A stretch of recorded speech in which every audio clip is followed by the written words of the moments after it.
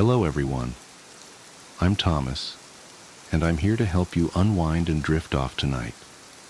I know many of you use this video to fall asleep, so before you get too cozy, don't forget to like the video and subscribe to my channel, Stories for Sleep. Also, let me know in the comments, where are you from and what time is it as you're watching this. Now settle in, get comfortable, and let yourself relax. The sound of spinning.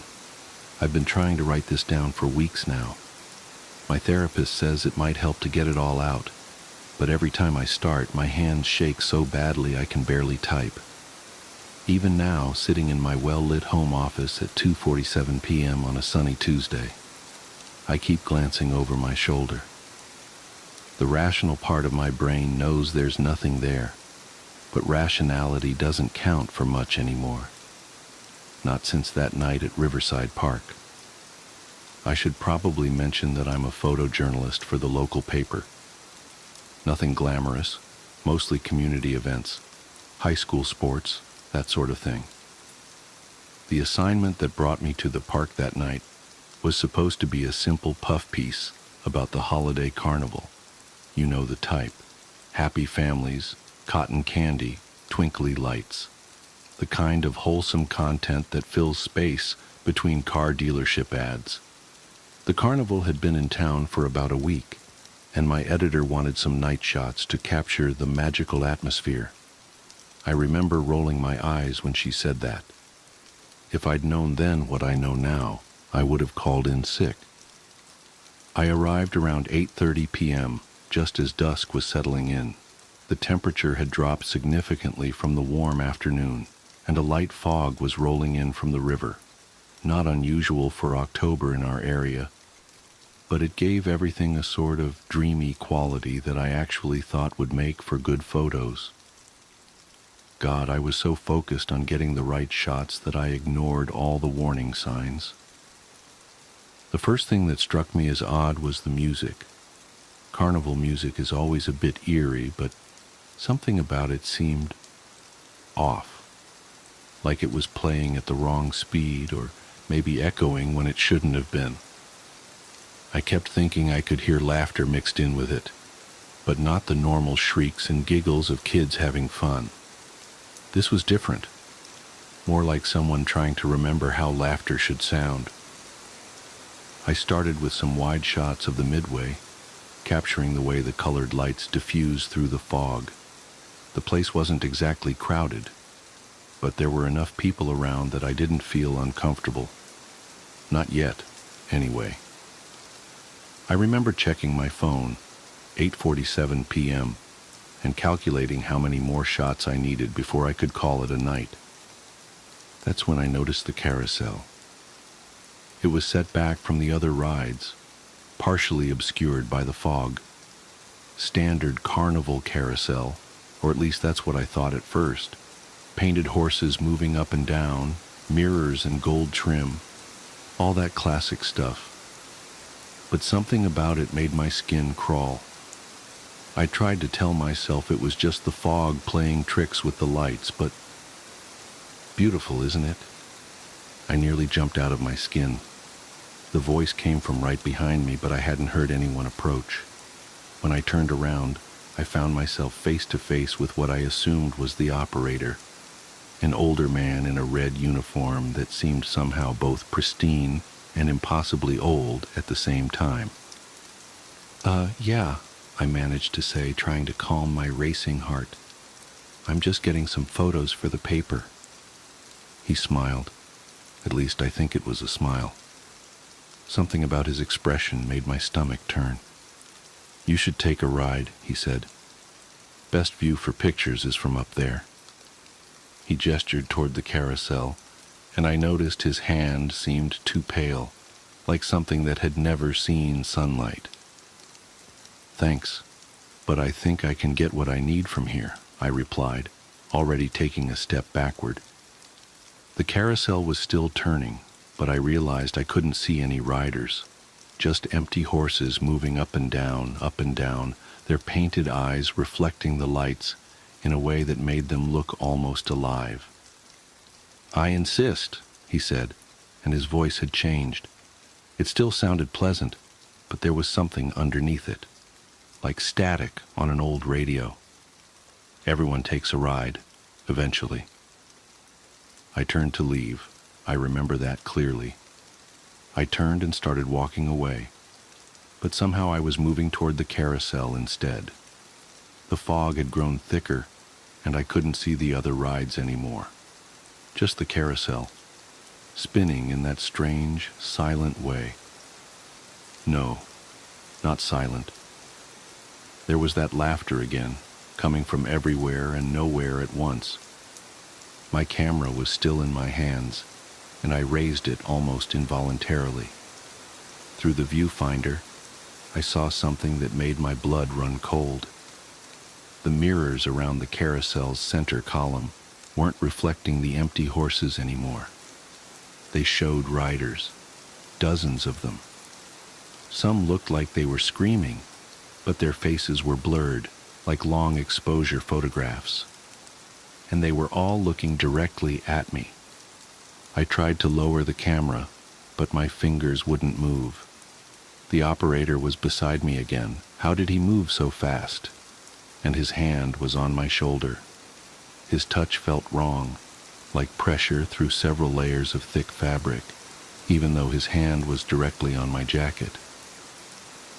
"Your turn," he whispered, and his voice seemed to come from inside my own head.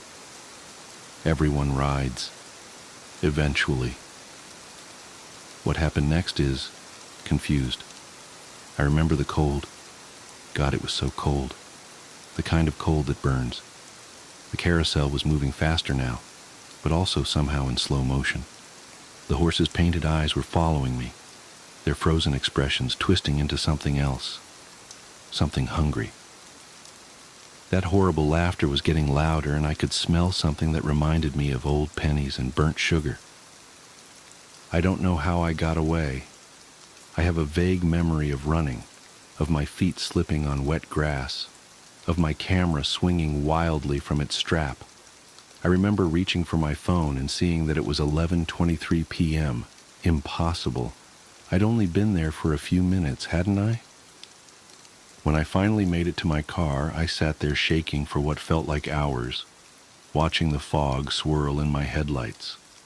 I could still hear that music, faint but persistent, even with all the windows rolled up. The next morning, I convinced myself I'd imagined it all. Sleep deprivation, maybe, or some kind of weird panic attack. But then I looked at my camera. Most of the photos were normal, just carnival shots, exactly what my editor wanted. But the last one showed the carousel, empty horses, fog, normal carnival stuff. Except in every mirror, in every reflective surface, there were faces, not blurred this time, crystal clear. And in the front row, sitting rigid on a horse with bared teeth and wild eyes, was me. I called in sick and spent the day doing research.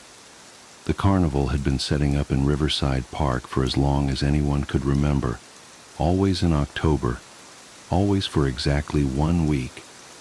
And every year, like clockwork, people would go missing. Not many, 1 or 2 per season. Usually dismissed as runaways or drifters. The only connection was that they were last seen at the carnival. I tried to talk to the police, but they looked at me like I was crazy. The carnival had already moved on, right on schedule. No one seemed to remember anything unusual about the carousel or its operator. The missing persons reports I found online started throwing up error messages, and within days, I couldn't find them at all. But I know what I saw. I know what's on that last photo, even though I can't look at it anymore. I keep it in a locked drawer in my desk, and sometimes, late at night, I swear I can hear music coming from it. Carnival music, playing just a little too slow, mixed with that terrible laughter. The carnival will be back next October. It always comes back. And sometimes, when the fog rolls in from the river, I catch myself wondering about those faces in the mirrors. Were they all like me? People who got away? Or were they the ones who didn't? I've been trying to convince myself to destroy the photo, but I can't. It's evidence, proof that I'm not crazy. And maybe, just maybe, it might help someone else understand what's happening before it's their turn to ride. Because he was right, you know. Everyone rides. Eventually. 2 weeks after posting this account, the author was reported missing. Their home was found empty except for an open drawer containing a single photograph. The photo, according to police reports, showed only an empty carnival carousel in heavy fog. The collection. My sister Sarah was always the rational one between us. She had explanations for everything. The creaks in old houses were just settling foundations, shadows in corners were tricks of light, and strange noises at night were inevitably raccoons or the neighbor's cat. That's why what happened to her shook me so deeply. When someone that grounded starts to unravel, it makes you question everything you thought you knew about reality. It started with a phone call at 3:47 a.m. on a Tuesday in late October. I remember checking the time because my first thought was that something had happened to our parents. But when I answered, Sarah's voice was different than I'd ever heard it, tight and thin, like she was trying to speak without moving her lips. "Jenny, are you awake?" she whispered, though she'd obviously woken me with the call. "I am now," I said, sitting up in bed. "What's wrong?" "I need you to come over. Please. I know it's late, but..." She broke off, and I heard a sharp intake of breath.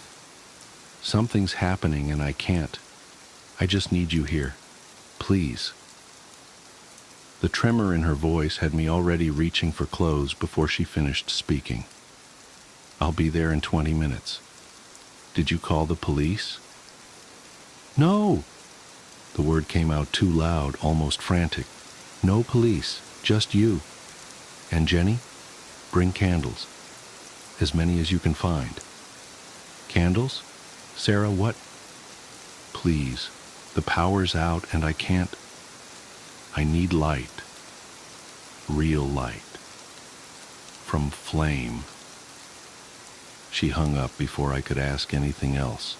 I threw on jeans and a sweater, grabbed my emergency kit with flashlights and batteries, and then, remembering her odd request, dug through my kitchen drawers until I found some half-used taper candles from last Christmas's dinner party. The whole time, my hands wouldn't stop shaking. Sarah had always been my rock, the successful architect who approached everything with calm logic. Hearing real fear in her voice felt fundamentally wrong, like gravity suddenly working sideways. The streets were empty on the drive to her condo, wet with recent rain and reflecting the yellow streetlights. I kept checking my rearview mirror, though I couldn't have said what I was looking for. When I pulled into her complex, I noticed immediately that her building wasn't actually dark. Lights glowed in most windows, including hers on the 3rd floor. The power definitely wasn't out. I used my spare key to let myself in, calling her name softly as I entered. The condo was freezing, much colder than the October night outside. My breath clouded in front of me as I moved through her usually immaculate living room, now cluttered with open books and scattered papers. The air had a sharp, mineral smell, like old pennies. "Sarah?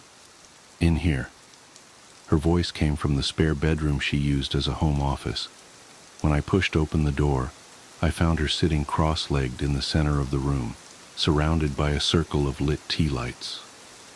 She didn't look up when I entered, just kept staring at something in her lap. A worn shoebox with familiar department store lettering faded on the sides. "The power's not actually out," I said, stepping carefully around her candles. "Want me to turn on the lights?" She shook her head sharply. They don't work right anymore. The electrical light, it bends wrong, makes things look different than they are. Her fingers were white-knuckled where they gripped the shoebox. Did you bring candles? I held up my sad collection of old tapers. What's going on, Sarah? You're scaring me. Finally, she looked up at me. Her face was pale and drawn, dark circles under her eyes like bruises. I found something at work, in the Madison Project. The Madison Project, she'd mentioned it before, a historic renovation downtown her firm was handling, some old warehouse being converted into luxury apartments. What do you mean, found something? We were doing the initial walkthrough documenting the existing conditions. There was this space that didn't make sense. A room that shouldn't have been there based on the blueprints. She swallowed hard. It was small, maybe 8 by 10 feet. No windows, no obvious purpose. Just bare concrete walls and this. She tapped the shoebox, sitting in the exact center of the floor. And you just took it? I asked, lowering myself to sit across from her. I had to. The others couldn't see it, the room or the box. They walked right past the doorway like it wasn't there. I thought I was losing my mind at first, tried to point it out to my project manager, but his eyes just slid away, like there was something his brain refused to process. She drew a shaky breath. So I went back after everyone left. I told myself I just needed to prove it was real, take some photos, document it properly. But when I opened the door again, the room was different, smaller, and the box, it was closer to the door than before, like it had moved while no one was watching. A draft whispered through the room, making the candle flames dance. Sarah's face twitched at the movement of shadows. I should have left it there, but I couldn't stop thinking about it, about what would happen if the construction crew found it, not knowing what it was. So I took it home, thinking I'd figure out who it belonged to, where it came from. She laughed, a hollow sound. That was 4 days ago. I haven't slept since. What's in it? I asked, though I wasn't sure I wanted to know. Her hands tightened on the box. At first, I thought they were fake. You know those plastic novelty teeth you can buy at Halloween? But they're real. Human teeth. Hundreds of them. Adult and baby teeth, some still with bits of root attached. And they're active. Active? What does that mean? Instead of answering, she carefully lifted the lid. The mineral smell grew stronger, making my nose sting. Inside, yellowed teeth of all sizes were packed tightly together, filling the box nearly to the brim.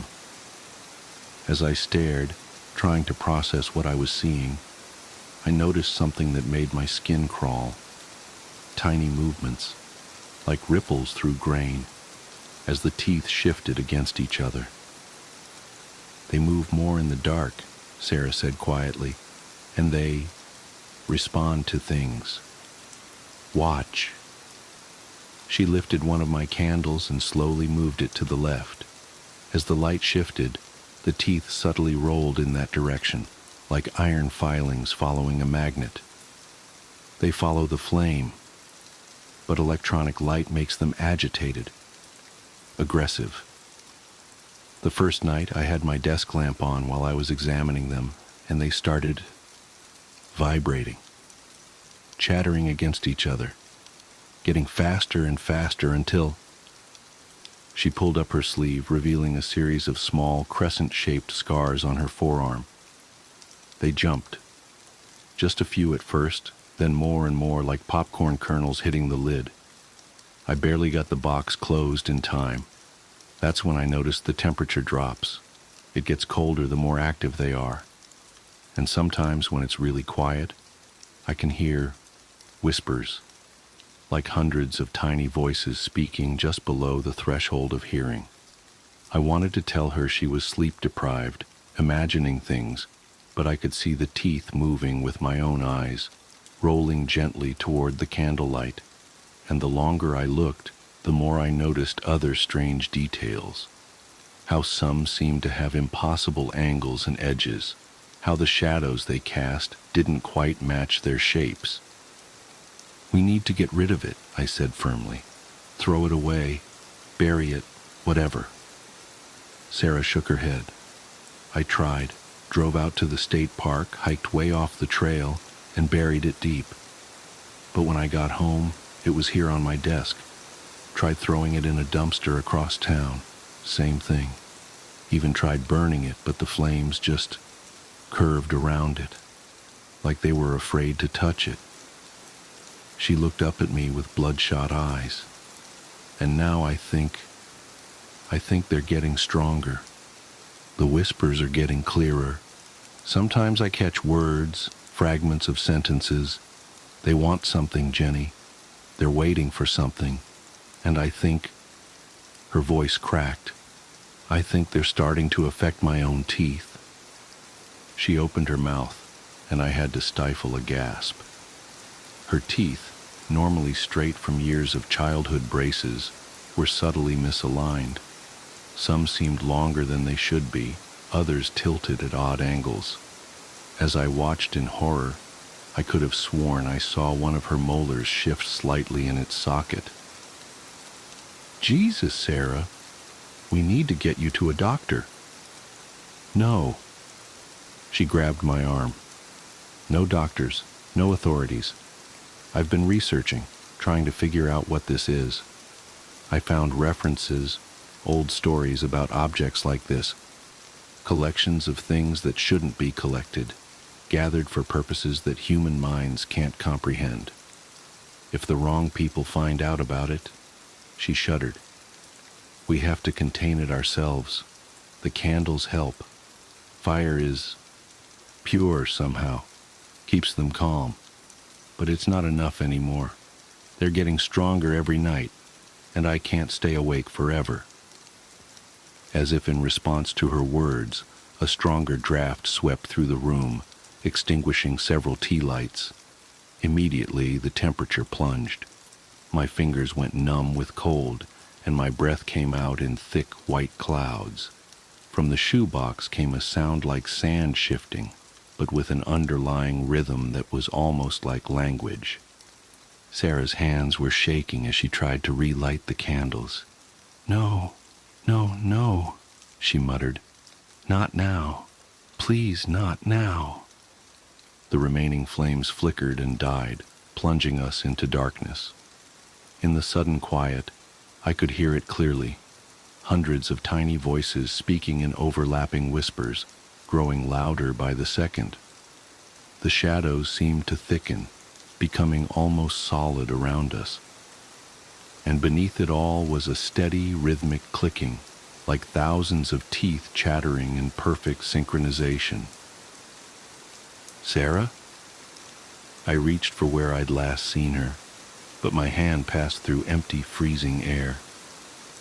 "Sarah!" Her voice came from somewhere to my left, tight with panic.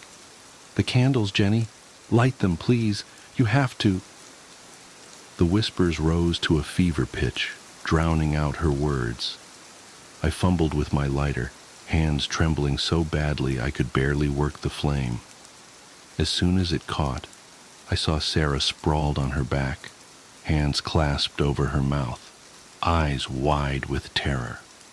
The shoebox had tipped over. Teeth skittered across the hardwood floor like hail moving with terrible purpose. They seemed different now, sharper, more numerous than before, with impossible geometries that hurt my eyes to look at. As I watched, frozen in horror, they began to flow together, merging and transforming into larger shapes that clicked and chattered as they moved. I grabbed Sarah's arm and pulled her to her feet. "Run!" We bolted from the room, slamming the door behind us. Through the wood, I could hear that awful clicking getting closer, accompanied by a sound like hundreds of tiny feet scuttling across the floor. Sarah fumbled with her car keys. "We have to go. Have to get out of here." But when she opened her mouth to speak, I saw that her teeth were moving, writhing in her gums like living things trying to escape.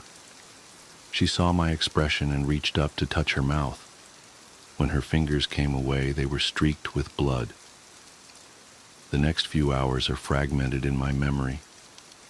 I remember somehow getting Sarah to the emergency room, babbling something about a fall, a dental accident. I remember the doctors' confused faces as they examined her, how they kept redoing x-rays because the images wouldn't come out clearly.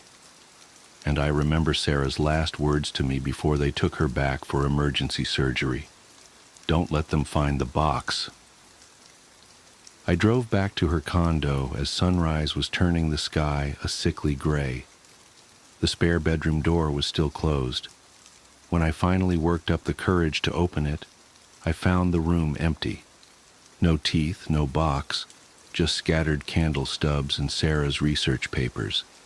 But the mineral smell lingered, and the temperature was still unnaturally cold. That was 3 weeks ago. Sarah is different now.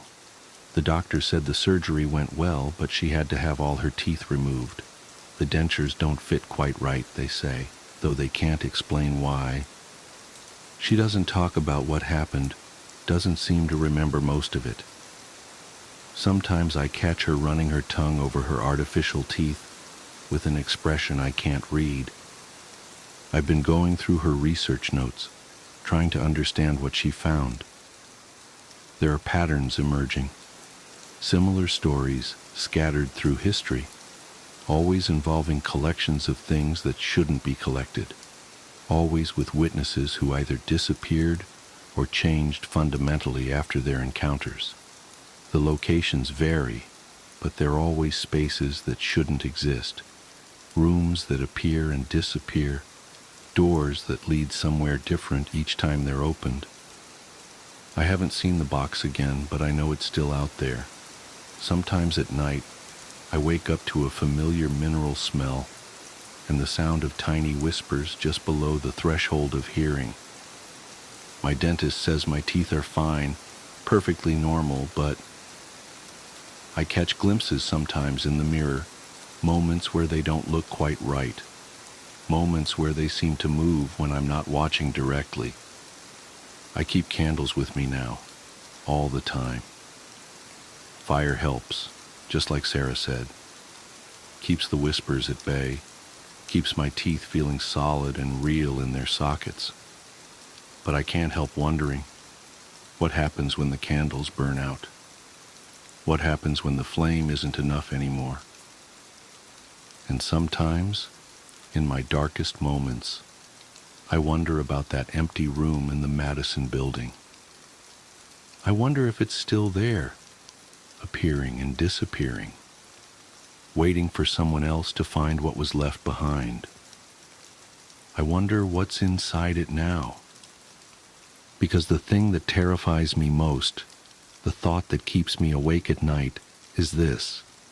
What if the box we found wasn't the only one? What if it was just the first? What if somewhere out there, in spaces that shouldn't exist, other collections are waiting to be discovered? Collections of fingers, of eyes, of tongues. I try not to think about it. I try to focus on taking care of Sarah, on keeping the candles lit, on pretending everything is normal. But late at night, when the shadows grow thick and the whispers start again, I find myself running my tongue over my teeth, counting them, making sure they're all still mine. And I wonder how long it will be before they're not. The unrest stop. It's been nearly 2 decades since that night, and I still can't drive down an empty highway without feeling my stomach churn. Even now, the memory lingers like a shadow at the corner of my vision, always there, always waiting to remind me of what we saw, or what we think we saw. I've told the story to friends, co-workers, anyone who'd listen, and while most just laugh it off or give me skeptical looks, I've stopped caring. It's not about whether they believe me. It's about getting it out, like purging some toxin from my system. But if you're willing to hear me out, I'll tell you everything. Every detail, every chill, every moment when the world seemed to fold in on itself. I was 16 then, stuck in that awkward stage where I thought I knew everything and simultaneously felt like I knew nothing. My mom had decided that our summer vacation would be a road trip, a cross-country journey from New York to California, crammed in a battered minivan with my older sister Jenna, who was 20 and eternally exasperated with me. The trip was supposed to be an adventure, a bonding experience. What it became was something else entirely. It was late, past midnight, when we found ourselves on a desolate stretch of interstate somewhere in the Midwest. The road was long and flat, cutting through endless fields of nothingness. We hadn't seen another car in what felt like hours, and the only sound was the hum of the engine and the occasional crackle of static from the radio. Despite the emptiness, we weren't tired. We'd stopped a few hours earlier for dinner and coffee, and the caffeine was still doing its job. But nature called, and the gas gauge was dipping toward empty. When the glow of a rest stop appeared on the horizon, it felt like a blessing. A small green sign announced its presence. Rest stop, 1 mile. My mom, ever the pragmatic one, pulled off the exit without hesitation. As we approached, the place looked ordinary enough. A single-story building with the usual gas pumps out front, a flickering neon open sign in the window, and a scattering of parked vehicles. There was a van full of teenagers, their laughter and chatter spilling into the night air, and a small gray sedan parked at the pump directly in front of us. 2 men stood by the car, their figures silhouetted in the harsh fluorescent light. They didn't move as we pulled up, didn't acknowledge our arrival. It wasn't unusual, not at first. "I'll go in with Jenna," my mom said, unbuckling her seatbelt. "You stay here and watch the car." I nodded, content to scroll through my phone and enjoy the brief solitude. They disappeared into the building and I was left alone, the quiet wrapping around me like a blanket. That's when the unease began to creep in. It was subtle at first, a faint prickle at the back of my neck, an inexplicable sense that something was off. The teenagers were the first to react. I heard one of them say, "This place is creepy as hell," followed by murmurs of agreement. They fumbled with the gas pump, muttering about it not working, and then, just like that, they piled back into their van and sped off, their taillights disappearing into the darkness. I turned my attention to the gray car in front of us. The 2 men were still there, standing as still as statues. They weren't talking. They weren't moving. They weren't even looking at each other. It was as if they were frozen in time. I felt a chill crawl down my spine. When my mom and Jenna came rushing out of the building, their faces pale and eyes wide with fear, I knew something was wrong. "Get in the car," Mom said, her voice sharp and urgent. I didn't argue. As soon as they slammed the doors shut, I saw it. The men turned to look at us, slowly, deliberately, but they didn't move their bodies, only their heads, their eyes. I'll never forget their eyes, or rather the lack of them. Where their eyes should have been, there was nothing but darkness, not black like ink or shadow, but an absence of light, an emptiness that seemed to pull at my very soul. I couldn't look away, and yet every fiber of my being screamed at me to run, to flee, to get as far away as possible. "Go!" Jenna shouted, and Mom floored the gas pedal. The tires squealed and the minivan lurched forward. As we sped out of the parking lot, I glanced in the rearview mirror. The men hadn't moved. They just stood there watching us, their empty eyes fixed on our retreating car. We didn't stop driving until we reached the next city, an hour away. Even then, we couldn't bring ourselves to talk about what had happened. It wasn't until the next morning, when we were safely ensconced in a brightly lit diner, that we finally compared notes. And that's when things got even stranger. We tried to find the rest stop on a map, retracing our route and pinpointing the exact location where we'd pulled off. But it wasn't there. No matter how many times we searched, no matter how many locals we asked, there was no trace of it. It was as if the place had never existed. To this day, I don't know what we saw. Were the men even human? Was the rest stop some kind of liminal space, a tear in the fabric of reality? I've heard stories of haunted places, of ghostly apparitions and unexplained phenomena, but nothing comes close to what we experienced that night. I've driven that stretch of interstate several times since then, always hoping and dreading that I might see the rest stop again. But it's gone, vanished without a trace. And yet, in the quiet moments, when the world feels just a little too still, I can't help but feel that it's still out there, waiting for its next visitors. The mirror call. There are things in this world that defy explanation. As a sheriff's deputy in rural Montana, I've seen my fair share of strange occurrences, unexplained lights in the mountains, livestock mutilations that made even veteran ranchers queasy, and the occasional missing person case that just didn't add up. But nothing, absolutely nothing, prepared me for what happened during my graveyard shift last October. It was just past 2 a.m. when the call came in. The night was unusually still, with a heavy blanket of fog hugging the ground and temperatures hovering just above freezing. I'd been parked on the side of Old Mill Road, catching up on paperwork and drinking coffee that had long since gone cold, when dispatch crackled to life.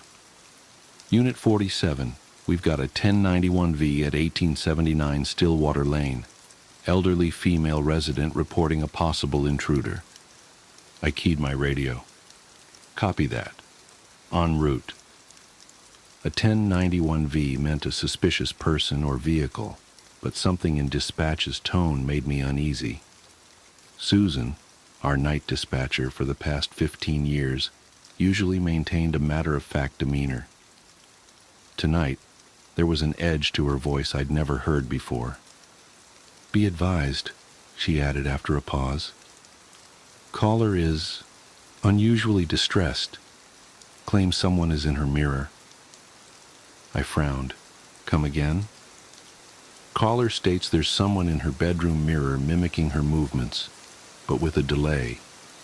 She's requesting immediate assistance. I threw the cruiser into drive, flipping on my lights, but leaving the siren off. Stillwater Lane was out in the sticks, a good 20 minutes from my location. The fog seemed to thicken as I drove, swallowing my headlights and creating the unsettling illusion that the road itself was disappearing beneath my tires. Can you give me any additional details? I asked, trying to piece together what I might be walking into. Elderly resident, possible confusion or dementia, maybe prescription medications. Caller identified herself as Margaret Aldrich, age 76, lives alone since her husband passed last spring. No prior calls to this address, no history of mental health issues or substance abuse. She's remarkably lucid, deputy. Says she first noticed something was off about 3 hours ago when she got up to use the bathroom. Claims her reflections movements were delayed by maybe half a second. Says it's gotten progressively worse. I accelerated slightly, the cruiser's engine growling as we climbed into the foothills. Is she secure? Affirmative. She's locked herself in the bedroom. Says she's sitting completely still in front of her vanity mirror. Susan hesitated again. She says she's afraid to move because her reflection isn't stopping when she does anymore. A chill that had nothing to do with the October air crept down my spine. I dealt with plenty of mental health calls over the years, but something about this one felt different. The specificity of the complaint, the caller's reported lucidity, Susan's obvious unease, it all added up to something that didn't quite fit the usual patterns. The fog parted briefly as I turned onto Stillwater Lane, revealing a nearly full moon hanging low and bloated in the sky. The street was a long dirt road, lined with ancient cottonwoods, their bare branches reaching toward each other like skeletal fingers. 1879 turned out to be the last house on the left, a well-maintained Victorian sitting alone on a small hill. A single light burned in an upstairs window. I radioed my arrival to dispatch and approached the front door, my boots crunching on frost-covered leaves. A security camera mounted above the entrance tracked my movement, its red LED blinking steadily. The porch light clicked on automatically as I climbed the steps. The door was locked, but Margaret had told dispatch where to find the spare key, under a fake rock next to the hydrangea bushes. Inside, the house was silent except for the soft tick of an antique grandfather clock in the foyer. The air smelled of lavender and furniture polish, with an underlying mustiness common to older homes. "Mrs. Aldrich?" I called out, one hand resting on my holstered weapon. "This is Deputy Hayes with the Sheriff's Department. I'm coming upstairs." No response. The staircase creaked under my weight, despite my attempts to move quietly. Family photos lined the wall. Margaret and who I assumed was her late husband in younger days, children, grandchildren, all smiling out from behind dusty glass. At the top of the stairs, only one door was closed. Warm light spilled out from underneath. I knocked softly. "Mrs. Aldrich? Are you all right?" "Please come in, Deputy." The voice was thin, but steady. I'm afraid to take my eyes off it. I turned the handle slowly, announcing my movements. "I'm opening the door now, ma'am." The bedroom was large but cluttered, dominated by a massive four-poster bed with heavy burgundy curtains. Margaret Aldrich sat ramrod straight on a small stool in front of an ornate vanity mirror, her silver hair pulled back in a neat bun, wearing a pale blue nightgown. She didn't turn to look at me. "Thank God you're here," she whispered. "Watch carefully. Don't make any sudden movements." I approached cautiously, scanning the room for any signs of an intruder. Nothing seemed out of place. The windows were locked, the curtains drawn. As I drew closer to Margaret, I could see her reflection in the mirror, an exact duplicate, down to the slight tremor in her clasped hands. "Ma'am, can you tell me what's been happening?" "It started small," she said, her eyes never leaving the mirror. So small I thought I was imagining it. Just the tiniest lag when I would move, like watching a video feed with poor reception.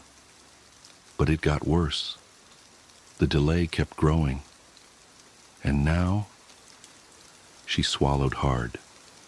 Now it's not stopping when I do. I studied the mirror carefully. It looked antique, with an elaborate silver frame covered in twisting vines and what appeared to be faces worked into the metalwork. Margaret's reflection stared back, perfectly mimicking her position.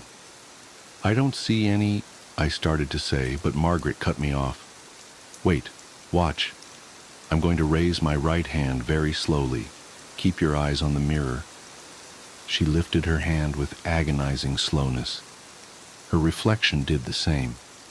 Then Margaret stopped. Her reflection didn't. The hand in the mirror continued rising for exactly 3 seconds after Margaret had gone still. I felt the hair on the back of my neck stand up. I blinked hard, convinced I was seeing things. But when I opened my eyes, the reality was even worse. Margaret's reflection was smiling. She wasn't. Jesus Christ, I breathed, instinctively reaching for my weapon. Don't! Margaret's voice was sharp with fear. Any sudden movements make it worse. The more agitated you become, the more it deviates. I forced myself to remain calm, though my heart was hammering against my ribs. How long has it been acting independently? About an hour. At first, it was just the delay. Then it started making tiny changes. A finger twitch here, a slight head tilt there. Things I couldn't be completely sure about. But now, she drew in a shaky breath. Now it's definitely doing things I'm not. And its face is wrong. I could see what she meant. While Margaret's expression was one of barely contained terror, her reflection's smile had grown wider. Too wide. The eyes in the mirror had a gleam that didn't match the flat overhead lighting of the bedroom.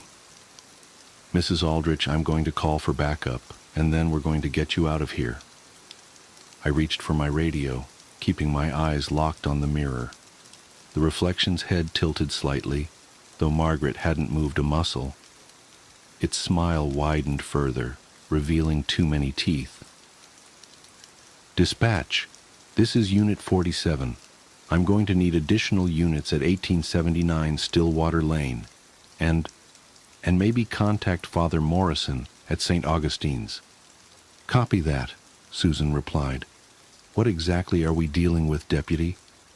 I watched in horror as the reflection's eyes began to bleed, dark liquid welling up and spilling down its cheeks, while it maintained that impossible grin. I'm not entirely sure. Just tell them to hurry. They're saying something, Margaret whispered. Can you hear it? I strained my ears. At first there was nothing but the eternal ticking of the grandfather clock downstairs. Then I heard it. A sound like radio static, but forming patterns. Words, almost, but in no language I recognized. The reflection's mouth was moving now, completely independent of Margaret. Its teeth looked sharper than they had a moment ago. The bleeding eyes never blinked. Mrs. Aldrich, we need to leave. Now. Whatever this is, we can deal with it better if you're safe. She shook her head slightly. I tried that earlier. It didn't like that. What happened? I made it to the doorway, but when I looked back, it was climbing out of the frame. My blood ran cold. What do you mean, climbing out? Just what I said. It pulled itself up to the edge of the mirror, like there was water behind the glass, and started pushing through. That's when I sat back down, and it settled. The static voice was getting louder. The reflection's movements were becoming more pronounced, its head rotating at an angle that would have snapped a human neck. The blood from its eyes had reached its chin, dripping onto the nightgown that was now a deep crimson in the mirror, though Margaret's real nightgown remained pale blue. Unit 47, backup is en route. ETA 15 minutes. Father Morrison has been contacted. 15 minutes. We had to last 15 minutes with this thing. I tried to think rationally, to fall back on my training, but nothing in the academy had covered anything like this. The reflection was fully animated now, its movements jerky and unnatural, like a marionette being pulled by unseen strings. The mirror, I said suddenly. Where did it come from? Margaret's voice quavered. It was Herbert's, my husband's. Been in his family for generations. They brought it over from the old country sometime in the 1800s. He always said it was special, that it had properties. I thought he was just being superstitious. Did he ever mention anything specific?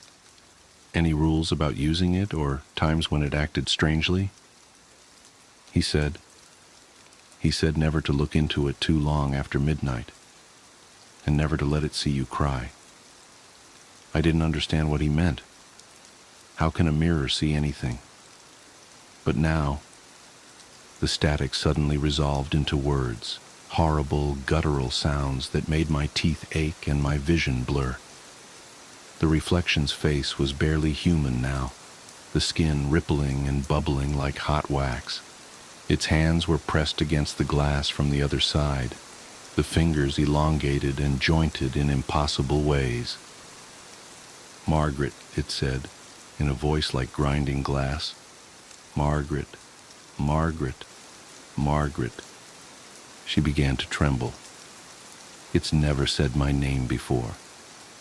The hands were pushing harder now, and I swear I could see the glass beginning to bulge outward. The frame was vibrating, the silver tarnishing before our eyes, those decorative faces in the metalwork beginning to contort in agony. "Backup still 10 minutes out," I said, trying to keep my voice steady. "Mrs. Aldrich, I need you to listen to me very carefully. When I give the word, I want you to close your eyes and run for the door. Don't look back no matter what you hear. I'll be right behind you." "You don't understand," she whispered. "It's not just in this mirror anymore. Look." I followed her gaze to the windows. In the darkness beyond the glass, I could see our reflections. Both of them were standing, though we remained seated. Both of them were smiling that terrible smile. "Every reflective surface," Margaret continued. "It's spreading, like an infection." She was right. I could see distorted versions of us in the brass doorknob, the silver picture frames on the wall, even the face of my wristwatch. None of the reflections matched our positions anymore. All of them were moving, twitching, reaching. The static voice was coming from everywhere now, a deafening chorus of inhuman sounds. The temperature in the room had dropped so low I could see our breath, but the air felt thick and heavy, like trying to breathe underwater. "Margaret," the thing in the vanity mirror said again, its voice clearer now. "We've missed you. Herbert sends his regards." At the mention of her late husband's name, Margaret let out a small sob. Immediately, every reflection snapped its head toward her, their smiles growing impossibly wider. "You're crying," they said in unison. "He told you never to let us see you cry." The glass of the vanity mirror began to crack, spiderweb patterns spreading from where the thing's hands pressed against it. Dark liquid began to seep through the fissures, but it wasn't reflecting anything in the room. It was coming from whatever was on the other side. "Unit 47, update your status," Susan's voice crackled from my radio. Before I could respond, every reflection spoke at once. "Unit 47, update your status." The sound was like a physical blow. Margaret screamed, breaking her paralysis at last. She lurched to her feet, and all hell broke loose. The vanity mirror shattered explosively, sending shards of glass flying across the room. But instead of falling, the pieces hung suspended in the air, each one containing a different version of the thing's face, all of them laughing. Dark liquid poured from the empty frame like a waterfall, but it flowed upward, defying gravity, forming shapes that hurt my eyes to look at. "Run!" I shouted, grabbing Margaret's arm and yanking her toward the door. Every reflective surface we passed erupted with movement, hands reaching out, faces pressing against the glass, that horrible laughter echoing from everywhere at once. We made it to the hallway, but the photos on the wall had changed. Every smiling family portrait now showed the same twisted figure, multiplied dozens of times, all of them tracking our movement. The glass of each frame began to crack. Margaret stumbled on the stairs, and I barely caught her before she fell. Behind us, I heard the sound of breaking glass, followed by the wet slapping of something moving across the floor. I didn't look back. We hit the ground floor running. The grandfather clock in the foyer struck midnight, though my watch showed 3:27 a.m. With each chime, another mirror or window would shatter, adding more fragments to the swirling vortex of glass and darkness that was pursuing us. The thing's laughter had become deafening, drowning out everything except the sound of our own panicked breathing. We burst out the front door just as red and blue lights appeared at the end of the driveway. Backup had arrived, but as I looked at the cruiser's windshield, I could see the thing's reflection waiting inside, waving at us with those long, wrong fingers. "Stay in the vehicles," I shouted into my radio. "Don't look at any reflective surfaces." The cavalry had arrived in the form of 3 deputies and Father Morrison, the latter still wearing his pajamas under his coat. They took in our terrified expressions, then looked past us to the house. Every window was now illuminated from within by an otherworldly light that seemed to absorb darkness rather than dispel it. Father Morrison stepped forward, clutching his Bible and rosary. "How long has it been manifesting?" "About 4 hours," Margaret managed to gasp out. "It started in Herbert's mirror, but now it's everywhere. It wants something." "Yes," the priest said grimly. "It always does." He explained quickly that he'd encountered something similar before, though never this powerful. The mirror, it seemed, was a gateway of sorts, not just a reflection of our world, but a window into something else, something that had been watching us through every mirror, every pane of glass, every still pool of water, since the beginning of time.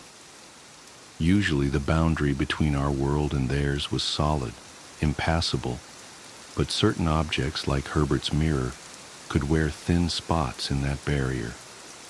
And if you looked too long into such places, especially during the hours when the boundary was naturally weaker, like midnight, they started looking back. And if they saw you cry, it meant you were vulnerable. A crack in your armor that matched the crack in reality, giving them purchase, a way to begin pushing through. What followed was the longest night of my life. Father Morrison performed an exorcism that shook the foundations of reality itself. Standing on Margaret's front lawn, he began reciting prayers in Latin, his voice growing stronger with each word, despite the otherworldly screams that erupted from every reflective surface around us. The thing didn't go quietly. The windows of our patrol cars shattered simultaneously, raining glass that hung suspended in the air like deadly wind chimes. Each shard contained a different fragment of that terrible face, all of them screaming, laughing, crying blood that flowed upward against gravity. The very air felt wrong, like we were breathing syrup, and colors began to blur and shift in ways that made my head hurt. Margaret collapsed to her knees, covering her ears against the cacophony of voices, some calling her name, some speaking in tongues, others making sounds that human vocal cords couldn't possibly produce. One voice, deeper than the others, sounded disturbingly like her late husband Herbert. "Don't listen," I shouted, though my voice seemed to be swallowed by the chaos around us. "It's trying to trick you." The security camera above the front door exploded in a shower of sparks, its screen cracking to reveal dozens of tiny versions of the entity, all pressing against the glass from inside the digital display. Every phone in our pockets began to vibrate, screens lighting up with missed calls from numbers that were just strings of zeros. Father Morrison's prayers reached a crescendo, his rosary beads clicking together with supernatural speed.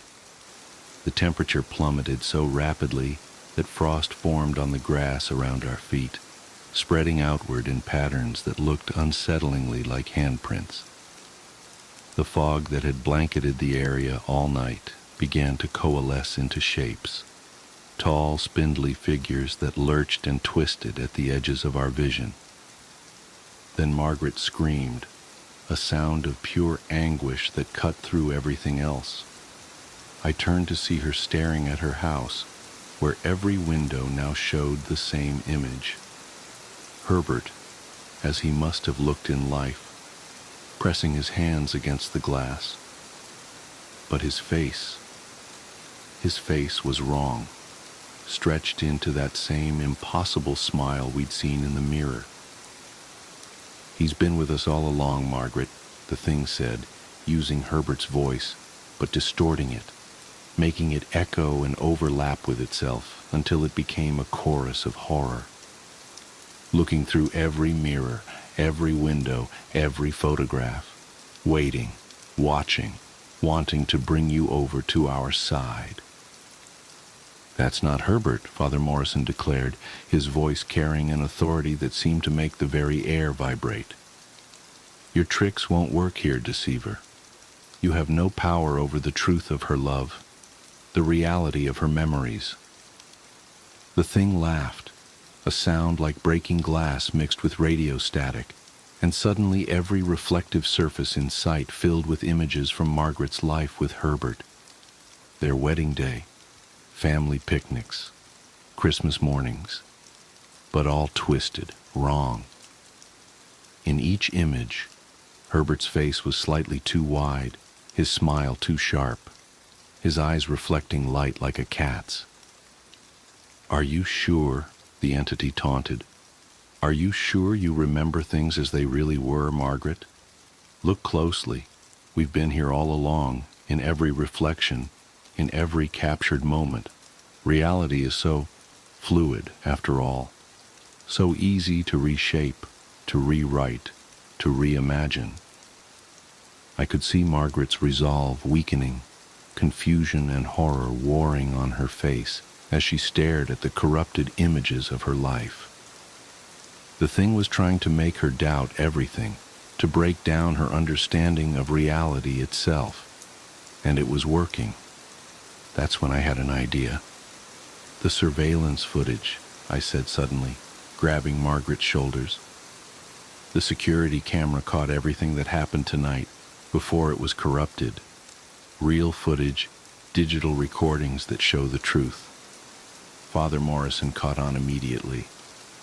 "Yes, physical proof of the division between reality and reflection. Evidence that cannot be twisted or denied." The thing's laughter faltered for the first time. In every broken window, every shard of glass, its faces flickered like bad television reception. "Show us," Margaret demanded, her voice finding new strength. "Show us the footage from when the deputy arrived. Show us what really happened." I pulled out my phone, ignoring the screen that now showed an endless tunnel of laughing mouths, and accessed the house's security system through our department's emergency protocols. The footage was there, uncorrupted, showing exactly what had happened.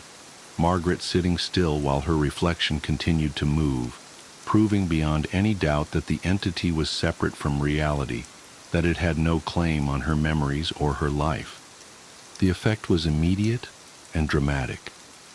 Every twisted image of Herbert vanished, replaced by the thing's true form, or at least what little of it our minds could comprehend.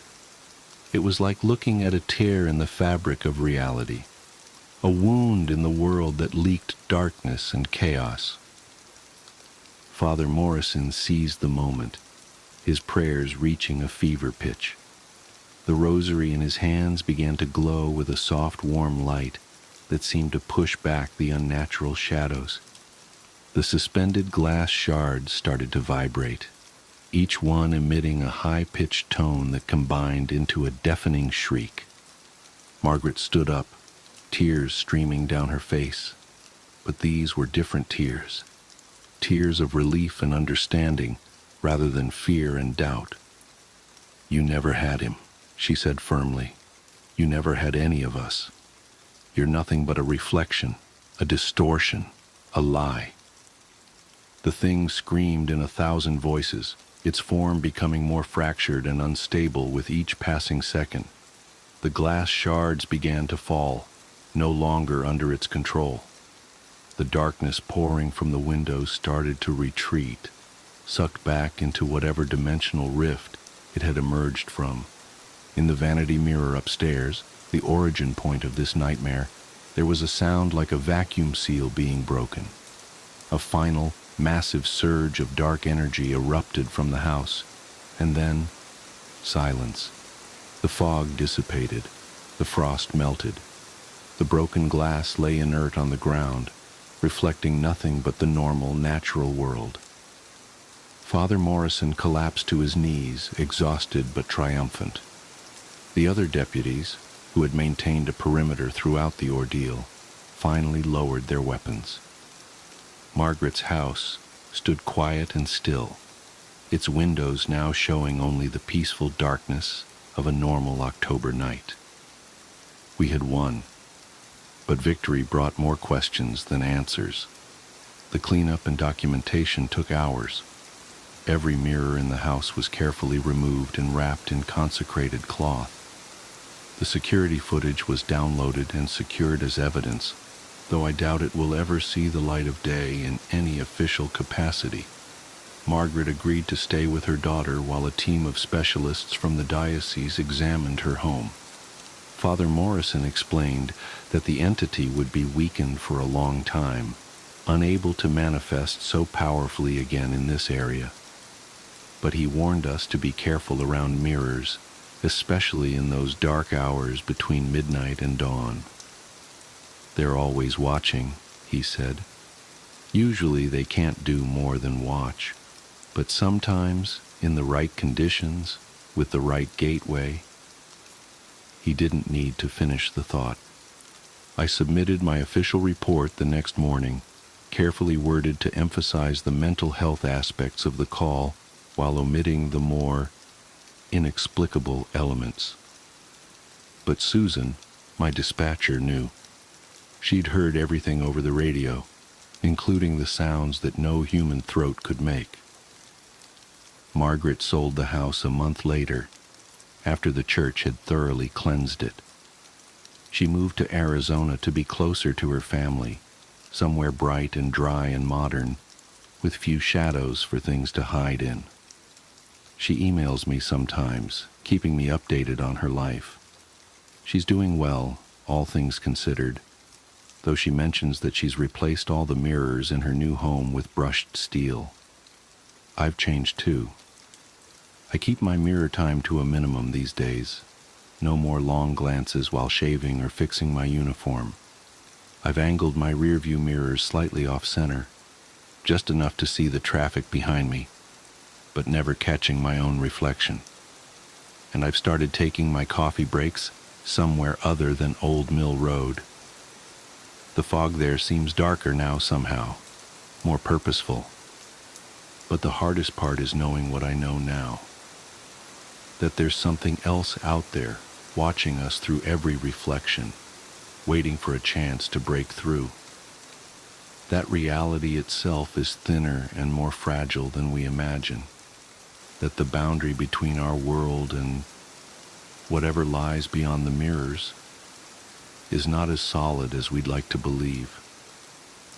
Sometimes late at night when I'm on patrol, I'll catch a glimpse of movement in my periphery, a shadow that doesn't quite match its source, a reflection that lingers just a fraction of a second too long. And I wonder if that thing we encountered is still out there, searching for another way in, another mirror to corrupt, another soul to torment.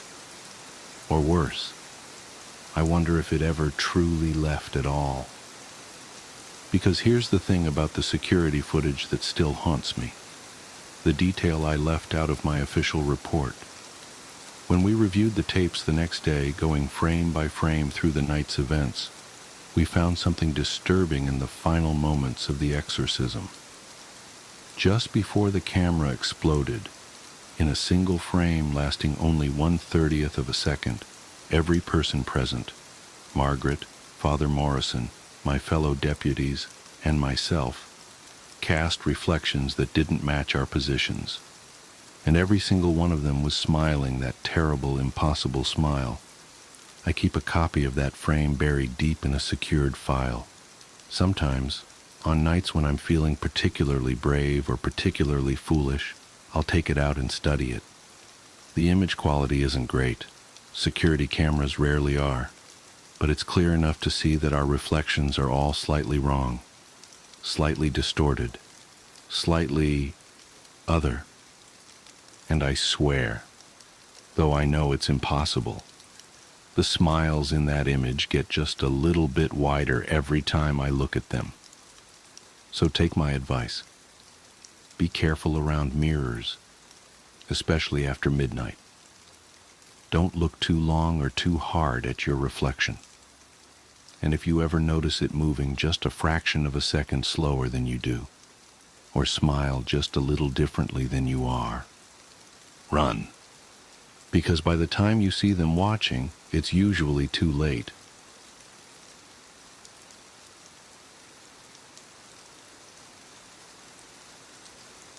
Mr. Moody was imaginary. He had to be.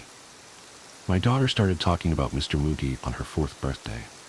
My brother and I lived across the street from one another, and we held the party at his house since he could afford a pool and I couldn't. That day, the shift was indicated by a small tug on the skirt. I turned to see the beautiful hazel eyes of Melissa, my daughter, staring up at me. "Mommy, Mr. Moody wants to come home with us." I knelt down to get to her level. "Who's that, baby?" She looked around as if searching for someone. "He's my new friend." "I don't see him, though. He must have gone to grab his coat." I realized then that my little baby had her first imaginary friend. I nodded enthusiastically. "Of course he can. Mr. Moody is more than welcome in our home whenever he wants." I thought nothing of Mr. Moody, really, although things around the house were strange after that, and a lot of it had to do with Mr. Moody. She insisted on having her window open every night, and Mr. Moody never seemed to want to be in the room with me. Every time I'd ask her where he was, she'd say something like, "He went home for the day," or "He decided to go for a walk around the block." I once joking asked if he didn't like me. She looked at me, hurt. "Oh no, Mommy. Mr. Moody loves you a whole bunch. He just gets shy." This went on for a year. The only problem was, the more time went on, the more immersed she became in Mr. Moody. She changed a lot of parts of her personality, which she said was something Moody wanted for her. My emotions were mixed. Worry and frustration. She would spend so much time by herself, opting to shut herself away in her bedroom with him, rather than go spend her time outside. She refused certain things she used to love, and it was difficult to get her to even go to the store with me. I tried to take her to her dad's on weekends, but if I could even get her there without her throwing an enormous fit, I'd get a call within a few hours from my ex-husband, absolutely insisting that I pick her up. She was out of control at that point. She trashed his house on several occasions before he finally threw his hands up and yelled, "God damn it, Mary, take your kid and get out of my life." She held her head in shame as I explained, while trying to contain my sheer anger, that what she did was entirely wrong.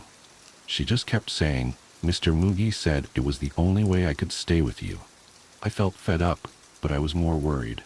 I wanted to badly to take her to a doctor, but the divorce left us broke and without insurance. Silently, I hoped she would grow out of it. One morning, I woke up to find that Melissa was fully dressed. Most of the time, she would opt for pajamas. "What's the special occasion?" I asked, treading lightly as possible. She had never flipped out and trashed our house, but I still found myself afraid of my own child. "Mr. Moody wants to play outside today." I nodded, relieved that she was going to be outside instead of locked away. I decided that I'd do the dishes, so I could stay inside and still watch her playing in the yard. I couldn't have looked away more than a few minutes, but when I looked back, she was gone. Running outside, I screamed her name, but got no reply. I called the police immediately, and a search was started. Every hour that passed, I prayed to a God that I didn't fully believe in.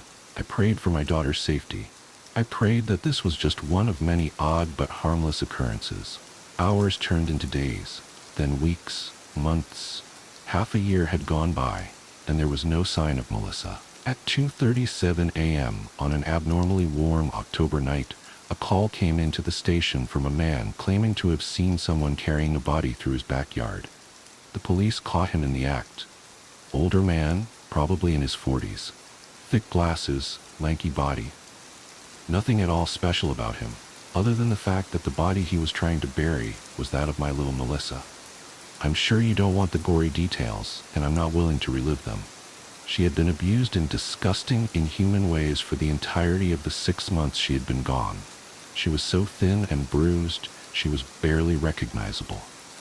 I was asked down to the station and had my brother accompany me. They wanted to see if I could recognize the guy. My brother grasped my hand tightly, likely fighting back tears himself, as we stared at this strange man from behind weird mirror glass.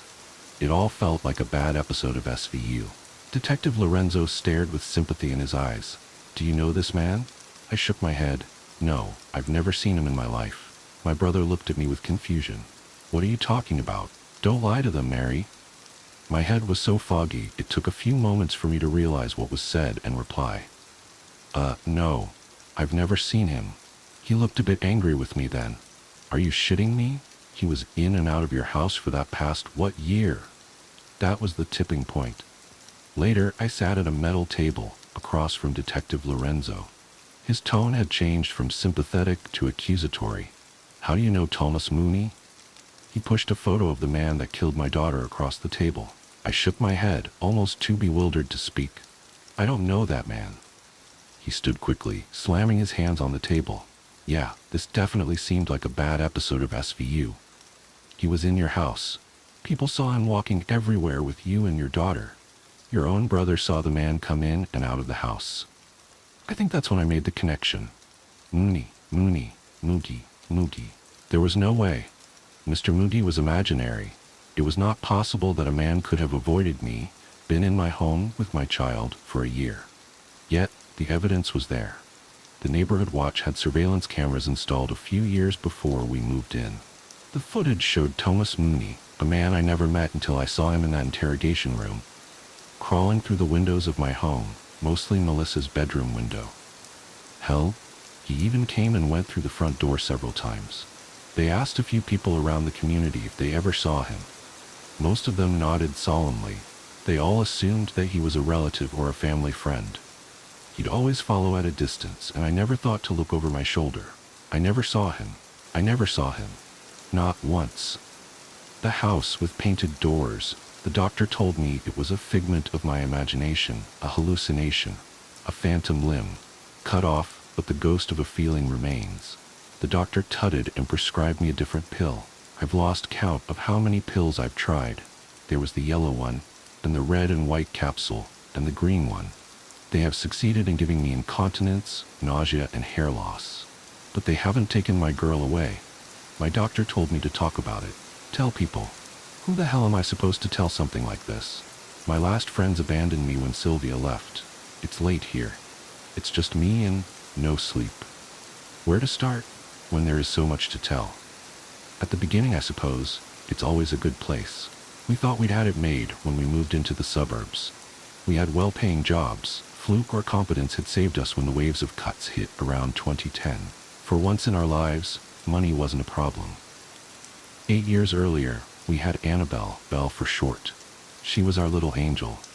Parents out there will know. A child shifts the center of gravity of your life. The move was good for her, good for us. Away from the hustle and danger of the city, busy streets, missing children, the sticky hands and staring eyes of sexual predators. It wasn't the house of our dreams, but it was close enough. A lawn for the balmy summer months, fireplace for the chill of winter, space for us to grow into, especially for a young girl. It came fully furnished, and it was a steal. A distressed sale, our agent called it, at least a tenth off what a similar property would set us back. The euphoria and novelty lasted me till the first night. Sylvia was asleep next to me. The moonlight sparkled off the fine hairs on her bare shoulder. We shared a celebratory drink after dinner, and then another after that.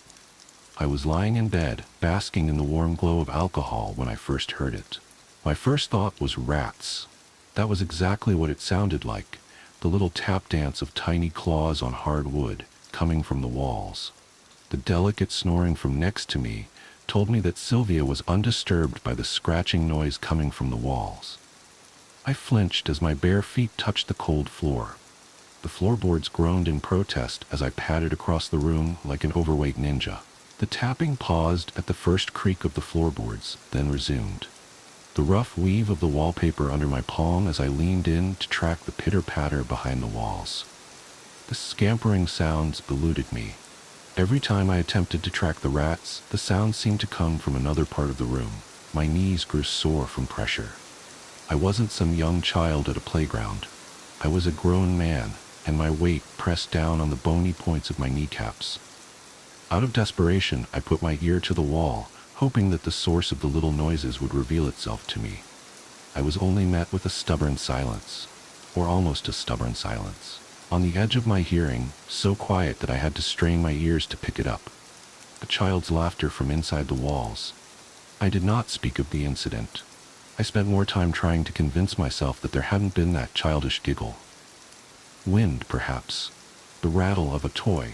Not a rattle, maybe one of those newfangled dolls with those soulless eyes and microchipped voice. There was a change in her, like the heavy air you can smell before a thunderstorm. She was a little quieter than usual. A strange environment will do that to a kid. A little withdrawn. Sylvia didn't really notice. I suppose I'd always been more observant than her. Belle started looking tired, dark crescents appearing under her light hazel eyes. She wasn't getting much sleep. My first instinct was to blame the rats in the walls. Who wouldn't? They got louder and louder as the days went by. The damn things were keeping me up at night. It seemed that the sounds progressed from simple scratchings to thumps, almost as though the cursed rodents were hurling themselves bodily against my walls. The thumping started sounding eerily like footsteps. I was not about to be defeated by a group of jumped-up rats in my own house. Fueled by testosterone-induced rage, I waged war. I tried glue traps. I tried poison. I tried cages. Nothing worked. I asked Sylvia about it, but she seemed oblivious to the late-night disturbances. That woman could sleep through a hurricane. I asked Belle if the noise was keeping her up at night. Sylvia was over in the living room, watching TV while Belle and I did the dishes. She just looked up with those big eyes of hers. The other children want to come in and play, but they can't open the door. The girl always had an overactive imagination, but this one hit a little too close to home for me. I felt the unfamiliar prickle of goose flesh on my arm. "You mean the door to the house?" I asked, keeping my tone deliberately playful. It was a game, just another of her little games. I had imaginary friends at that age. Why should my own child have been any different? "No, Daddy, the door behind the cupboard." We were up in her room. The opening theme from Desperate Housewives floated up through the floorboards, a world away. I thought I'd humor my little girl, but there was something deathly serious in her tone that I could not shake. I reached back around the standalone wardrobe and felt nothing more than the smooth paint on the wall. "There's no door here, honey." "Look closer," she insisted. I held up my cell phone for light, still playing along. There was something strange in that palm width of space between the cupboard and the wall. The discoloration of the wall, perhaps, something darker in the shade of the wardrobe.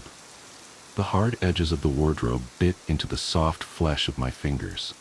I put my back into it, and the piece of furniture gave ground grudgingly. And there it was. A door behind the wardrobe, just as Belle had said. Not any door, though. I ran my fingers over the smooth surface of the wall. Just a painted one. So convincing were the brush strokes on the door that I had to touch the wall again to tell myself that it wasn't real. "How'd you know this was here, baby bear?" I asked. The other children told me. From school. As far as I knew, she hadn't brought friends home before. "No, Daddy, the children from behind the door," she said. I looked into her tawny eyes, hoping to spot some twinkle of mischief there. There was nothing there but an innocent earnestness.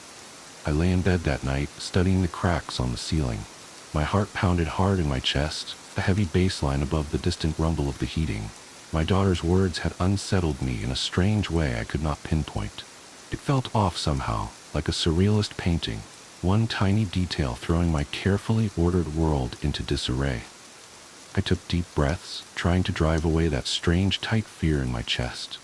The odd painted door? A mural of some sort? Why was it still there when room had been so clearly repainted? The thumping of the rats in the walls, sounding so much like little footsteps. The children from behind the door, she said. I rubbed at my forearms vigorously, trying to press the goosebumps back down into my skin. That's when the thumping started again. Not rats, I realized. Not rats at all. Footsteps. The light bounce of a child. I crept up to my wall again, pressing my ear against the wallpaper. There was laughter there, soft and faint. Not the laughter of a single child, children. Their happy footfalls beating a rough drum beat on the wooden floor. There was someone else in there with my daughter. My heart jumped. I felt the chill in my veins as I rushed out of my room and tore down the corridor. The silvery light of the moon shone through the window. It gave everything an odd, flat look without contrast. Belle's room was only a few feet from the door to our bedroom, but my chest heaved with deep, body-shaking breaths. I could still hear them faintly through the door, the thud of feet on the floor. I steeled myself. It was nothing. Sound traveled strangely through these old houses. Echoes, maybe. She was just talking to herself in her sleep. The stress of moving, perhaps. Suitably calmed, I turned the doorknob slowly. There was a conspiratorial shush from the other side of the door, and silence descended like a shroud. I gave the door a gentle push. The room was dark and quiet. The moonlight crept into the room. My daughter was standing there, just behind the door, a still figure against a dark background. The shock took the strength from my legs. I backed away a little quicker than I meant to. She just stood there, swaying slightly. Thin white crescents showed from under her hooded eyelids. Her lips were moving, almost soundlessly. I leaned forward, straining to make out what she was saying. It slowly became clear. One sentence, over and over. All the doors are open now, all the doors are open. And from behind her, in the shadowed room, the quiet click of a door shutting. Belle didn't recall a thing the next morning. She could sense my frustration and fear as I quizzed her about the night before. Dark circles framed puzzled eyes in her pale face. She hadn't slept well last night either. Sylvia took her to school. I hadn't broached the topic with Sylvia yet. There was still some time before I had to leave for the office. I crept back to my daughter's room, feeling like a thief in my own empty house. I stood in front of that strange painted door for the second time in as many days. I ran my fingers around its edges, remembering the strange sound of the door shutting from the night before. Its edges were wholly contiguous with the wall. I pulled the wardrobe out further, putting my entire frame between the wardrobe and the door and leaning into it. There was no give, no yielding of the door. It was just painted over a wall as solid as any other. I was about to go when I heard an unfamiliar rasp under my foot. The floor was gritty with some kind of dust. I knelt down and pinched some of the dust up between two fingers. All the doors are open now. My daughter's dreamy voice in my ear, my memory of it so sharp that it seemed that she was right there whispering it. How odd it was for the dust to be pink. Of course it would be. It wasn't dust at all. It was paint. Paint from the wall. Things didn't get better. The gambling footsteps continued at night, unabated. That and the whispers and the giggles at night. Whatever was in my daughter's room toyed with me. It never let Sylvia hear it. I would stay up, waiting to wake my wife up just in time to hear it, only to be met with a stubborn silence. Trickery wouldn't work either. We stayed up late to catch a DVD long into the small hours of the night, but the house remained quiet. The laughter from the next room was always tantalizingly distant. The happy sounds of children at play as though from a great distance. Too great a distance to be in the room next to mine. Belle was in high spirits, but she was wasting away. Sylvia hadn't noticed it yet, but I felt it in the sharp bones of her shoulders, pressing into my arms when I hugged her, or her skinny arms that I could almost encircle with my thumb and forefinger. I received an email from her form teacher, mentioning that Belle still wasn't integrating well at school. He said that Belle was perpetually tired in class, and she had blamed late-night games of tag and hide-and-seek with her friends for her tiredness. "You need to exercise more control over your girl," he said. I had to know what was going on. Sylvia was already asleep. The nightly visits hadn't started yet. I slid into Belle's room silently, an open packet of flour in my hand. I scattered it all around the floor, taking care not to step into the flour myself. I lay back in my bed with a sigh, waiting for the sounds to start. Sleep took me unexpectedly, but what little I had was fitful and restless. I woke with a snort at first light. It was a Saturday, and it would be some time yet before the rest of the world woke. I stretched under the covers, my back popping satisfyingly. I blinked the sleep from my eyes. The flour. I had to check the flour. I swung my feet off the bed and planted them on the floor, right next to a pair of white speckled footprints, just where they would be if someone was standing over my bed, staring at me. That damnable chill stole the warmth of the morning sun from my skin. My hands clenched and unclenched spastically like dying spiders. I stared at the trail of flour-marked footprints from my open door. How long had she stood there, in the dark, watching me sleep, I wondered. I stood up on shaky legs, my hand on the wall to support myself down the corridor. Belle's door was ajar.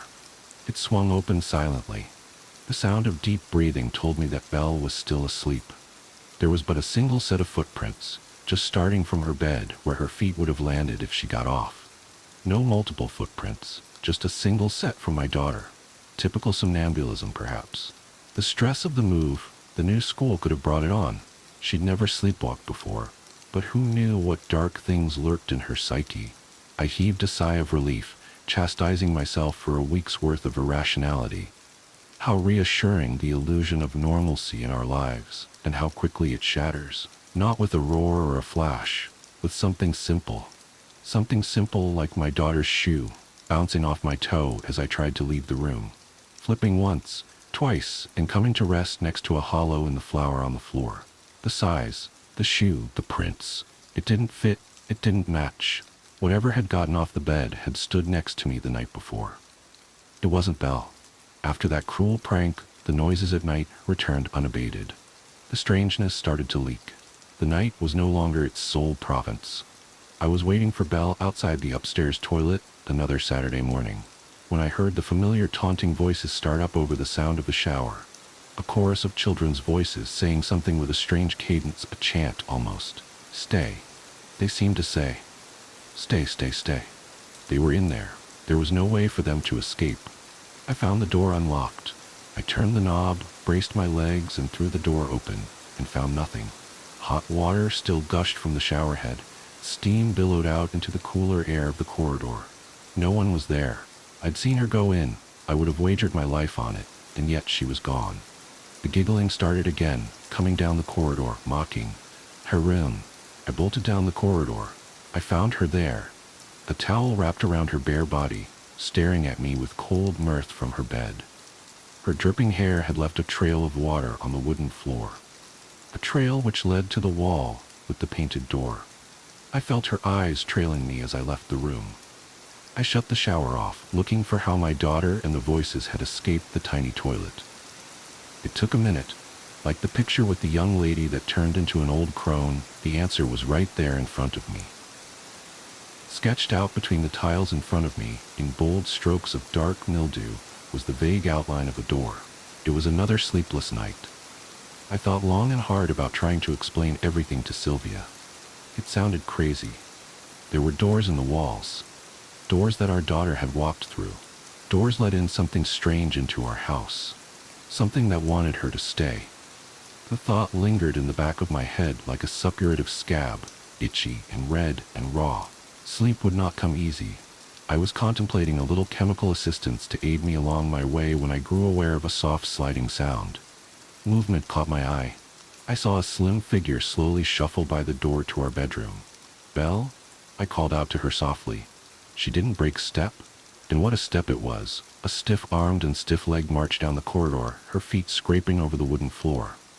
Belle, I called out, a little louder. There was no response. I got out of bed and tiptoed to the door. The door to the toilet clicked shut softly.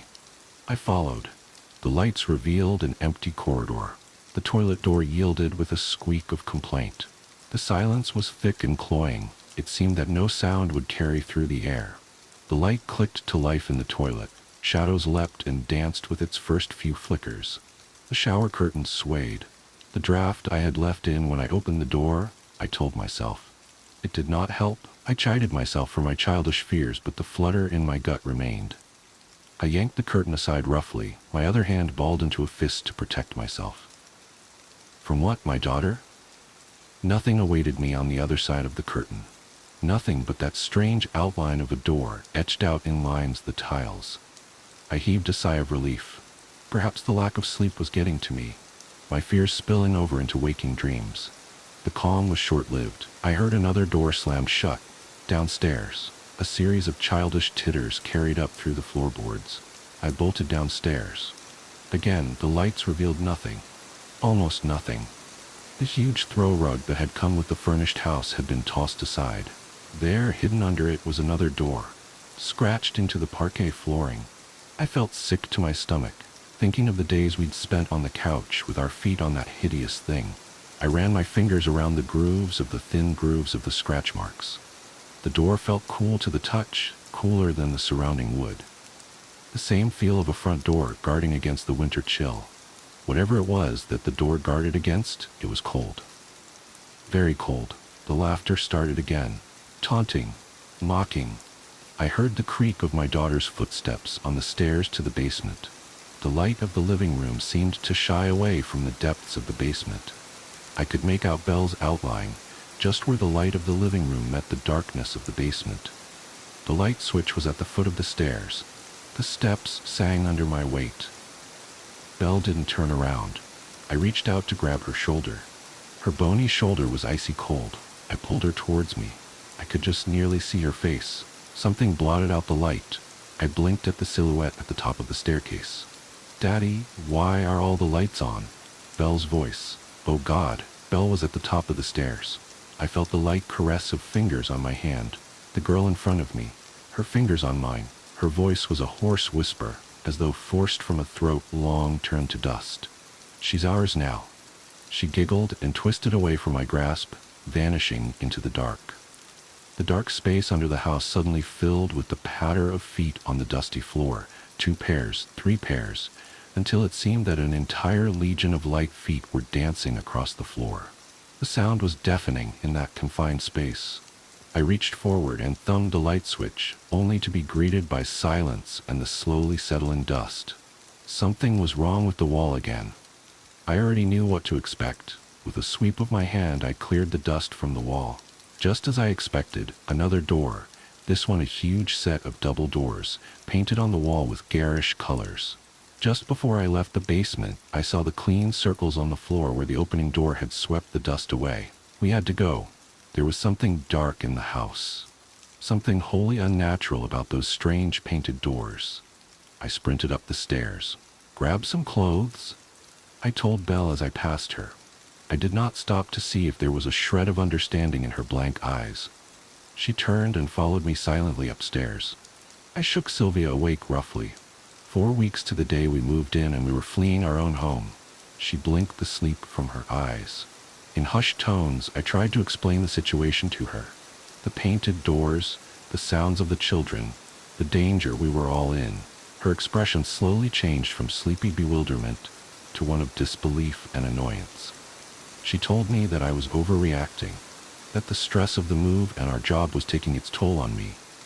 We would talk about it in the morning, she said. Get help from a doctor if we needed to. I grew increasingly agitated at her apathy. I begged her to humor me for just one night, for our family to shift to a motel for a single evening. Our conversation grew heated. All this was cut short when Belle reappeared at our doorway. Her hair was wild, her eyes burning with some inner fire. "You should go now.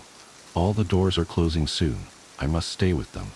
Her voice was toneless, the flat delivery of an atheist reciting a litany. Sylvia gaped. Having her daughter acting as strangely as her husband tipped her over the edge. Weeping, she rushed forward and held Belle close to her. "You're not going anywhere. This isn't real. Daddy's sick. He's made you sick too. You and I will get away from here. Get away from Daddy."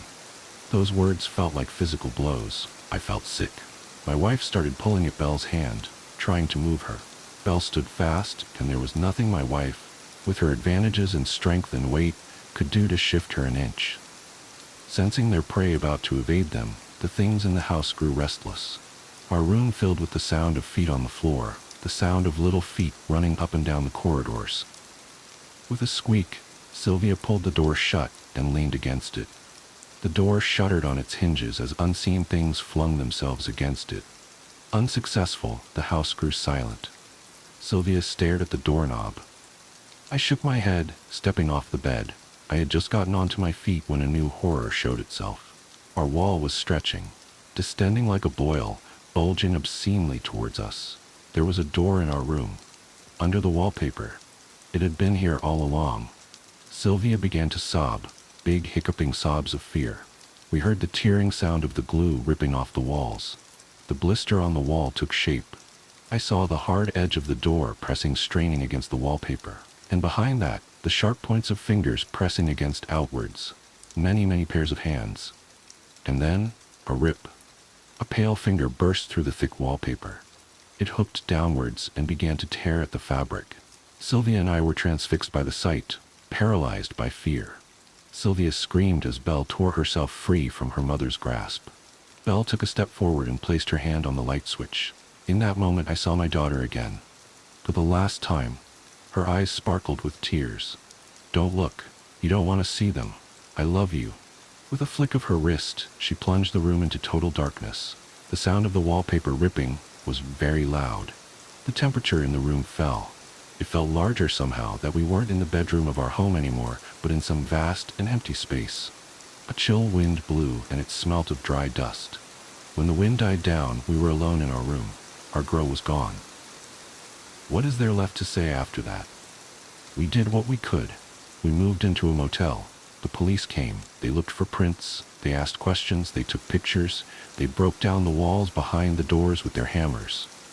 Nothing. The detectives came. They asked more questions. Hard questions sometimes. They took me away for a while. The doctors came. They cajoled and counseled. They asked me about my parents, about our family, if I had ever hurt my daughter. The doctors found nothing wrong with me. The cops found nothing in my house. The detectives found nothing false in our story. They let me go. Sylvia and I stayed with her parents for a month. Belle's disappearance ripped a hole in our lives. We tried. Some things just don't heal right. Others don't heal at all. Things weren't the same. The split was amicable. We just drifted. No arguments, no fights. Just a slow death of the love that had once bound us. And what then? I came back here. There was nowhere else I could go. The first night was the hardest. The bedroom was out of the question. I spent the first night on the couch hugging a bottle of Jack. It was midnight when the laughter woke me. They were still there in the house. Through the tinkling of the laughter I could pick out just a single voice. A father never forgets the voice of his child. The doors were gone, but they were still there. She was still there. The morning commute. I've been trying to write this down for 3 days now. My hands still shake when I think about it, but I need to document what happened while the details are fresh. Maybe someone can make sense of it, because I sure can't. I keep checking news sites and local forums, but there's nothing. Just the usual traffic reports and weather updates. It started last Wednesday. Nothing special about that morning. Just another dreary February commute. I remember being annoyed because my travel mug was leaking slightly, leaving little brown rings on my center console. The heat was blasting to fight off the 28-degree chill, making that plasticky new car smell more noticeable than usual in my recently leased Civic. I always take the back roads to avoid I-95 traffic. There's this stretch of Route 27 that winds through the woods for about 4 miles before connecting to the industrial park where I work. Usually I zone out on autopilot there, just following the gentle curves while my mind wanders to the day ahead. But something felt off that morning, even before anything actually happened. The first thing I noticed was the radio. I always listen to NPR during my morning drive. helps me feel somewhat informed about the world. But around 7:45 a.m., right as I was entering that wooded stretch, the signal started cutting out. Not unusual for that area, but this was different. Between bursts of static, I could swear I heard what sounded like backward speech. Not garbled nonsense, but actual words being played in reverse. I tried changing stations, but they were all doing it.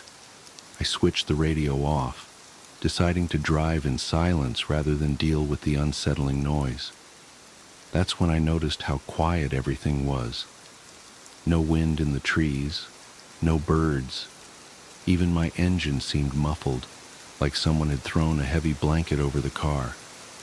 The morning fog was thicker than usual, too, clinging to the road in a way that made the yellow lines look like they were floating. I checked my phone.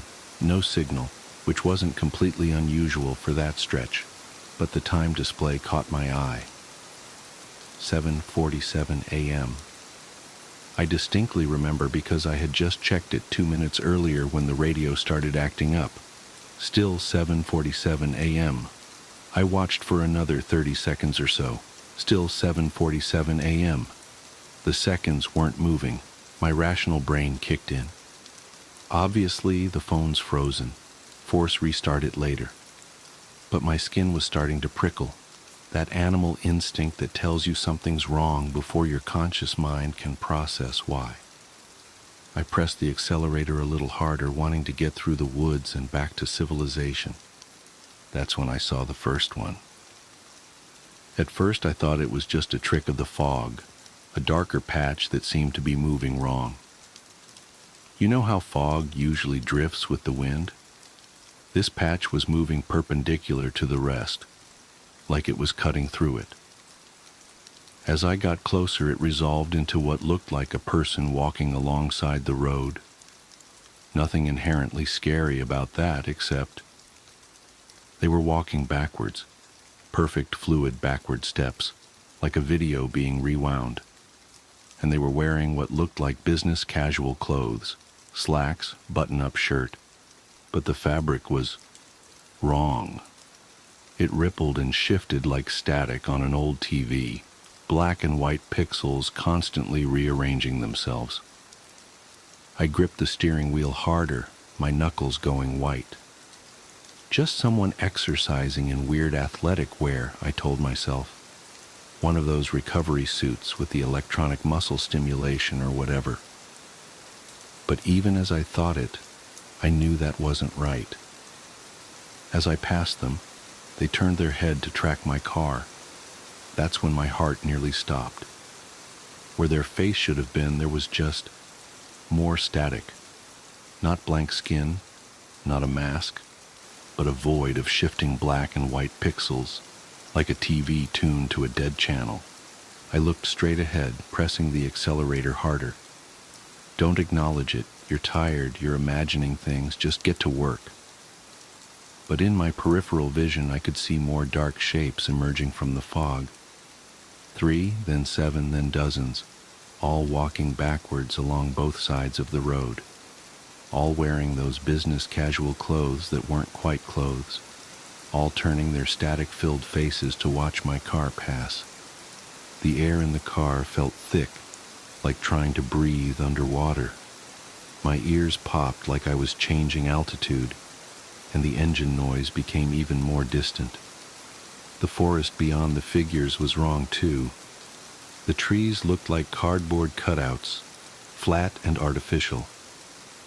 When I blinked, they seemed to shift position slightly, like a glitching video game trying to render a scene.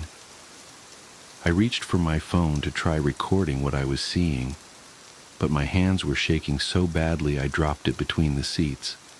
When I glanced down for a split second to grab it, I heard a sound that I still can't properly describe, like a dial-up modem screaming through a meat grinder, but deeper, more organic. I looked up and immediately slammed on the brakes. One of them was standing in the middle of the road facing my car, not walking backwards like the others, just standing perfectly still. It was closer than any of the others had been, close enough to see details I wish I hadn't noticed. Its clothes weren't just shifting patterns, they were flowing upwards, like water running in reverse, and there were gaps in it, places where the static cleared for a fraction of a second, showing something underneath that my brain refuses to properly process. Something geometric but non-Euclidean, folding in on itself in ways that shouldn't be possible. I sat there, engine idling, hands frozen on the wheel, staring at this thing through my windshield. It cocked its head at an angle that went slightly too far, like a bird but wrong. The static of its face started forming patterns, almost like it was trying to mimic my features. That's when I noticed the temperature display on my dashboard, 77.7 degrees. The same numbers kept flickering over and over, even though I could see my breath fogging in the freezing air. The clock read 7:47 a.m. The odometer was stuck on 7,177.7 miles. That's when I did something either very brave or very stupid. I laid on the horn. The sound came out distorted, stretched and warped, like it was being played at quarter speed. But it had an effect. The figure in the road spasmed, its form glitching violently, and then it moved. Not stepped or walked, but moved, like a video file corrupting. One frame it was in the road, the next it was beside my car, hand pressed against my driver's side window. The static of its face pressed close to the glass, forming and reforming into almost recognizable patterns. Was it trying to communicate? Trying to get in? I didn't wait to find out. I slammed the accelerator and swerved around where it had been standing. My tires found purchase on the wet asphalt and I shot forward, engine finally roaring at its proper volume. In my rearview mirror, I could see all of them turning to watch me go. Their movements jerky and wrong, like stop-motion animation at too few frames per second. The fog began to thin. My phone suddenly chimed with a dozen delayed notifications. The radio burst back to life mid-sentence, some story about local council elections. The clock jumped to 8:15 a.m. The temperature reading settled back to a realistic 29 degrees. Everything was normal again. I pulled into the first gas station I saw, hands trembling so badly I could barely put the car in park. The morning commuters filling their tanks and buying coffee gave me odd looks. I must have seemed crazy, sitting there hyperventilating in my car. When I finally got my breathing under control, I checked my phone. The photos I tried to take were corrupted, just blocky digital artifacts and strange patterns. But I did find something else. In my podcast app's recently played history, there was an entry from 7:47 a.m. It's just 30 seconds of what sounds like white noise, but if you play it backwards and adjust the speed, it almost sounds like words. I uploaded it to my computer and ran it through some audio software, but I still can't make out what it's saying. I called out sick that day, drove home taking the interstate, even though it added 40 minutes to my journey. I've been taking that route ever since, even though it means leaving an hour earlier and sitting in traffic. Better than the alternative. But here's the thing that really keeps me up at night. I decided to do some research into that stretch of Route 27. Found some old forum posts and local news articles. Over the past decade, there have been an unusually high number of single-car accidents there, always between 7:45 and 7:50 a.m. The police reports all read similarly. Driver lost control of vehicle. No obvious cause determined. Driver claimed mechanical malfunction, but no evidence found. And the victims? All commuters, all wearing business casual. I keep telling myself there must be a logical explanation. Bad cell reception and a frozen phone, fog playing tricks on my eyes, stress and an overactive imagination. But yesterday, I was reviewing some old work emails and I noticed something that made my blood run cold. Every email I've ever sent between 7:45 and 7:50 a.m. is corrupted. The text is replaced with strings of sevens and static characters. The timestamps are all stuck at 7:47 a.m. I have to drive to my sister's wedding next week. It's a 6-hour trip and I've mapped 3 different routes. They all intersect with Route 27 at some point. I don't know what I'm going to do, but if you're reading this and you commute through wooded areas in the early morning, do yourself a favor. Check your clock when the fog rolls in, and if it ever gets stuck at 7:47 a.m., don't stop driving. Don't look at the shapes in the mist, and whatever you do, don't honk your horn. They might just honk back. The Artist. There's this painting my wife loves called Death and Life by Klimt. I don't know what she finds so fascinating about it. I made all the right noises when she showed me her beloved framed print when we were first dating, oohing and ahing and making up some bullshit about warm and cold color schemes and the specific choice of angles and line. She was an artist.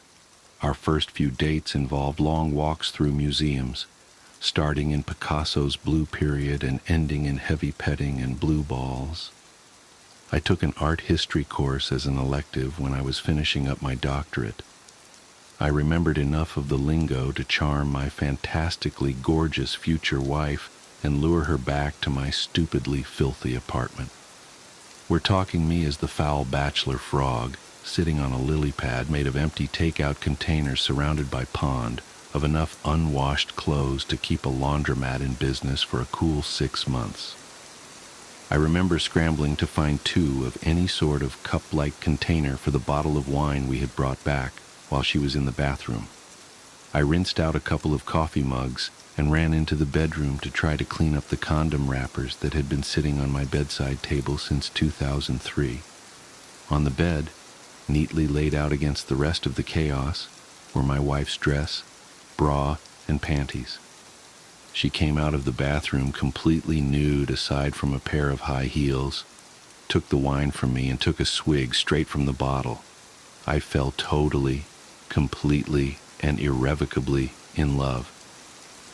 I have no head for artistic things. I work in finance. I get creative with numbers, not paint, but I really love her stuff. She's made a name for herself over the past few years. Critics call her the American Damien Hirst. One of her first exhibits was composed of a dozen oil paintings of rotting pastries surrounding an actual cake filled with thousands of dead ladybugs being fed to a mummified tarantula dressed up as Little Miss Muffet. I have no idea what it meant, but it was sick, successful, and catered by Balthazar, so I ate about 20 croissants. They did not have bugs in them. I checked. She was amazing. She had the body of a Laker girl and the face of a Modigliani model, and still does. She's charming, charismatic, deep, the kind of person people flock to, want to be around constantly. She made love like she had something to prove. She had a twisted sense of humor. As soon as I hooked a job with enough figures to keep a girl like her satisfied the way she should be, I proposed, bought her a historical brownstone in the city with a garden full of roses and hardwood mahogany floors. And for the first few years, she seemed happy. We were the kind of couple you see in New York Magazine and scoff at because they're just too damned lucky. But we had a rough spot, like all married couples do. She was still superficially the same woman I fell in love with, looked amazing. People always asked me when she was going to host the next dinner party. She still had an amazing eye for art. I knew, though. I knew she was miserable. I could see it, the misery in the corners of her eyes and the curve of her mouth. It happened gradually. First, it was the shower curtain. She bought 3 or 4 from a small boutique downtown, brought them home so we could choose one out together. We decided on one, pale blue, made of material that was impractical and way too expensive for a drapery in a bathroom, but we had the money, and it made her happy, so why the hell not? A few days later, I was shaving and realized she still hadn't put the curtain up. It wasn't until about a month after that I caught a glimpse of it hanging up in her studio, cut to shreds and dyed, till it was almost unrecognizable. I chose to ignore it because I had learned it's usually not the best course of action to call an artist out on their creative license, unless you want to start an all-out war with no discernible end. A year after that, though, I had no choice. She had been so on edge it was like she was standing on a razor. She usually had a show every 3-4 months or so, and if anything, she had too many ideas. The galleries always asked her to trim down her collections. When the year passed, without so much as a single finished painting, I started to worry, both about her well-being and our bank account. We were extravagant spenders, and each of her shows would bring in a cool $20,000 that paid for a few months of European beaches and ski trips in Aspen. The final straw, though, is when she burned down the roses. It turned out she had finished dozens of projects over the year. She had hated all of it and had either destroyed or painted over everything. While I was at the office, she flew off the handle, doused about 16 canvases in lighter fluid, and set the yard on fire. When I got the call from the fire department, I rushed home to find her sitting in the back of the ambulance covered in ashes, blonde hair singed at the ends. She was smoking a cigarette. I looked over the burnt flowers, the skeletons of her paintings, the ruined limbs of broken sculptures, and asked her what happened and why. She took a drag of the cigarette and said it was mine to burn. She took big, fancy pictures of the inferno, a family of bunnies suffocated in the smoke. She had them stuffed and mounted in size order on a baking soda volcano, like the kind you see in middle school science fairs. She gathered up a few of the charred bits and pieces, wired it together, and made some warped, pained-looking kind of phoenix thing weighing in at 400 pounds and easily over 8 feet high. She called the whole thing From the Ashes, and the reviews in the Times called it incendiary. Her first foray into becoming a true artist. Someone bought the phoenix. I pity the person who wakes up every day and looks at that strange thing, suspended in constant agony. We were both drunk at a random, expensive, vaguely Dante's Inferno-themed bar in San Francisco when I finally got a chance to ask her what was bothering her. We had been making dark jokes all night about the beautiful irony of her show and our current locale. At first she vehemently denied anything was wrong, angrily pointing out that we had made 4 times as much off of her last show as anything before it, that it had more than covered the damages, that it had paid for the vacation we were on. I stayed silent. She tossed her newly cropped hair and looked like she was going to open up for a second. I saw her soft blue eyes fill with tears. Then she took a shot of whiskey from a glass that had a bull's head and smirked. "Well, for starters," she slurred, nonchalantly dangling the glass from the bull's nose ring, "I'm fairly certain I'm pregnant." She let the glass drop from her finger and it shattered on the floor as she slid out of her seat and stumbled to the exit. I sat there for a while and drank more, feeling furious, confused, and miserable. I remembered her face when she showed me that Klimt painting. I remembered how she wore glasses back then, and how she pushed them up the bridge of her nose when she smiled, as I talked about the warm and the cold colors and the angles and lines. We converted her studio into a nursery. Rather, I did, while she stayed in San Francisco and did God knows what with her artist friends. I had a landscaper come in and replant the roses. I worked a lot of overtime, drank myself to sleep while I skimmed through parenting books. She came back when she was almost full term. I came home from work one night to find sonogram pictures posted all over the fridge of two healthy-looking twins, big baby girls. I walked into our bedroom and saw her dead asleep on top of the covers, belly swollen, smelling faintly like pot and paint thinner. She had a rainbow of dried paint on her fingertips. I loosened my tie and walked to the nursery. She had been busy. The canary yellow I had chosen was covered in a layer of translucent blue, and she had covered one wall in Klimt-esque patterns and curlicues. The creamy plush carpet was covered in paint splatters. She had worked furiously to finish. She had cut a swath from one of the new rose bushes and made a giant bouquet, shoving them so tightly in the vase that some had escaped and made their way from their perch on the changing table to the floor. She had scattered them in the bassinet on the windowsill. It was chaotic and beautiful. The next few years were peaceful, for the most part. We bonded over raising the girls. Despite my wife's less than careful prenatal preparation, they were wickedly smart and beautiful. They both looked like her, with long curly blonde ringlets and blue eyes. Sometimes when I put them to bed, I wondered if any of my DNA was in them at all. They were like miniature versions of her. My wife agreed to see a psychiatrist for a little bit. She took some medication for a while, Xanax, some mood stabilizers. Eventually, she and her doctor decided her crisis had been hormonal and temporary. We started having dinner parties again, soothed the gossip that had infected our social circles. She stopped painting and took up teaching at a university. She seemed content again, even happier than she was before. Every once in a while, I would catch a look in her eyes like repressed artillery fire, like she was ready to explode at any second.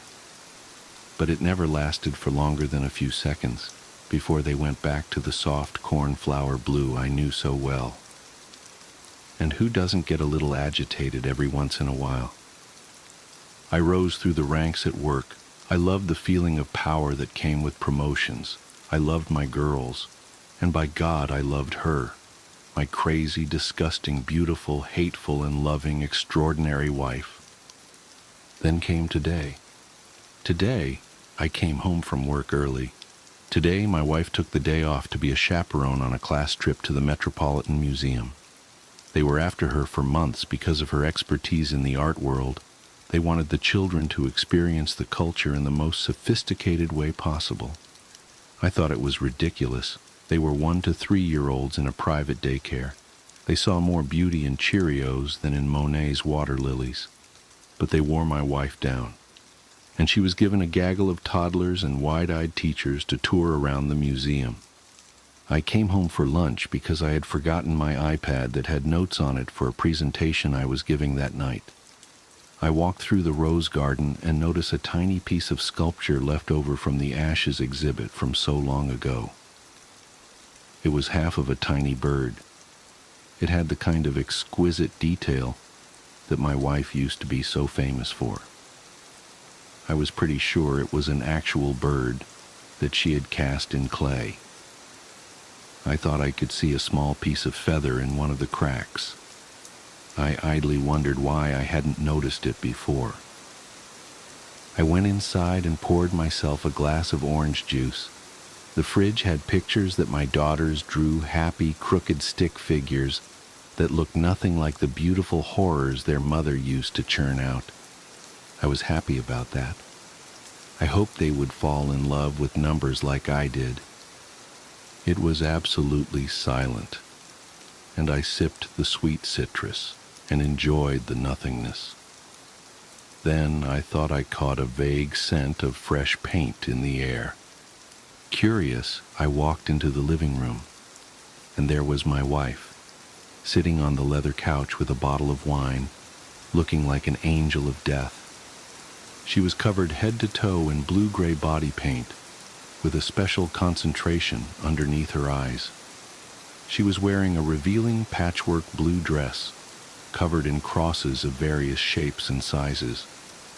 Not a dress, I realized, but the shredded shower curtain from so many years ago. I could see most of her still perfect breasts, the curve of her waist. The bottle of wine was elongated and painted a strange shade of orange. The smell of paint was stronger in here, an overwhelming smell of lighter fluid and something else I couldn't place. She had shaven her head. I stared at her for a while, minutes, an hour maybe. Eventually she took a swig of wine from the bottle, swirling it around in her mouth.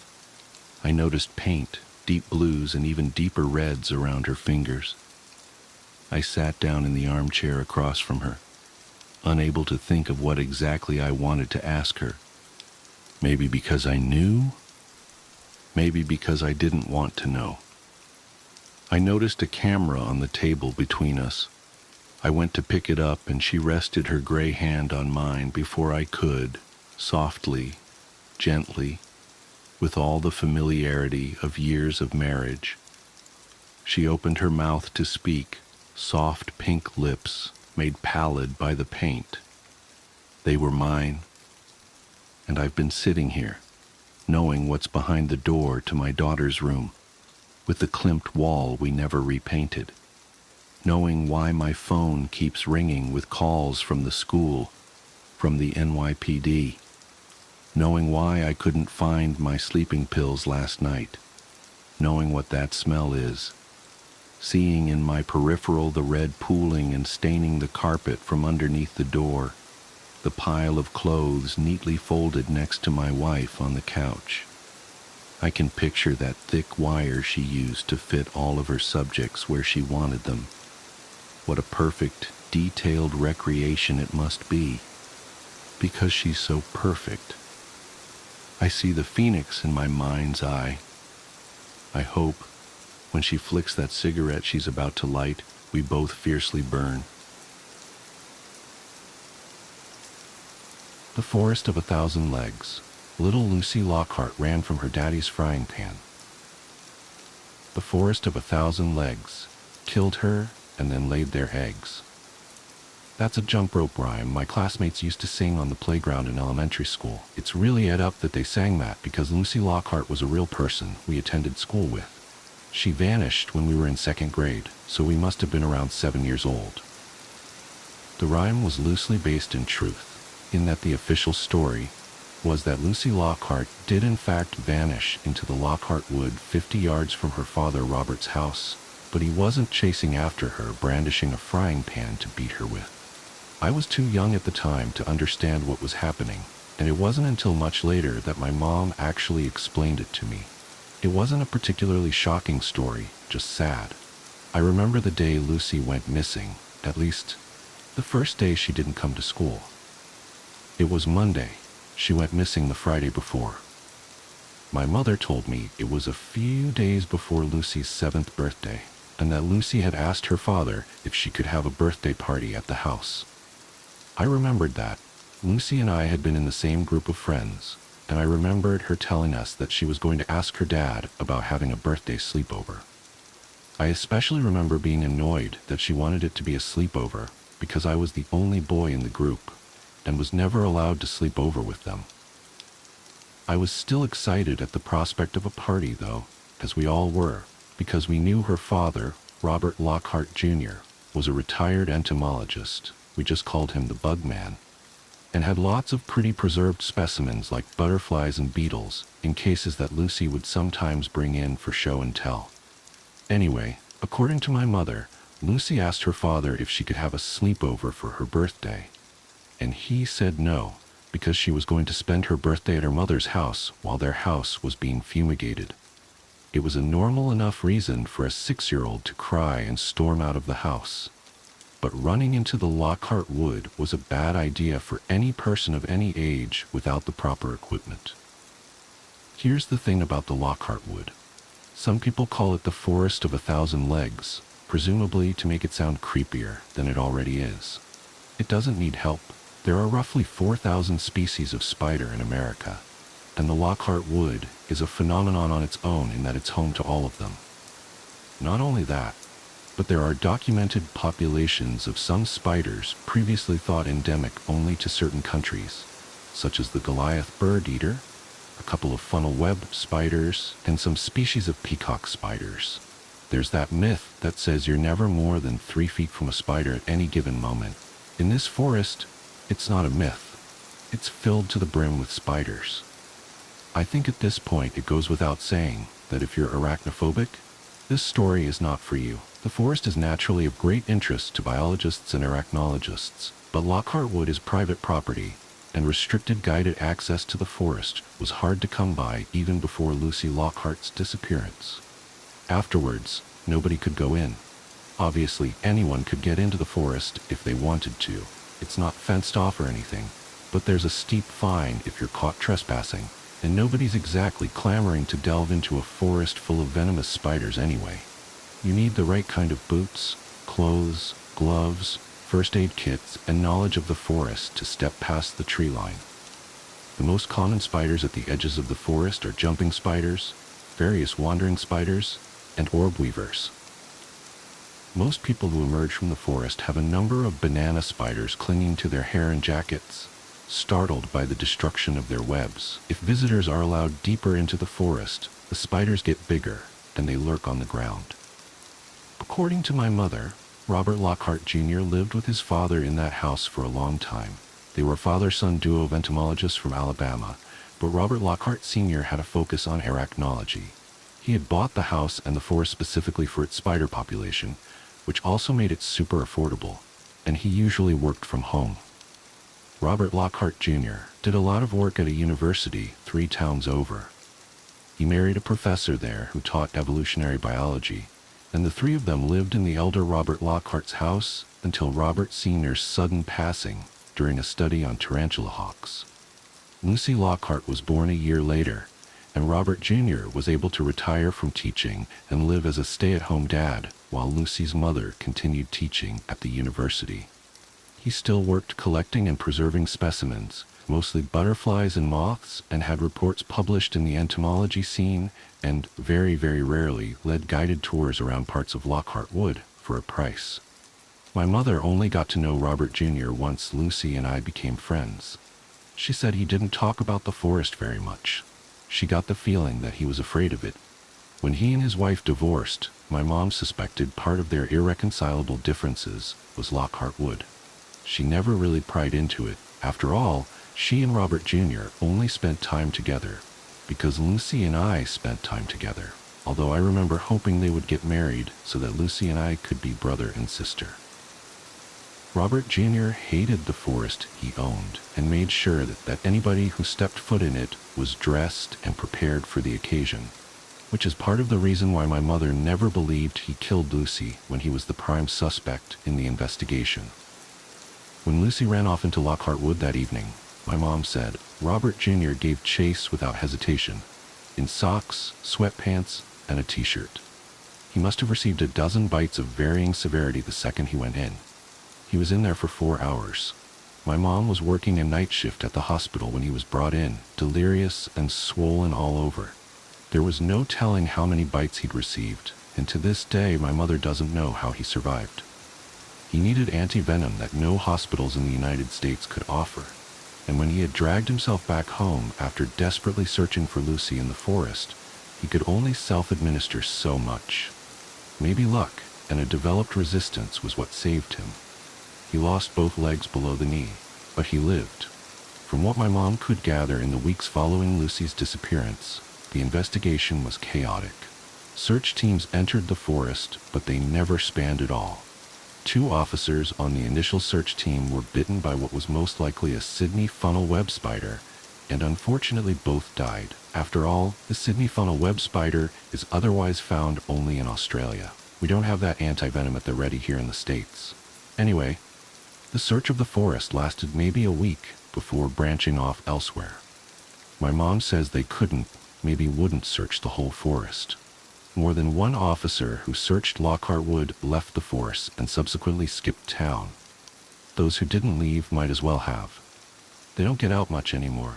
My mom doesn't want to know what they saw in there. Lucy never turned up.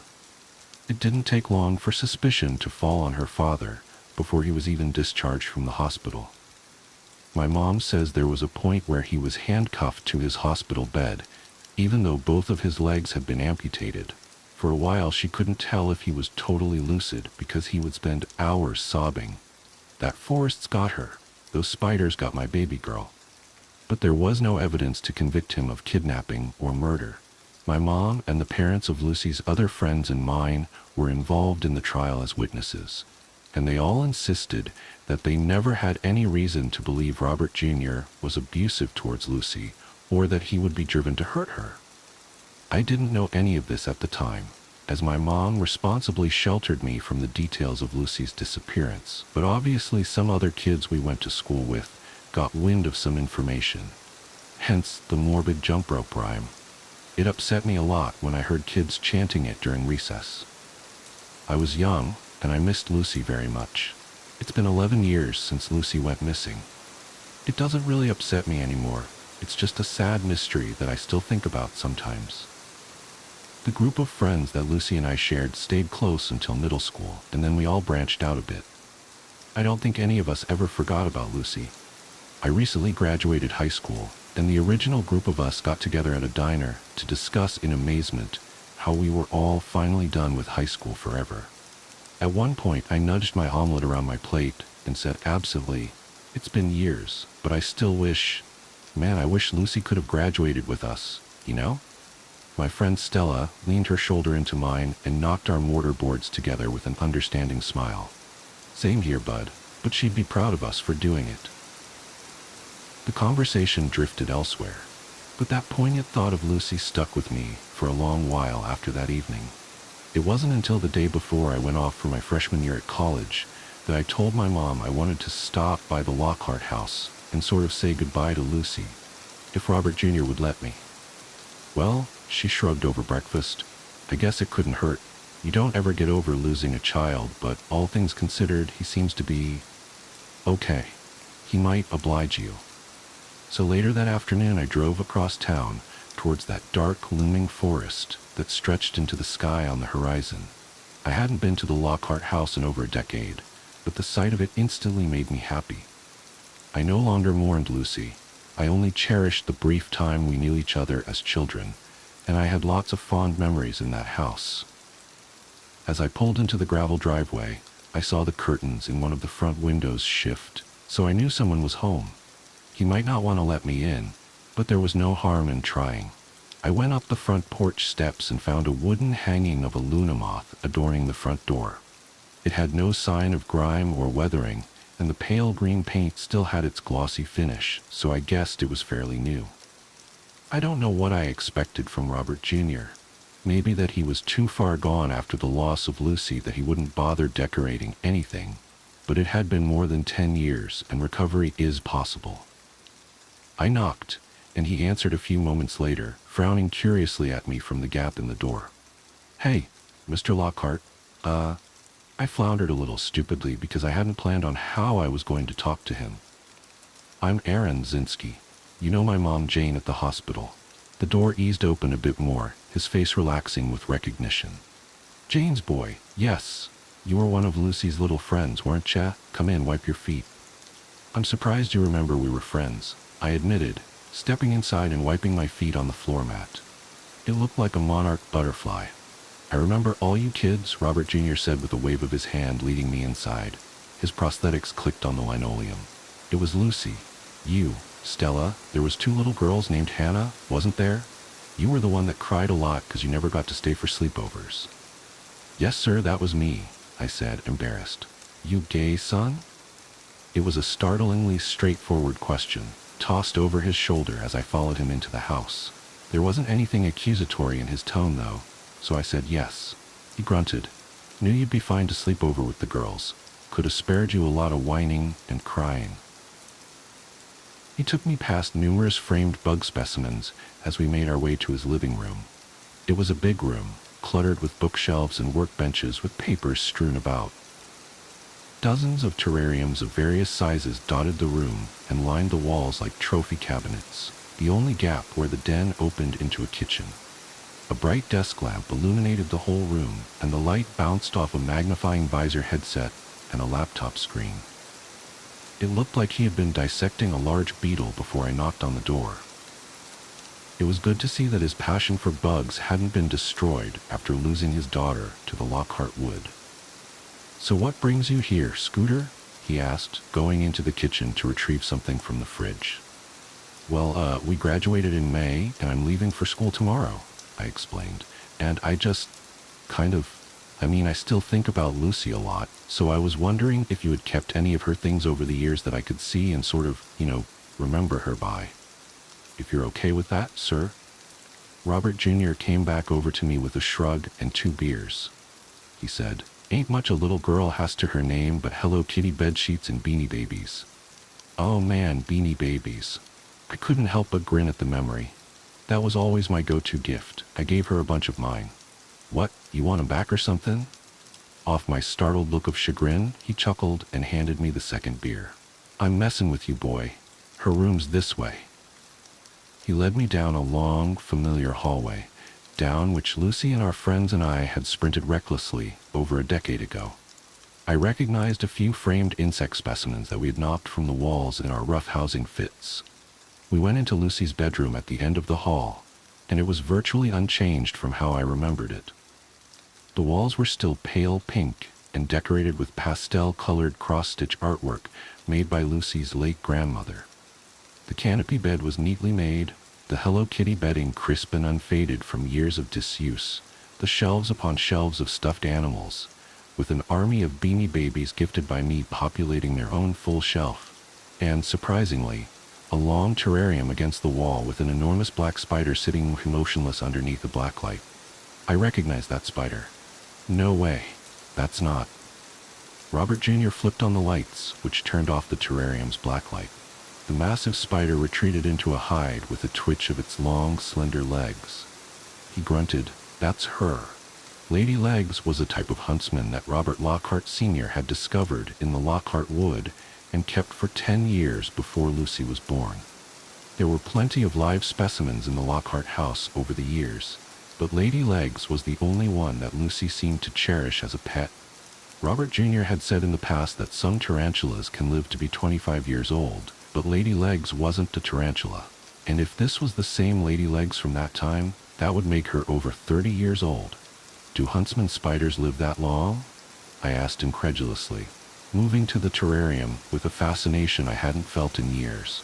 Robert Jr. stood in the doorway with his arms crossed and an expression of distaste creasing his features as he looked at Lady. "None that we know of, besides that one." "She's even bigger than I remember," I murmured, my breath fogging up the glass as I tried to peer into the spider's hide at an angle, but I couldn't see her. "Far as I can tell, her size depends on her enclosure," said Robert Jr. "She won't get no bigger as long as she's in that tank." I saw Lady's leg move in the hide, then turned my head to look out Lucy's bedroom window. It faced the deep gray-green mass of Lockhart wood.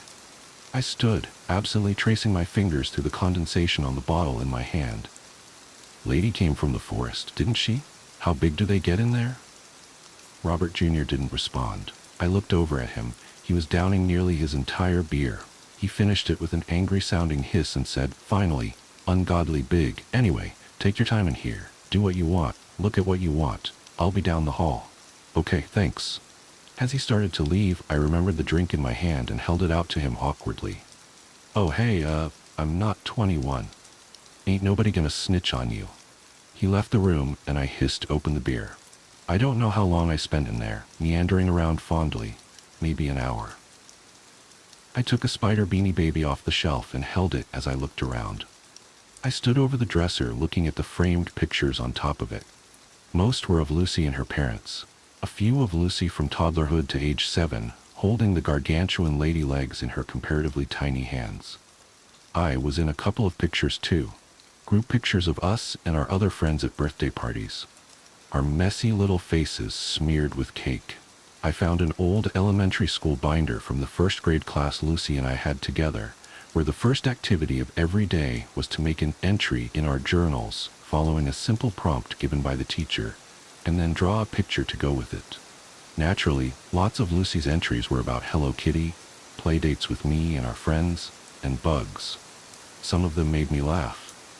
Like her outrageously mangled spelling of the word centaur in several entries about herself and Lady Legs as Spider Lady Centaurs. After a while, I just stood at Lucy's window, looking out at the Lockhart Wood as I finished my beer. I'm a lightweight when it comes to alcohol, so I was pretty buzzed. The Forest of 1,000 Legs had never looked so eerie. The angle of the late afternoon sun didn't penetrate the darkened woods, but it glistened on countless spider webs suspended along the tree line, emphasizing how dark the forest was beyond that. It was strangely inviting, in a predatory way, like the lure of an anglerfish, how it had swallowed Lucy up. Movement outside the window caught my eye. I looked over and saw Robert Jr. standing under the carport facing the forest, downing another beer, a backpack hanging from his shoulder. He was dressed in different clothes from the flannel shirt and cutoffs he'd been wearing when he let me inside. He was wearing a heavy jacket and a hat with a different set of prosthetics that had shoes. He looked like he was dressed for going into the forest. I left Lucy's room, crossed to the other end of the house, and through the screen door off the kitchen. Robert Jr. didn't respond to the wooden rattle of the door banging shut. "You're going in." It wasn't a question. I was incredulous. "Ain't been in there since I lost Lucy," Robert Jr. said pensively. "Think it's about time I go back in one last time 'fore I torch it." The sun was hidden behind Lockhart Wood, but not quite set, casting the house and us in shadows, and before I could stop myself I asked, "Can I go with you?" To this day I'm not sure why I wanted to go with him. Maybe for a sense of adventure, of danger that 18-year-olds are attracted to and think they can survive anything. Maybe I had some stupid notion that we'd find Lucy in there, dead or alive. Maybe I just didn't want a guy who had lost his daughter the last time he was in those woods to go in for the first time since then alone. "It's dangerous in there," said Robert Jr. It wasn't a no. "I'd be with you," I said, dumb and optimistic, but in my defense, he let me go with him. Neither of us mentioned it, but I know he didn't want to go into the woods alone either. "You'll need to be dressed right," was all he said. And the next thing I knew, he was jamming a hat on my head, layering me in protective clothing a size too big, and cramming my hands and feet into gloves and boots a size too small. "Not a perfect fit, but close enough," he said, tucking my baggy pant legs into my boots. I had zipped the jacket most of the way, but he yanked the zipper all the way up to my chin. It was my gear back when I was a little older than you, when my daddy bought this place. He strapped a headlamp to my hat, did the same for himself, and shrugged on a backpack that he had filled with a first aid kit and a cold pack for antivenom. I watched him put it all together, fascinated, as I nursed another beer. It was hard to believe he hadn't ventured into the forest in more than 10 years. The speed and certainty with which he prepared everything was like that of someone who explored Lockhart Wood daily. He gave me a set of strict, reasonable rules, basically telling me not to leave his side and not to thrash around if I walked into a web, and to always watch my step even though I was wearing boots. I could change my mind at any time in the forest, so if I wanted to leave, he would guide me out of the forest. I sent a quick lie of a text to my mom, telling her that Robert Jr. had invited me to stay for dinner, and then zipped my phone into a breast pocket. By now twilight was fading, the purple sky soon to turn an inky blue, and we set off. The trail leading into the forest was rough and overgrown from years of seeing no foot traffic, but not completely hidden. The first thing I did when I entered the forest was walk right into a web that Robert Jr. had subtly avoided. I started to flail instinctively, but Robert Jr. caught me with an arm across my chest, saying, "Don't thrash," I said. After he assured me the web didn't belong to anything venomous, I carefully picked the web from my face and hair, following him deeper into the wood. It was darker than I anticipated beneath the trees. There were a few spots of visible death in the trees, suffocated and deprived of sunlight under thick layers of web wrapped around them, but most of the forest looked healthy, supporting the spider populations symbiotically. Robert Jr. and I switched on our headlamps pretty quickly when the scant moonlight didn't light our way sufficiently. I looked down at the ground, casting a wide circle of light at my feet, and immediately froze in place, my skin crawling horribly. Spiders the size of $50 were scurrying away from my boots in droves. Not quite a swarm, but enough to be uncountable. "You're all right, son. Those ones ain't gonna hurt you." Hadn't looked back at me, but he must have heard me freeze behind him. "You want me to take you back?" Pride swelled higher than the fear in my chest, so I said, "No, I'm fine." One of the spiders crawled slowly over my boot, its long legs probing curiously at my laces.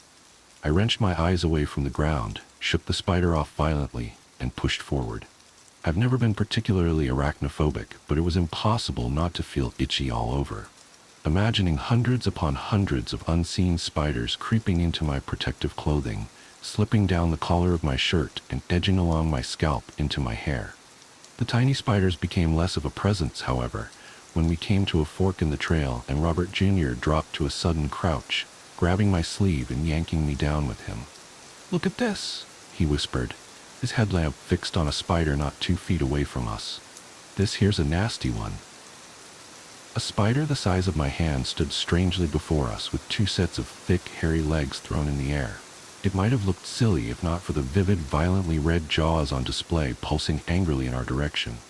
Worse still, the spider continued to move, swaying gently with its rosy chelicera throbbing almost obscenely, inching infinitesimally closer with its side-to-side motions. Wide-eyed, I whispered back, "What is it?" Infuriated at the sound of my voice, the spider lunged closer. This time I could see its fangs protruding from the red, quivering with rage and glinting with wetness. "Brazilian wandering spider," said Robert Jr. softly. "P. ferra it looks like, but it can be hard to say without a closer look. Only live in South America, except for this place. You know?" He unzipped 2 pockets and withdrew a larger pair of gloves to slip over the ones he was already wearing. "They might be the deadliest in the world." Instinctively I shrank back, but then took hold of Robert Jr.'s jacket sleeve with popping eyes when I saw him reach towards the spider. "Don't." The spider struck at his 2 fingers with lightning speed, and a force that made a sharp snapping sound pierced the dark woods around us.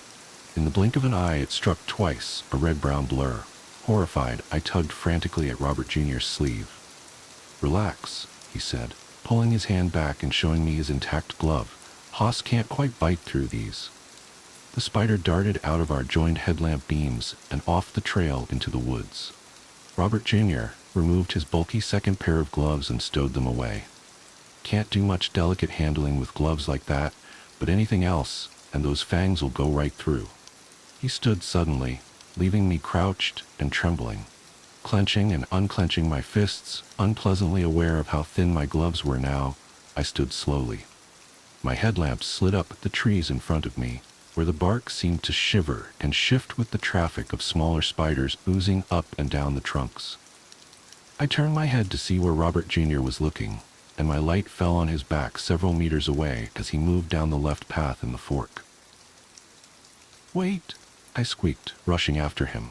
I stumbled over tree roots and ran haltingly, skidding awkwardly to step around more than one fat, lumbering tarantula as I made my way back to Robert Jr.'s elbow.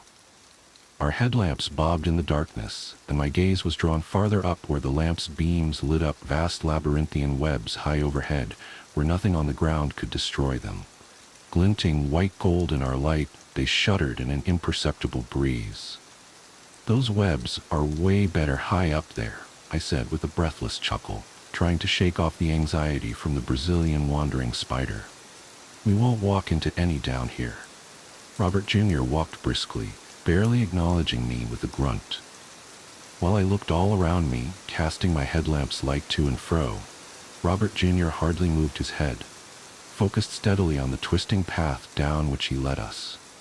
Occasionally he would stop so abruptly that I would collide with his back, and he would gaze up into the ever-thickening treetops at the spiderwebs overhead, which were now so large and thick that massive sections of leaves had suffocated and died.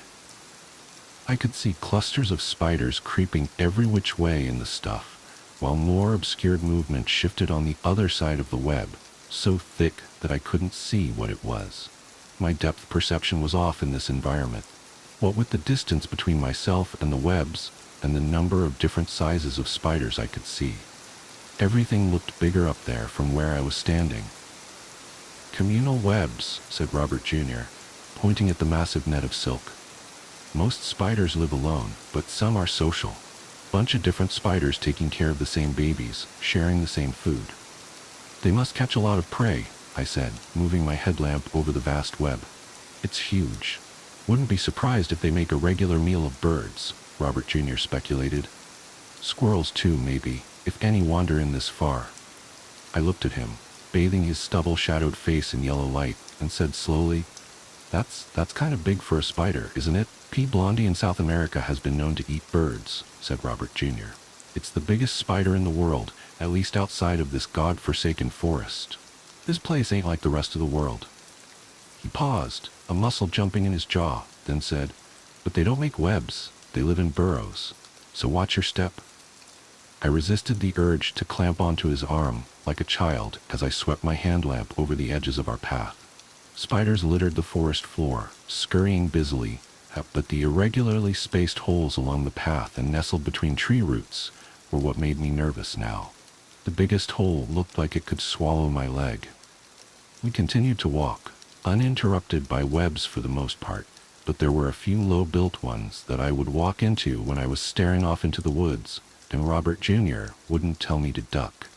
Unnerved as I was starting to get used to the sensation, hardly jerking back when the sticky, feather-light strings snuck up on me. My pulse would still spike when it happened, though, pounding loudly in my ears as I carefully brushed the webs from my face. But then Robert Jr. took us down a second fork in the path. When I distractedly collided with two webs of surprising density in a row, I finally focused on Robert Jr. ahead of me to complain about not warning me. And a tangle of silk lit up in my headlamp centimeters away just in time for my face to crash through it. Even though it was my fault for not watching where I was going, I said testily, "Come on, Mr. Lockhart, at least give me a heads up." I dragged my gloved hands down my face, raking the web from my skin. Robert Jr. said nothing. I looked up over his shoulder in front of me and saw why. The trail ahead was entirely choked in web, a glistening haze like morning fog stretching farther ahead. Shapes twitched within it, different from the shifting masses of hundreds of smaller spiders in the first communal webs we saw. These were heavy and singular, with sharp angles plucking at individual lines of silk. I couldn't quite make sense of what I was seeing. Something crunched under my boot. I looked down at the wispy, stringy gray floor. Brittle old bones of some animal I couldn't identify lay there. Among the bones lay the aged, empty remains of a huge tarantula, skeleton and exoskeleton locked together in death. Had they fought and died tangled with one another? "Jesus," I said loudly, just as Robert Jr. breathed softly, "Jesus." He wasn't looking down. He was looking directly up. I looked up too and froze. Our headlamps joined and lit up the webs that swallowed the understory, washing over the enormous spiders that moved within them. Things the size of fish bowls, with fat round abdomens and twitching. Creeping legs thick as pool cues. Clusters of eyes reflected light back at us, and the movement of their heavy bodies made meaty, organic, clicking noises. These things weren't what Robert Jr. had commented on. The creature slowly descending from the web by a thread was. At first, I thought it was a spider with a squirrel, or a rat, or something in its jaws, but a small logical corner of my mind reminded me that that's not how spiders eat, not even tarantulas who don't wrap their prey in silk. The rodent appeared bisected, as I couldn't see its back legs, with ugly gray skin visible around its midsection like it had mange. Its back half was, impossibly, the swollen bulb of a spider. It looked like some gruesome mockery of a centaur, the limp torso of some parasitic rodent bursting forth from an unwitting host. There was no way that thing could be real, or if it was, it couldn't be alive. But the thing's spinnerets kept pumping a hardy silk line, two spindly back legs touching at delicate tips as it worked its way down, and the rodent's head twitched, its furry front legs extending, paws grasping.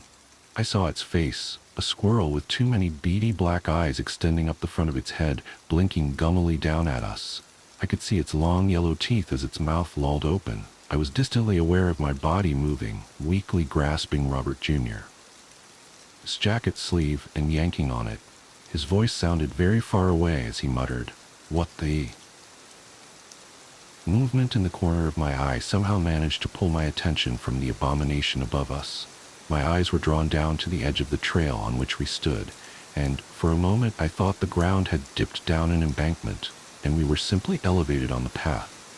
But I soon saw that it was a massive hole in the ground, a burrow. I continued to tug mechanically on Robert Jr.'s arm. What the? A face peered out of the burrow, ghostly pale against the darkness within, and seemed to drift up and out closer to us. It was a human face with too many eyes clustered across the bridge of its nose, glittering black and blinking slowly. It ducked its head, long dark hair hanging in lank tangles, as a woman's bare moon-white torso emerged slowly from the hole in the ground. A hulking, hairy mass of a spider's abdomen the size of a Volkswagen Beetle followed, connected at her waist. Her 8-branch thick legs crunched in the leaf litter, audibly thumping with the weight. Robert Jr. and I staggered backwards, upsetting more spiderwebs in the underbrush. The creature's legs were striped with white at their joints, and I thought of Lady Legs back at Robert Jr.'s house and what he said about her species' size in the wild, ungodly big. Robert Jr.'s thoughts were also back in his daughter's room, because as his hand gripped my arm in return, I heard him say, "Lucy." My eyes flew back to the creature's face, its unnatural addition of eyes surrounding the originals, and as it tilted its head, I recognized her too. Her mouth dropped open, lower lip dripping with something too viscous to be saliva, and her rail-thin arms spasmed once before lifting up, sending a painful jolt of electric fear up my spine. Her white long-fingered hands took hold of the squirrel spider dangling between the two of us and herself. The thing squeaked and convulsed, its legs thrashing horribly, and Lucy brought it to her mouth. I ran. I thrashed my way blindly through web after web, back the way we came. I heard Robert Jr. call my name unexpectedly close behind me, and suddenly felt him crash into my back. I hit the ground hard, face first. I barely had time to register the bright starburst of pain as my nose broke and began to bleed, or the scattering of spiders millimeters in front of my eyes, before Robert Jr. yanked me bodily back upright and whirled me around. I thought he was slapping me, but realized he was swiping away spiders that I'd picked up as passengers from the ground. "Don't you run off in here, boy," Robert Jr. hissed in my face, shaking me hard. "Something else will kill you before."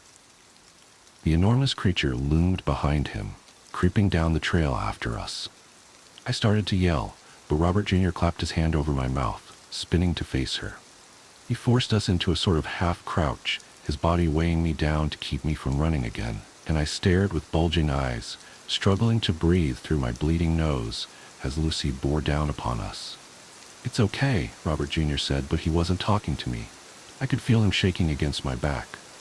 "It's okay, Lucy, you're okay." She came closer, the precise movements of her vast spider body in stark contrast against the limp, feeble movements of her human torso. Her face seemed alert, even with the 6 bleary eyes that looked infected in their unnaturalness, but her arms hung listlessly at her sides, her posture hunched. Venom, blood, saliva flowed slowly down her chin, all that remained of the squirrel spider. I could hear her breathing, see her pale throat throb as she swallowed. "That's a good girl, baby," said Robert Jr., his voice low and soothing despite his violent trembling. "Daddy didn't know you lived here, Lucy. We didn't know we'd see you here. You did such a good job here all by yourself, didn't you, baby? Daddy's proud of you." He was slowly inching us back as he spoke nonsense to the thing in front of us. The spider shifted minutely, almost moving after us, but not quite. Lucy's dark, wet mouth drooped open. In a voice that sounded like wind in dead leaves, she hissed, "Daddy?" Robert Jr. laughed, wild and terrified in my ear, pulling me another step back, the palm of his hand still crushing my lips against my chattering teeth. "That's right, baby. Daddy's here. Daddy didn't think he'd see you all grown up in these woods. Huh, baby? Good girl, Lucy." She didn't move after us as we backed away, although her eyes followed us with laser focus. Again, her voice hoarse and vacant. "Lucy?" "That's right, baby. Daddy's gonna take your friend back home, okay? You remember Aaron?" I groaned behind his hand, sick with fear, as all 8 of Lucy's eyes shifted onto me. She didn't say my name. Wildly in the back of my head, I wondered if she recognized any of the things Robert Jr. was saying to her. certain that she was all spider like this, that the 2 words she'd said were empty repetitions preceding her final attack. But still, she stood motionless, watching our retreat. "Daddy's gonna take Aaron home. Is that okay, baby?" Robert Jr. said. "Will you let me do that, Lucy?" She was silent for a long moment. Then, "Okay." "Good girl, Lucy. We're going away. Good girl." Another long stretch of silence as we moved steadily away from her. She still didn't follow, merely watching us. Her voice, unprompted this time, shook me to my core when it next creaked through the night. "Come, see me." The noise Robert Jr. made was something of a strangled sob and a laugh. "Yeah, baby. I'll come see you. I'll come see you again. Just let me take Aaron home, and Daddy will come see you again, baby girl." "Okay." We were several meters away from her by now. I was sure we were nearing the bend and the fork in the trail we had taken. Slowly, Robert Jr. lowered his hand from my mouth, and I gulped a deep, shaking breath. "I can't get us out of here backwards," he said, "but I need you watching behind us. You hang on to me, and I will walk you out. You tell me if she follows. Can you do that, son?" Wide-eyed and unable to look away from Lucy's figure down the trail, I nodded. "Yes, sir." "Okay.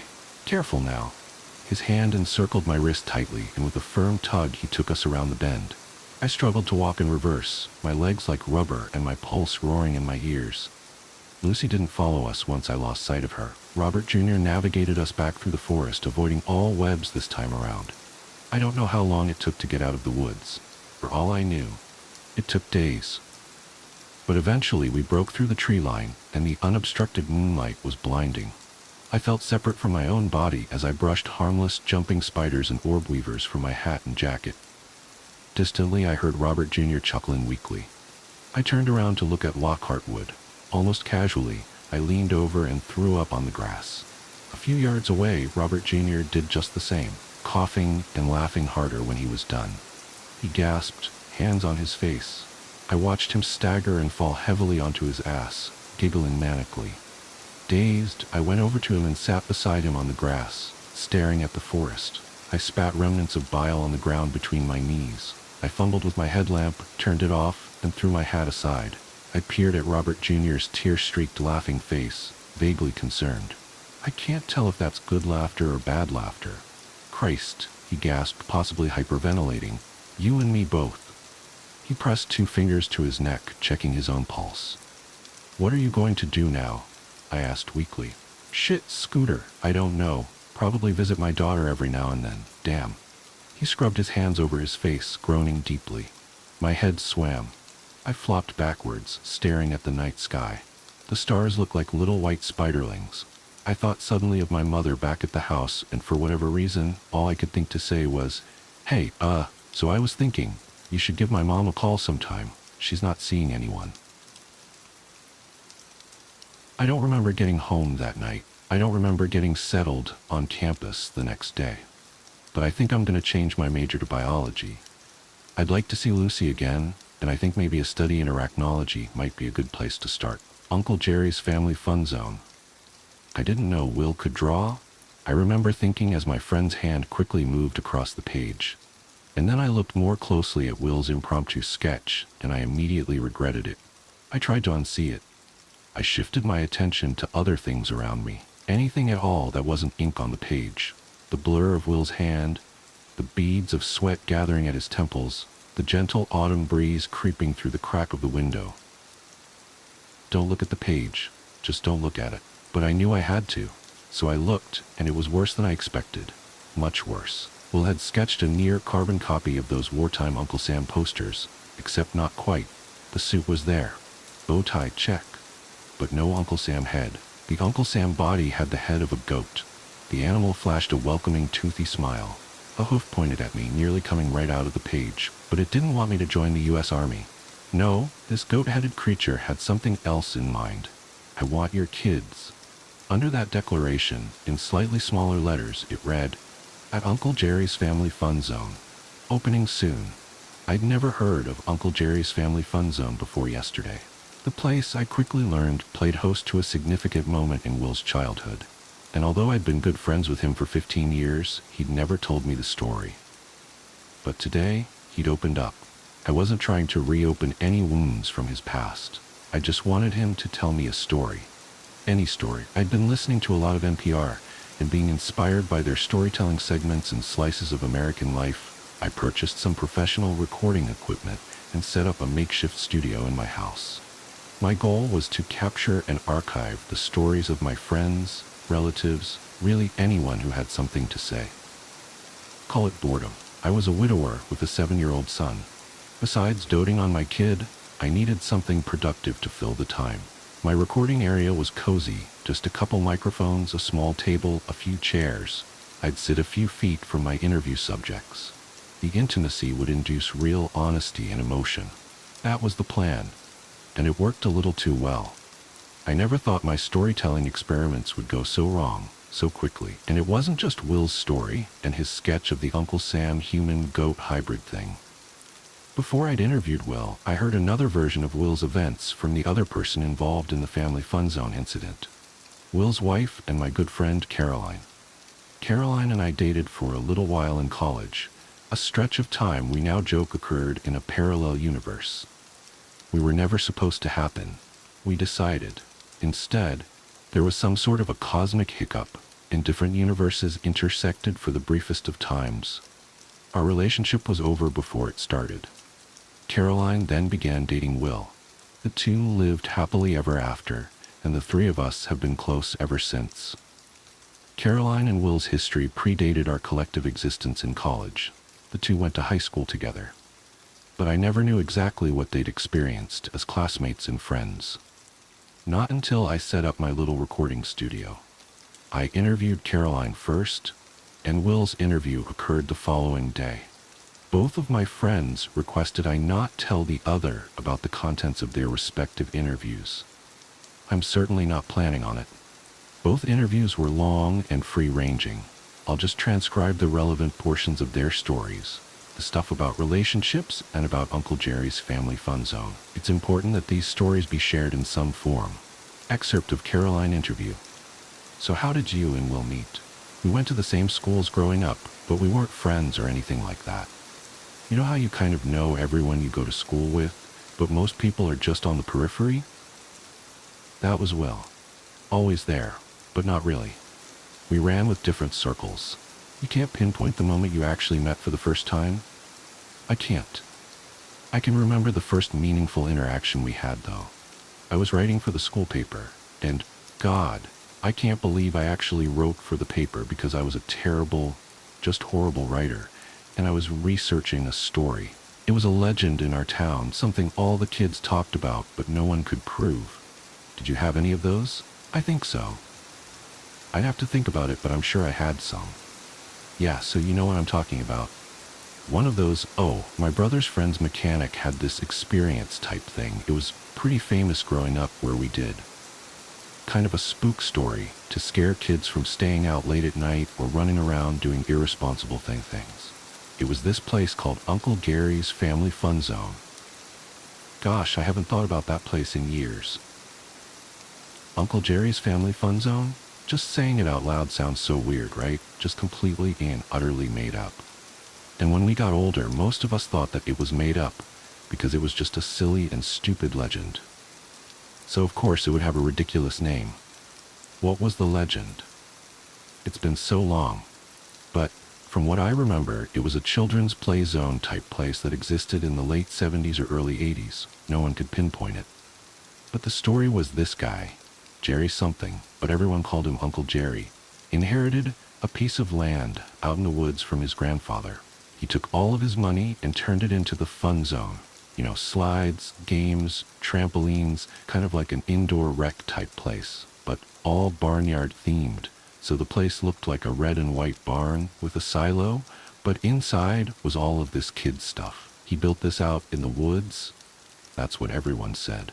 But the messed up part was what happened there. Apparently like 30 some years ago, the kid slid down the slide and just vanished into the ball pit, like there was no trace of him. I think he was only 4, maybe 5. I can't remember for sure. Anyway, they emptied the ball pit and everything. The only thing at the bottom was a trapdoor and a crawl space that led nowhere. It just dead-ended. No one knew why it was there. But yeah, the kid vanished, the town freaked, Jerry split, then the place shut down. And that really happened? Every kid in town believed it. The story was that it was some sort of a hellhole that sucked down small children, that it needed to be fed. Like it swallowed up that kid, and if anyone went near the place, it would swallow you up too. Don't explore too far from home or you'll stumble across Uncle Jerry's. But you get past middle school and you think it's all bullshit. Was it bullshit? You said you were writing a story about it for the newspaper and you met Will? Yeah. So I decided to write about Uncle Gary's, and Will heard about it. He joined the newspaper club because he wanted to help. I think he just wanted to spend time with me, but he helped me with my research. We talked to people, looked at old newspapers, spent a lot of time in those creepy library stacks. That's where Will held my hand for the first time.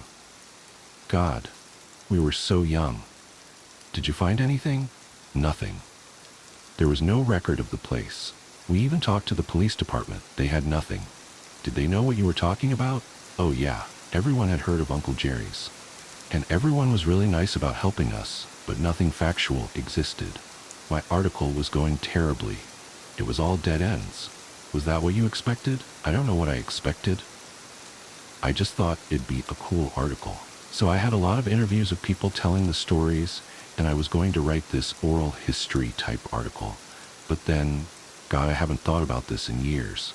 Will came to me. He said he knew where the fun zone was. He said he had directions to a place that didn't exist. Will said that it did. It was out in the woods, down some roads that weren't on the maps. How did he get those directions? It's been so long, I honestly can't remember. Did they fall out of some ancient book at the library? I think that's what happened, but he had them. Did you go there? I've never told anyone this. No one. I can't believe I'm telling you right now. Will and I haven't talked about it since it happened. Wow, really? It's okay, we don't have to keep going. No, it's fine. It's just...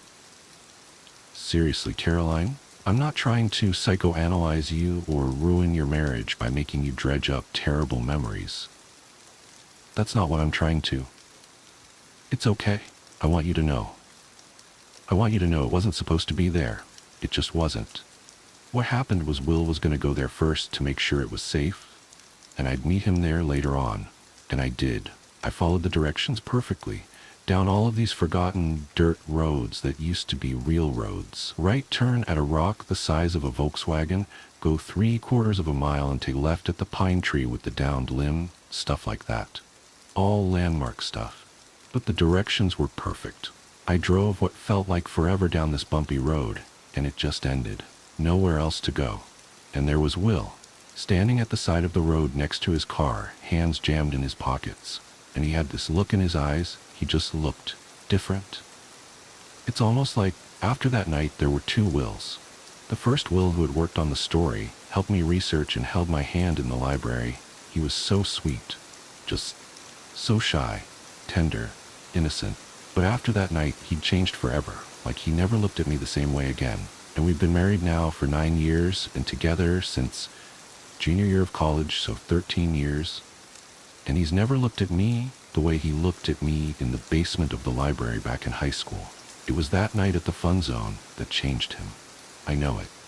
It was that night. Caroline, have you ever thought about us? Like, what if our parallel universe had fully intersected forever with the real one, and we were together? I haven't. Look, I think I should stop recording. Please don't. It's just me and Will. 9 years, no kids, no babies. And he just doesn't look at me like he's supposed to. He's supposed to give me a baby, and we're supposed to be living this love story. But something went wrong. And it all started that night. What happened? On that night, I pulled off to the side of this dirt road that no one had driven on in probably decades. And, like I said, Will just seemed different. I asked him if he'd found it, and he said that it was there. Uncle Jerry's family fun zone was there. Will grabbed 2 flashlights from his car, and we followed a path through some brush. Then it kind of emerged before us, nestled in the trees. The barn, the silo, everything. It was so strange.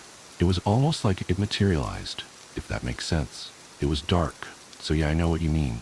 And there was this picket fence around the place, and each board was painted either yellow, green, or light purple, and it held up better than it should have. The paint should have completely peeled off, Or maybe the whole thing should have fallen down, but it was in good shape. Did you go inside? I mean, we came all that way, right? The main entrance was this huge wooden double door, probably 15 feet high, and above it was the sign, Uncle Jerry's Family Fun Zone, with this picture of a cartoon farmer with a piece of straw hanging from his mouth.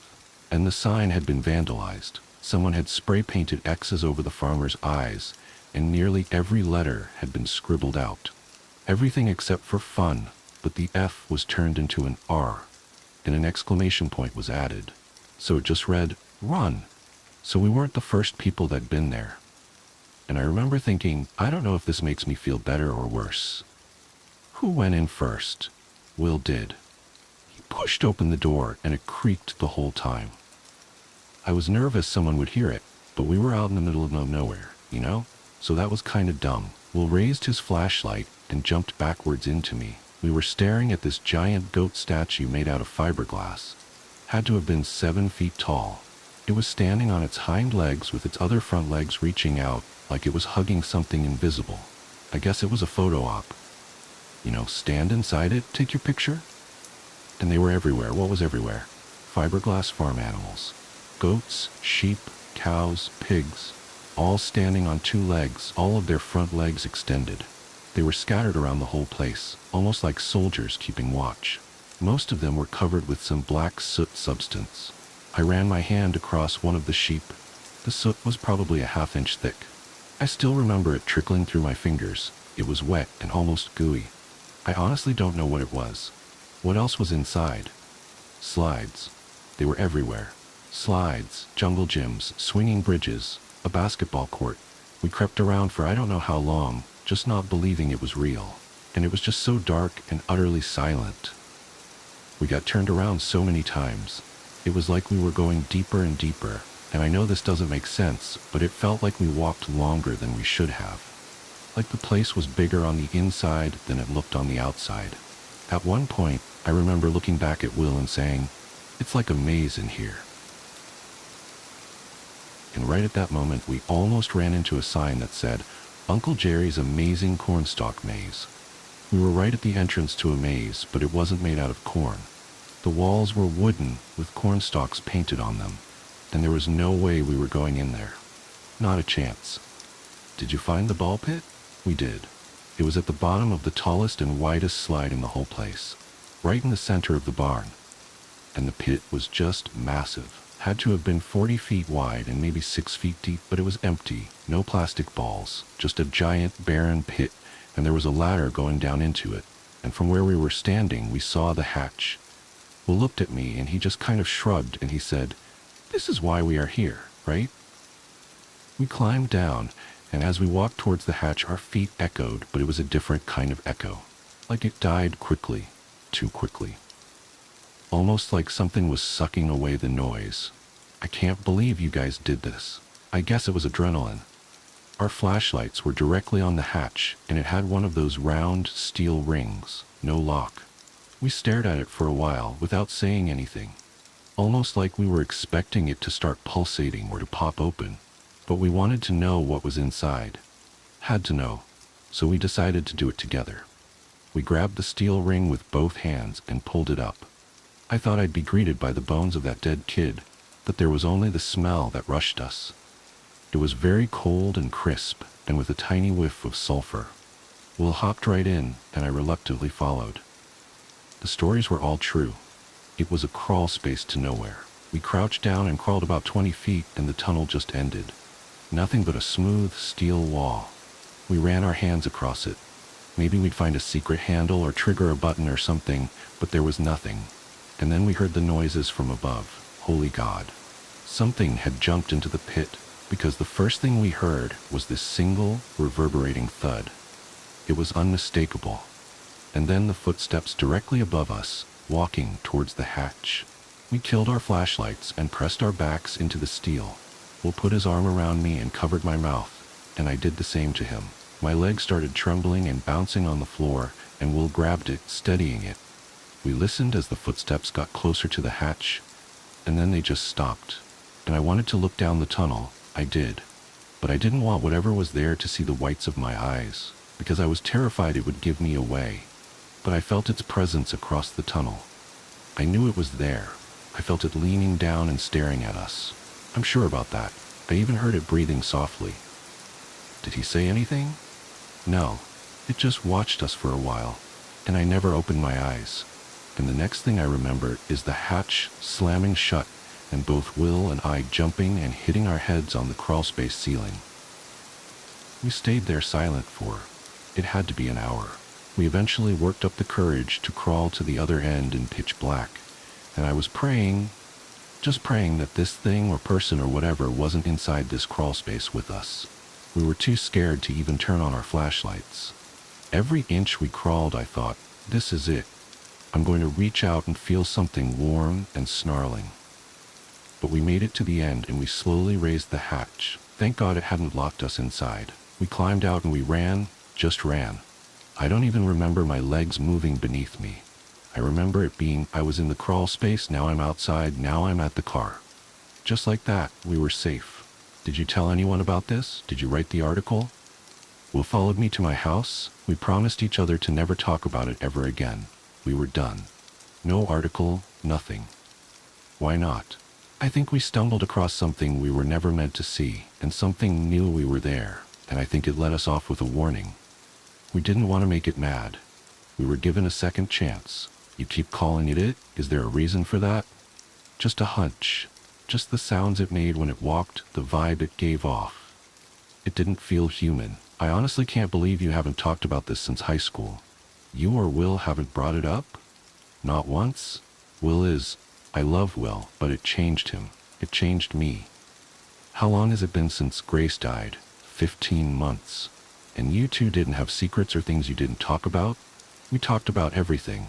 At least for my part, and I'm sure she wasn't keeping anything from me. What's that like? To have a marriage like that and a child to love? I think what we had was rare. And Tyler is my world. He's my everything. Do you ever think? I turned off the recording. Caroline was traveling down a road that I had no interest in going. She left shortly thereafter, making me promise to not share anything with Will. I gave her my word. At one point I dropped the digital recording of her interview in the trash icon and hovered over the empty button for a few seconds. But I couldn't do it. I dragged it back to a folder on my desktop. Will came by the next day for his interview.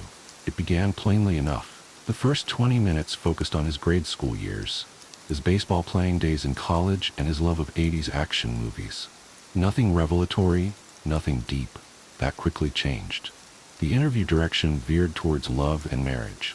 I tried to avoid it, but it came up organically. Will hesitated, contemplating. I'd hoped we'd detour right around it, but he looked at me sharply in the eyes and said, "Have you ever heard of Uncle Jerry's Family Fun Zone?" I lied, and I told him that I hadn't. He grabbed a sheet of paper from my desk and sketched out the Uncle Sam-type flyer for that cursed children's fun zone. That's where this interview excerpt kicks in. Excerpt of Will interview. I was sitting in class. I think it was Spanish. And I look over, and this beautiful girl in the row next to me is furiously scribbling in her notebook. And she's drawing this. Will holds up the sheet of paper. I can't explain it, but I was drawn to it. There was something about it. So I stopped her after class, and I asked her, "What's Uncle Jerry's Family Fun Zone?" Because I'd never heard of the damn place. Was it a place in town? That's the thing. It apparently was some kids' play area type place in the 1970s, and some little kid drowned in a ball pit, if that makes sense. Caroline told me the whole story, saying it was the most famous legend in our town and she was writing a newspaper story about it. But I'd never heard of it. I asked all of my friends, my parents, teachers, and I always got the same response. "What are you talking about?" And that made me more curious. Is this beautiful girl putting me on, or does she have a wild imagination? Because according to Caroline, this legend was as famous as Bigfoot or the Loch Ness Monster or whatever. Are you sure you weren't asking the right people? Google it. You'll find absolutely zero about Uncle Jerry's Family Fun Zone. And if a legend is that famous, wouldn't it have some presence on the internet nowadays? Anything at all? Zero results. That's pretty incredible. And back then it wasn't just people I knew. I joined the newspaper club, mainly out of this incredible fascination to find out more about this girl and why she was obsessed with this legend that didn't exist. And we interviewed dozens of people for the story. Historians, cops, librarians. We got a lot of strange looks. No one had ever heard of Uncle Jerry's, which only made me more curious. Did you guys get together? I know you started dating in college. I didn't know you had a history. Not really. I mean, almost. Caroline had this pull on me that was hard to explain. We were spending a lot of time together, and she was gorgeous and funny and motivated. Man, just motivated to find out more about this Uncle Gary's place, and I liked it. Even when I thought she was maybe a little crazy, I liked it, but she wasn't crazy, so it was real? Here's the thing. We had no clues or leads, and I was just hoping she'd give up. You know, drop the whole thing and we can start dating and doing normal teenage things or whatever. But one night, and shit, I haven't thought about this in forever, I was up late cramming for a test, and I see this bundled up old guy walking down my street. Just kind of putzing along, and the guy looks like he's 200 years old. And he stops at the end of my driveway, reaches into his overcoat, pulls something out, and slips it in my mailbox. And I was like, what the hell is this? I stand up, and he snaps his head and looks right at me. It was freaky, just freaky. I dive down on the floor and don't have the balls to look outside for another 10 minutes. By that point, he was gone.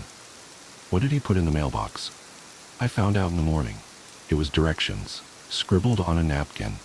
Weird-ass directions, like drive down this dirt road and look for the tallest tree, then turn right type directions. I immediately knew it had something to do with Uncle Gary's. I just knew it. Did you tell Caroline? Here's the thing. And this will sound terrible, and I can't believe I'm telling someone, but here's what happened. This Uncle Gary's thing had been going on for weeks, and I know I said I liked the fact that Caroline was obsessive over it. But things turned weird quick. She kept coming over to my house to hang out, but she didn't seem too interested in me. She was more interested in my brother, who was 2 at the time. And, God, it's hard to explain. It wasn't like a normal I like playing with your brother thing. It was creepy. The way she looked at him, it was almost like she needed him for something, that she was going to snatch him. Like we'd come home one day and David would be gone, and it was because Caroline took him. Wow. I don't expect you to understand any of this. It doesn't make any sense, but I felt it. I'm telling you, it was real. In my heart, I had this hideous feeling it was all related to this Uncle Gary's family fun zone obsession. I thought Caroline was looking for this place and was going to offer up my brother as some form of a sacrifice. Just saying it sounds so messed up. You probably think I'm yanking your chain. I mean, this is my wife we're talking about here. This is Caroline. It's fine. You don't sound like you're lying. I wouldn't. Not about this. Did you tell anyone? No. They'd probably think I was the crazy one. The whole thing was insane beyond belief, but I had to know what she was up to, so here's what I did. I told Caroline I'd found directions to Uncle Gary's. Told her they had been folded up in some library book about the town's history or something. I gave her directions to the place, and I told her I'd check it out first. But here's the thing. I gave her the wrong directions. What do you mean? I made them up. Wrote down a bunch of gibberish. They led miles outside of town in the opposite direction, and then I followed my directions, the ones the old man left me, and they led me right to it. It was real. This Uncle Jerry's place, it was real, man. It made no sense. And then Caroline showed up, with the wrong directions. I'll never forget it. Seeing her car pull up, she should have been 40 miles away. But here she was. And that's when I knew. There was something wrong about her. Something wrong about that old man. Something wrong about that place. It was like Caroline was magnetically drawn to it. Uncle Jerry's family fun zone. Like it exists because she believes it exists. I decided at that moment that there was some form of evil forces in the world that I would never understand. Never. And Caroline was wrapped up in it. How was the place real? Like I said, it didn't make any sense. Nothing did. We even explored the place for a while, and it was, Christ, it feels like I'm going back there right now. And I never wanted to go back. Never. That musty smell, those animals that towered over us like monsters. It's just, Will, why don't we end this? No, just a little more. There's some things that you should know. I'd never seen Caroline so excited. Still haven't. I swear she was bouncing around that place. Wanted to explore every inch. She even pulled me into some horrifying corn maze I thought we'd never get out of. And then we found it. We found the place where that kid had disappeared. Caroline pulled open this hatch in this enormous, empty ball pit, and we wiggled through this crawl space that dead-ended. And then we heard something. Someone else was inside the barn. We heard its footsteps above us, and it was stomping around. I thought, maybe it was the old man, because who else would know we were here? Was it the old man? It wasn't. No way. We were huddled up at the end of the crawl space, and my legs were shaking so bad I thought they would spring free from my body. Caroline held them down for me. She was so calm, just so calm. The hatch opened, and in the dark I saw this figure kind of lean down. It definitely wasn't the old man. It was too skinny. It couldn't have been a person. It just couldn't. So we stared at it from across this crawl space, and at one point I turned to look at Caroline, and she was watching this thing with this little grin on her face. And that thing kept right on looking and breathing, and then, all of a sudden, it kind of sniffed the air, like it was smelling us. And the voice, God, I'll never forget it. It was this voice that was deep and raspy and terrible all at the same time. It said, not young enough. Then it slammed down the hatch, and it was gone. We waited a while, and when we thought it was safe, we ran back to our cars. Will, if I thought that we'd talk about this, I wouldn't have asked you to do this. I mean it. I never intended for it to be like this. It's fine. It's just someone needed to know. I'm just glad it's you. If I can ask, and if you don't want to answer, that's totally fine. Why are you with her? Why are you married to Caroline? Because someone had to marry her, and it had to be me. Does that make sense? I know what happened at that place. I know that there's evil things in this world that have grabbed hold of her, but she's better. She never wrote that article, never talked about Uncle Jerry's family fun zone since then. I'm not sure if she even remembers it. Maybe the evil is gone. It could be gone forever, but I'm always waiting for it to come back. And that's why, I'll tell you this, but this goes to the grave. Yeah? Yeah. She wants to have kids. Caroline wants to have a baby. But it won't be with me. I got a vasectomy years ago, back in college actually. I won't give her a baby, not after everything that I know. But now she wants one. More than anything, she'll find out. If you guys do fertility, the doctors will find out. I know. What will you do then? I don't know, no. My original hunch about my interview experiment was correct. There was just something about the microphones and tight space that elicits honesty. What I experienced with Caroline and Will was the rarest forms of honesty, an honesty I hope to never ever experience again.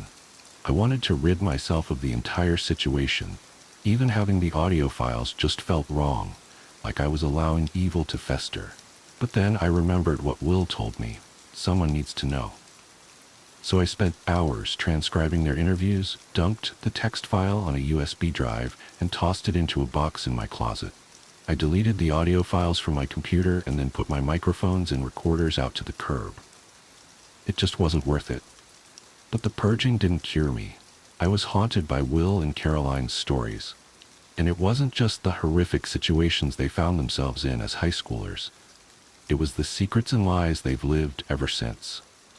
Will and Caroline came over for dinner a few weeks after the interviews, and it was like nothing was wrong. We drank, we laughed. I watched Will touch the small of Caroline's back, and Caroline gently caress Will's elbow. It all seemed so frighteningly normal.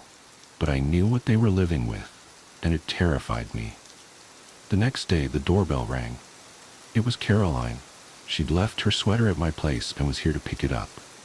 It was my first time being alone with her since the interview.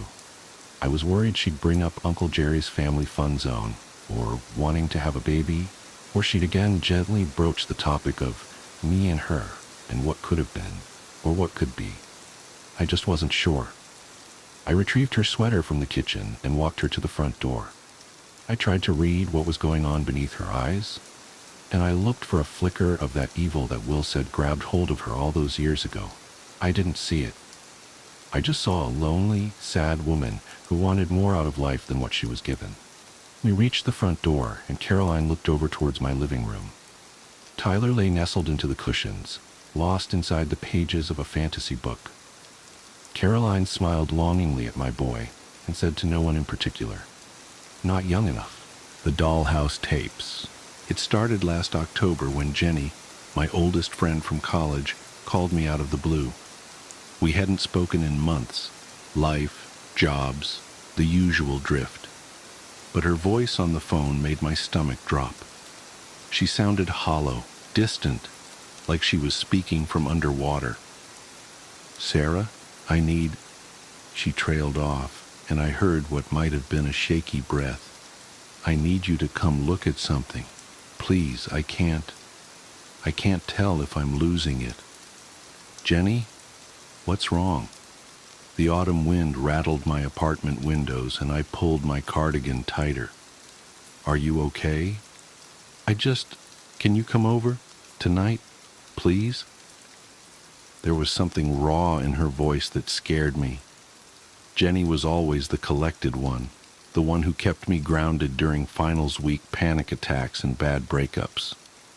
Hearing her like this felt wrong, like watching a parent cry.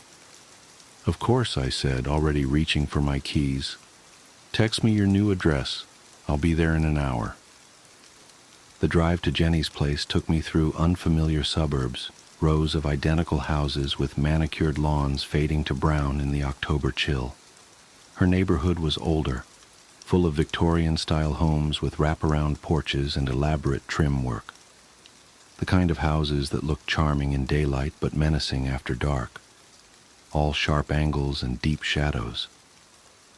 Jenny's house sat at the end of a dead-end street, partially hidden behind overgrown hedges. The porch light was out, and I had to use my phone's flashlight to find the front steps. The wood creaked under my feet, that distinct elderly house sound that always makes you wonder about structural integrity. She opened the door before I could knock. Jenny looked wrong. Her normally sleek, dark hair was unwashed and tangled, her eyes ringed with shadows that spoke of sleepless nights. She wore what looked like the same Northwestern sweatshirt from our college days, now threadbare and stained. "Thank God you're here," she whispered, pulling me inside. The house was freezing, and I could see her breath in the dim entryway. "I need you to tell me I'm not crazy. I need someone else to see it." "See what?" I asked, following her up a narrow staircase. Family photos lined the walls. Jenny and her husband Mark's wedding, vacation snapshots, her parents. Normal things that somehow felt off, like props arranged to create the illusion of a happy home. "Jenny, you're scaring me. Where's Mark?" "Conference in Seattle. He's been gone 2 weeks." She laughed, a sharp sound with no humor in it. "He thinks I'm having some kind of breakdown. Keeps talking about postpartum depression, about seeing someone. But this isn't. This is real. You'll see." The mention of postpartum made my chest tight. Jenny had lost the baby 6 months ago, late in the second trimester. I should have been there more, should have called more often. Some friend I was. We reached the second floor, and Jenny led me to what must have been meant as a nursery. The walls were a soft yellow, but the room was empty except for a large dollhouse in the center of the floor. It was beautiful in an antique way, Victorian style, matching Jenny's actual house, with intricate gingerbread trim and tiny, perfect shutters. "Mark's mother gave it to us when we told her I was pregnant," Jenny said, kneeling beside it. "Family heirloom, supposedly. Been passed down for generations." She reached out with trembling fingers, but stopped just short of touching it. "Watch." I knelt beside her, knees cracking against the hardwood floor. Up close, the dollhouse was even more impressive. Every detail was perfect, from the miniature door knocker to the tiny books visible through the windows. But something felt off. The proportions were slightly wrong, the windows a bit too tall, the doors at slightly odd angles. Looking at it too long made my eyes hurt. "Jenny, what am—" "Shh," she hissed, eyes fixed on the dollhouse. "Listen." At first I heard nothing but the usual old house sounds, settling foundations, creaking wood, the whisper of wind through old windows. Then, something else. A soft scratching, like mice in the walls, but rhythmic, deliberate. It seemed to be coming from inside the dollhouse, but that was impossible, wasn't it? "There's more," Jenny whispered. Her hand found mine in the dark, ice cold and shaking. "Watch the nursery window. Top floor." I leaned closer, squinting at the tiny window she indicated. The room beyond was dark, but as my eyes adjusted, I could make out what looked like a miniature nursery. A crib, a rocking chair, tiny stuffed animals arranged with obsessive care. The scratching got louder. Then I saw it. Movement. Just a flicker, but unmistakable. Something inside that tiny room was moving. "Jesus!" I jerked back, heart pounding. There must be a mechanism or something, like those animated Christmas displays." Jenny shook her head slowly. "I thought that too. I took it apart looking for motors, batteries, anything. There's nothing, just wood and paint and—" She swallowed hard. "And sometimes, late at night, I hear crying, baby crying." A chill ran down my spine that had nothing to do with the room's temperature. "Jenny, maybe Mark is right about talking to someone. After everything you've been through—" "I knew you wouldn't believe me," she said flatly. "Nobody does. But I can prove it." She stood suddenly, moving to a shelf I hadn't noticed before. "Look at this." She handed me what looked like an old VHS tape, the label worn away with age. "I set up a camera last week, one of those old camcorders Mark's dad gave us. Digital ones won't work. They just show static. But this—" She grabbed my arm, fingers digging in painfully. "You have to watch it with me. Please." I wanted to say no. Everything in me was screaming to get out of that house, to get Jenny help, to call Mark or her parents or anyone. But the desperation in her voice stopped me. "Okay," I said. "Okay, do you have a VCR?" She led me back downstairs to what must have been meant as a living room, though it held only a TV on a stand and a single rocking chair. The chair was moving slightly, though there was no breeze. Must be the uneven floorboards, I told myself firmly. Jenny hooked up an ancient VCR with shaking hands and inserted the tape.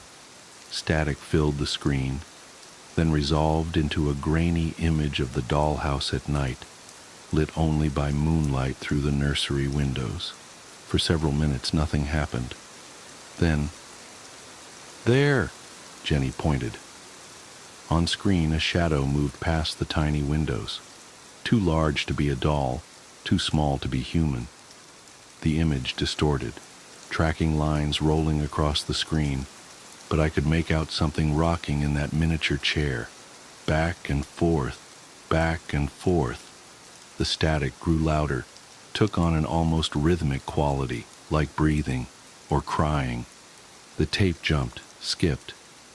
When the image stabilized, the camera was closer to the dollhouse, close enough to see inside that tiny room. Close enough to see— I'm not going to describe what I saw in that window. I can't. My mind shies away from it like a hand from a hot stove. But I remember the sound I made. A thin, animal whimper of pure terror. Jenny just nodded. "You see? You see it too?" Her voice was eager, almost triumphant. "I'm not crazy. It's real." The tape continued, but I couldn't watch anymore. I stumbled to the bathroom and threw up, my whole body shaking. When I came back, Jenny was rewinding the tape with methodical care. "Jenny," I said carefully, We need to get rid of that dollhouse. Burn it, break it up, whatever. This isn't right. Don't you think I've tried?" She laughed that horrible laugh again. "Nothing works. Fire won't catch, tools break. And when I tried to throw it out," she pulled up her sleeve, revealing angry red scratches down her arm. "It came back. It always comes back. Then we'll try harder. We'll figure something out." I pulled out my phone. "I'm calling Mark. He needs to come home." "No!" Jenny knocked the phone from my hand with surprising strength. "He'll just try to have me committed again, like after the baby." She wrapped her arms around herself, rocking slightly. "I have to figure this out. There has to be a reason. A connection." "What do you mean, a connection?" She took a deep breath. "I found something. In Mark's mother's attic when we were cleaning out her house last month. Look." She retrieved a manila envelope from a drawer and spread its contents on the floor. Newspaper clippings, mostly, yellowed with age. They told fragments of a story, missing children, spanning decades. All from this area, all from families who had owned the doll house. "It's not just a coincidence," Jenny whispered. "It can't be. And look at this one." She pointed to the oldest clipping from 1947. The photo showed a young woman being led away by police, her face twisted in anguish. Behind her, barely visible, was the dollhouse. The woman could have been Jenny's twin. "I dream about her sometimes," Jenny said softly. "She lost a baby too. Late term. But she found a way to get it back. Through the dollhouse somehow. Only it wasn't really her baby that came back." "Jenny, stop!" My voice was shaking. We need to get you help. Real help." She wasn't listening. "I hear it at night. Crying. Coming from the nursery. The real nursery. But when I go look, there's nothing there. Just the empty room and that damn rocking chair moving by itself." Her voice dropped to a whisper. Sometimes I think if I just went in the dollhouse, if I could make myself small enough." "Stop it!" I grabbed her shoulders. "Listen to yourself. This isn't the answer. Whatever this thing is, it's feeding on your grief. You can't let it." For a moment, I thought I'd gotten through. Then her face hardened. "You don't understand. You can't. Just go. I shouldn't have called you. I'm not leaving you alone with that thing." "Get out!" she screamed, shoving me toward the door. "Get out! Get out! Get out!" I stumbled backward, caught off guard by her strength. As I fell, my elbow knocked against something, the VCR. The tape ejected with a mechanical shriek, and I grabbed it without thinking. Jenny lunged for it, but I was faster. I ran, taking the porch steps 2 at a time, her screams following me into the night. I drove home in a daze, the tape burning a hole in my passenger seat. I tried calling Jenny the next morning. No answer. Same the next day, and the next. I called Mark, but it went straight to voicemail. Finally, I drove back to the house, heart pounding the whole way. The police were already there. They found Jenny in the nursery. The official report says she died of exposure, hypothermia, despite all the windows being closed and the heat being on. The temperature in that room was 30 degrees below the rest of the house, and they never figured out why. The dollhouse was gone, no sign of it anywhere. But they found something else, something that didn't make it into the official report. My friend on the force told me later, voice shaking. In the corner of the nursery, they found tiny footprints in the dust, baby-sized, leading to the wall, then stopping. Like something very small had been walking there. And on the rocking chair, the real one, Life-sized, they found a single perfect scratch mark. Too big for a doll, too small for a human hand. I still have the tape. I know I should destroy it, but I can't bring myself to. Sometimes late at night, I swear I can hear it calling to me from the drawer where I keep it. A soft scratching sound, like tiny fingers on wood. And sometimes, in my dreams, I see Jenny. She's in a beautiful Victorian nursery, rocking a baby that isn't quite right. She looks up at me through the window and smiles, but her face isn't quite right either, like a doll's face, painted on. She's still rocking. Always rocking. I guess I should mention I'm pregnant. Just found out last week. And yesterday I got a package. No return address. Inside was a beautiful antique dollhouse.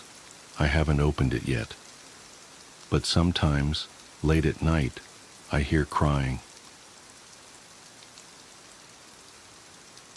The haunted doll. The doll's eyes haunted me before I even knew its story.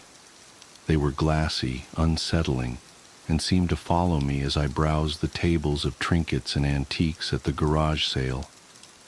I'm no stranger to collecting oddities, items with history, pieces that seem to whisper tales of a bygone era. This doll, however, was different. It was exquisite, its porcelain face delicately painted, its dress made of faded lace, and its hair curled in a way that hinted at meticulous craftsmanship. Yet there was something unnerving about it that I couldn't place. When I asked the seller how much she wanted for it, her eyes widened. She stammered out a price so low that I couldn't help but feel suspicious. I need it gone, she murmured almost too quietly to hear. For someone who seemed desperate, she hesitated for a long moment before handing it over, her fingers trembling slightly as they brushed mine. That night, I set the doll on the shelf in my study. It was a prominent spot, surrounded by other antiques, but it felt like the doll demanded to be there, almost as if it had chosen its place among my collection. I worked late that evening, sorting through papers for an upcoming project. The faint ticking of a nearby clock was the only sound until my phone rang. I glanced at the screen. No caller ID. Hesitating, I answered. Nothing. Just static. Then faintly, as if from a great distance, a sound like laughter, childlike, high-pitched, and fleeting. I hung up, shook off the unease creeping up my spine, and returned to my work. The rest of the night passed uneventfully, but I couldn't shake the memory of that sound. The next few days were uneventful, or at least I convinced myself they were. The lights in my study flickered every so often, but it was an old house, prone to quirks and electrical issues. The doll's presence, however, felt heavier. It wasn't just its physical weight. It seemed to occupy space in a way that was impossible to ignore. Every time I entered the room, my eyes were drawn to it, its gaze almost magnetic. One morning I woke to find it had moved. At first I thought I was mistaken. It had been on the shelf the night before, but now it sat at the foot of my bed. Its lifeless glass eyes stared directly into mine, and one porcelain hand was extended, its finger pointed accusingly at my chest. My breath hitched, and my heart raced. I tried to rationalize it. Maybe I had moved it and forgotten. Maybe someone else had, though I lived alone. I placed it back on the shelf that morning, determined to put the incident out of my mind. Still, I couldn't help but notice the growing sense of dread that seemed to radiate from the doll.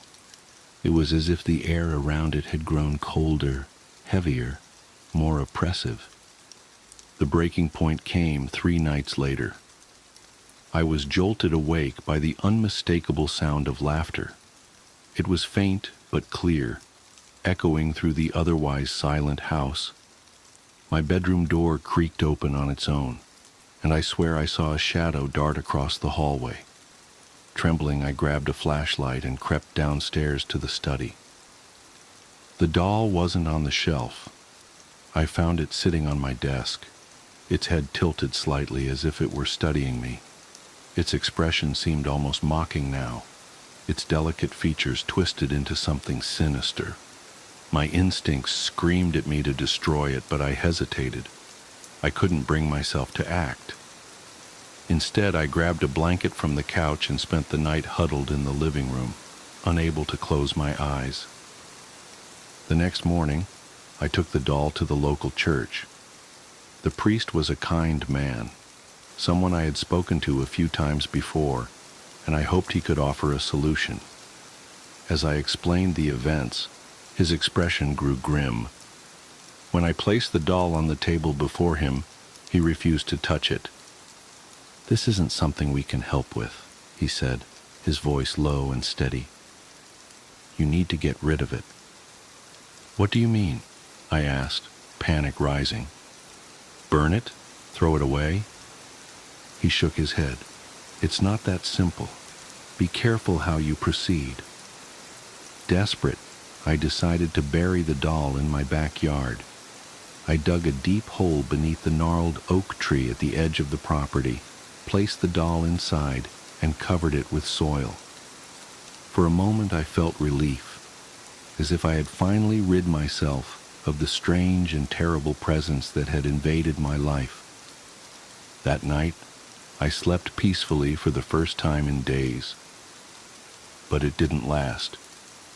The faint laughter returned, drifting through the house in the early hours of the morning. It was accompanied by the sound of small, deliberate footsteps. When I investigated, I found nothing out of place, yet I couldn't shake the feeling that I was being watched. A week later, I noticed a patch of earth beneath the oak tree that seemed disturbed, as if something had clawed its way out. I refused to go near it, convinced that acknowledging it would give whatever malevolent force inhabited the doll more power. Since then, my nights have been plagued by nightmares, visions of the doll standing at the foot of my bed, its hand pointing at me, its glassy eyes filled with malice. Sometimes I wake to find faint scratches on my arms, marks that weren't there when I went to sleep. I've tried everything: burning sage, consulting psychics, even moving the bed away from the window. Nothing works. The doll's presence is relentless, its influence seeping into every corner of my life. I've become paranoid, jumpy, and reclusive. Friends and family have noticed the change, but how can I explain it to them without sounding insane? I'm writing this now as a warning to anyone who might come across an object that feels wrong. Trust your instincts. Don't let curiosity or the allure of a bargain blind you to the danger. Some things are better left alone, their histories buried and forgotten. The laughter is louder tonight, and the shadows seem to move on their own. I know it's only a matter of time before the doll returns. Maybe it never really left. All I can do now is wait and hope that my story serves as a cautionary tale. If you hear faint laughter in the night, or feel a chill that has no explanation, don't ignore it. It might already be too late for me, but maybe it isn't for you. I am a good parent. I have two. They are beautiful. One is an adventurous boy at the age of 4, yet respectful beyond his years. The other is an affectionate bundle of babbles with 6 months behind her. Together, they are the overflowing receptacle of love for my husband and me. We want to teach our children to be the best they can be in the world. We are the breeders of curiosity and intelligence. Some parents refuse to explain things to their children. They command them and expect them to adhere to their regulations without providing any justifications. Because I said so. Some don't want to elaborate on the happenings around them. It just is that way. Stop asking questions. Don't worry about it. I believe that those parents just don't want to think too hard. They're conditioning their offspring to be as ignorant of our realm as they are. But no, not us. All children should understand the world around them. We want them to question it, scrutinize it, struggle with it, and come to their own conclusions. Most adults really underestimate the capacity children have for comprehension. We know better than that. We are better than that. We have two, and we're going to make them magnificent. In the instance that our oldest inquires, "Mom, Dad, why are you throwing away the lasagna you made the other day?" we don't reply, because it is bad now. What would he learn from that? Of course he loves and trusts his parents and may accept that as a valid answer. But do we want him to follow us blindly forever? Absolutely not. He and his sister are to be our checks and balances when we age and potentially lose our open-minded focus. The elderly can be so stubborn, so instead we construct a clear observation box of Tupperware to keep the lasagna instead of throwing it away. After a few days, the leftovers spoil and the nasty remnants are left for him to investigate. Ew, so that is why you were throwing away the leftovers, because they were getting bad. Exactly. He is so smart. We are doing a fantastic job as parents. We have two, and they are going to be perfect. As most parents know, children are such curious creatures. There are not enough hours in the day to perform an experiment on every question our little boy has. Instead, we will usually lead him onto a path of critical thinking. When he asks why, we query back, "Why do you think it would be like that?" He'll ponder and fumble his way onto a few conclusions. Usually, he'll need some boosts into the right direction. One night, he called for us from his bed as I was tucking in our littlest lady. "Mom, Dad, I heard something in my closet. What was that?" My husband chuckles as we come to his aid. "Well, kid, what do you think it was?" "I think it was a monster or a ghost coming to take me away." "Where have you seen one of those before? Have you heard about them on the news?" "Well, no, just stories from the other kids, but I never saw them." Our little one considered other possibilities. Maybe it was an animal? That was much more plausible than a supernatural being. He's on the right track. I chimed in on this investigation. "Honey, we are in safe place here, right?" My little detective agreed. "Why don't we check to see what it was?" Nervous, he slid out of the covers and padded over to the closet door. It was a sliding door, and inside we keep his clothes up top and a small table with art supplies at the floor. There was a cup of crayons that must have been seated too far on the edge of the table, and the gravity finally got to them. There was a rainbow of wax sticks sprawled on the floor, leaving light marks on the white door. As assumed, our brilliant mini-man came to this conclusion all on his own. He would pave the way for his sister. We have two, and they're essentially already brilliant. On a different occasion, he asked, "Why do I have these bumps on my arm sometimes?" We led him to deduct the situation around the occurrences. "Well, I am usually sitting still, and I am cold." "But why does my body do that?" Since we can't read our DNA instructions within our home, we resorted to research. He cannot yet perform an intricate Google search, so we'll be his typing fingers. We discover, in this instance of cooling temperatures, that our bodies are raising goosebumps in order to create insulation. It is working to make us warmer. Happy with his answer, he went on his way.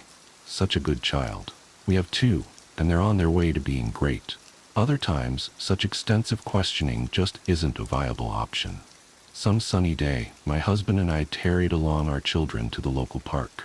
I was cradling my youngest when our boy walked to us, fiddling with his fingers. There is this woman watching me a lot, and I don't know why. We surveyed the park around us, but did not see any woman staring at him. Maybe it was another parent that didn't trust other children around theirs, and thus watched our boy frolic around her babe. It was a full grounds on this beautiful day, but it was obvious that our boy was unnerved. We asked him if he felt safe enough to investigate. He said no. Proud of his deduction, we let him know that we were glad that he could recognize when he felt uncomfortable and to come to us for support. We left the park, explaining to him that sometimes you cannot investigate if it is not safe, but gave him our deductions to try to ease his mind. He wasn't happy with this answer, so we advised him about some scientists. They don't always have all of the information that they need, so they can't finish their research. Every so often, one just has to move on to the next excursion without a real answer. We have two, and they're going to be revolutionary. My daughter had a fever the other night. I cradled her as she sweat. My son asked why his dearest sister wasn't feeling too well.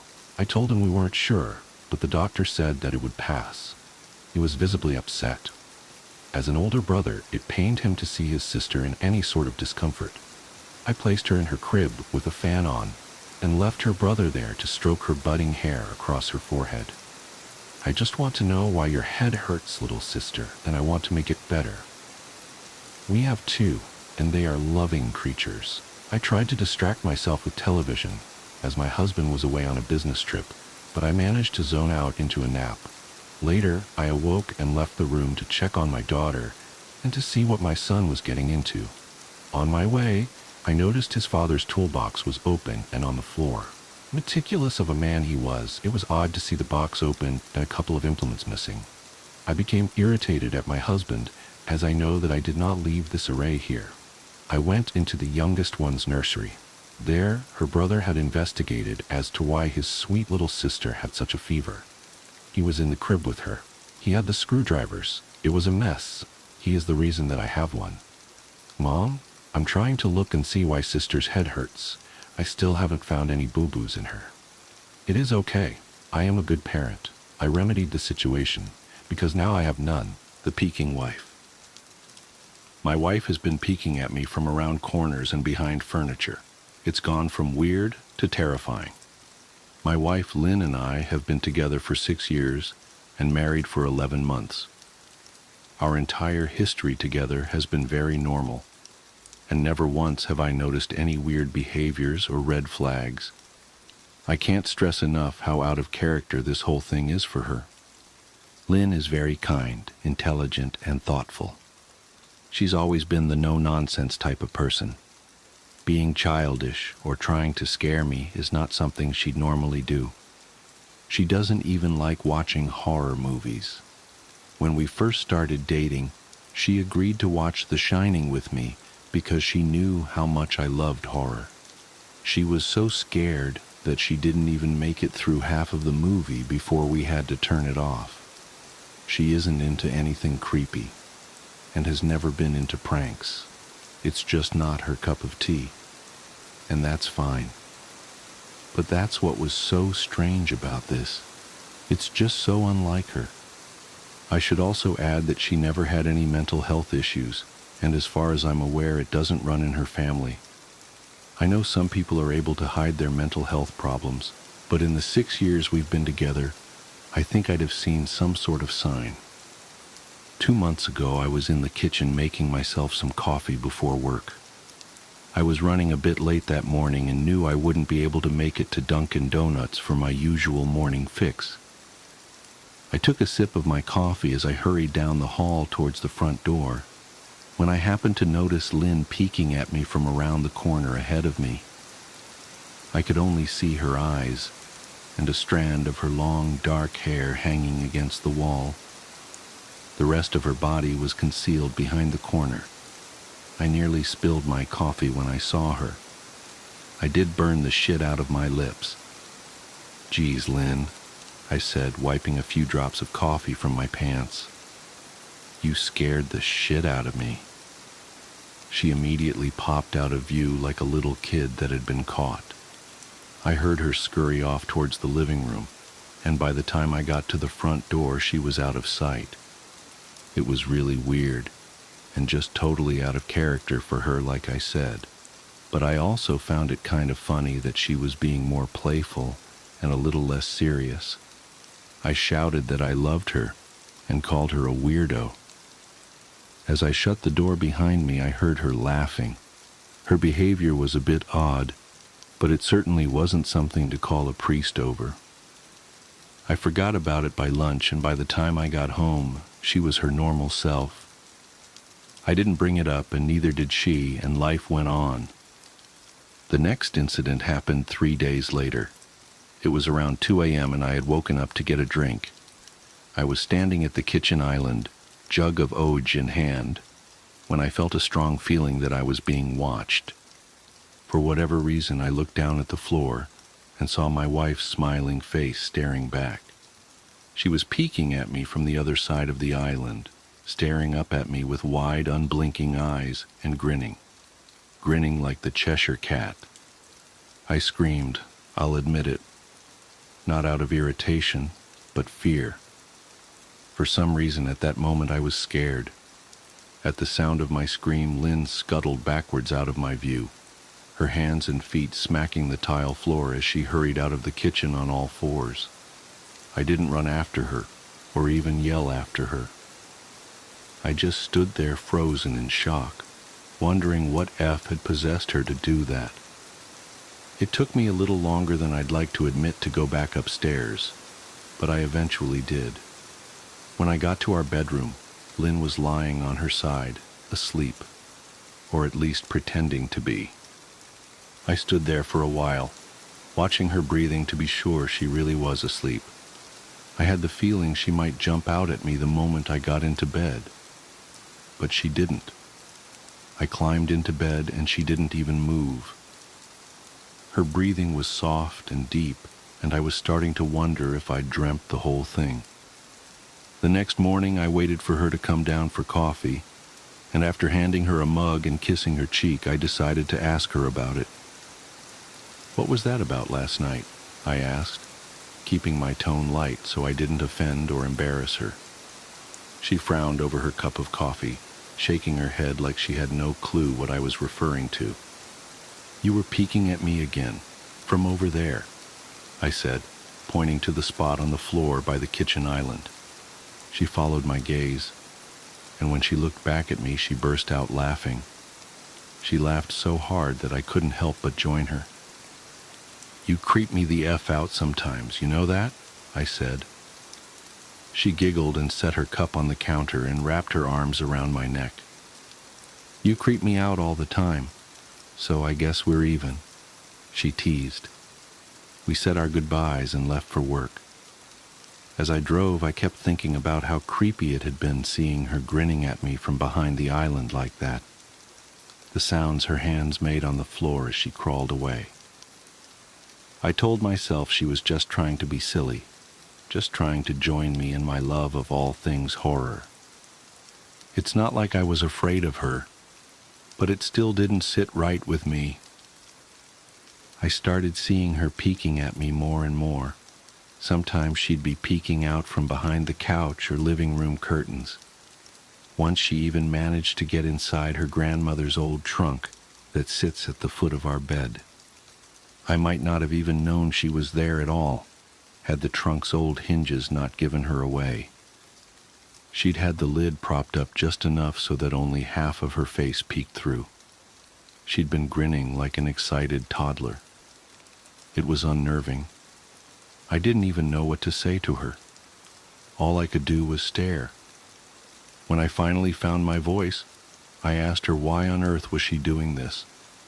She didn't answer, but she had slowly closed the lid, shutting herself inside the trunk. I just walked away, feeling disturbed. I didn't understand why she was doing it, but it clearly made her happy. I just hoped she would tire of the game quickly. Lynn didn't peek at me for the next 2 weeks. I started to think she was done with her weird prank, and I was relieved.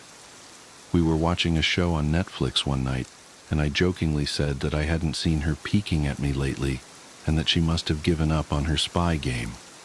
She looked up at me with a small smile and said, "Maybe I've just gotten better at it." I didn't say anything, but I wondered whether or not she was joking. For the next few days, I couldn't stop thinking about what she'd said. Was she still peeking at me when I wasn't looking and I just hadn't noticed? And if so, what the hell was she getting out of this? I started to feel paranoid, constantly checking whether she was watching from around the corner or behind a door. I was jumpy whenever I was home and she wasn't in full view of me. I felt stupid and a little crazy. But after a few weeks without another incident, I began to relax. I stopped checking behind furniture and walls and told myself it was just a bad memory. Then a few days ago, things got so much worse. Lynn left to go to a friend's, and I lounged on the couch and played a couple games on my laptop. Around 9 p.m., I hopped in the shower, and as I was washing the soap from my hair, I felt that awful feeling that I was being watched. I slowly opened my eyes and almost had a heart attack. Lynn was peeking from behind the shower curtain, her entire head stretched into the shower, leaving just her body outside. Her long, dark hair hung against the curtain, the ends dripping with water. Her mouth hung open in a terrible grin, eyes wide and red, as if she hadn't blinked in a while. I screamed and jumped back against the wall.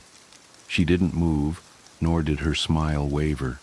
Her makeup ran down her cheeks in 2 black streaks. She looked giddy and completely deranged. I was terrified.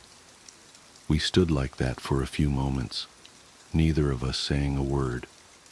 Finally, after what felt like forever, she slowly pulled her head back out of the shower, and I watched her blurry figure through the curtain as she moved backwards towards the bathroom door.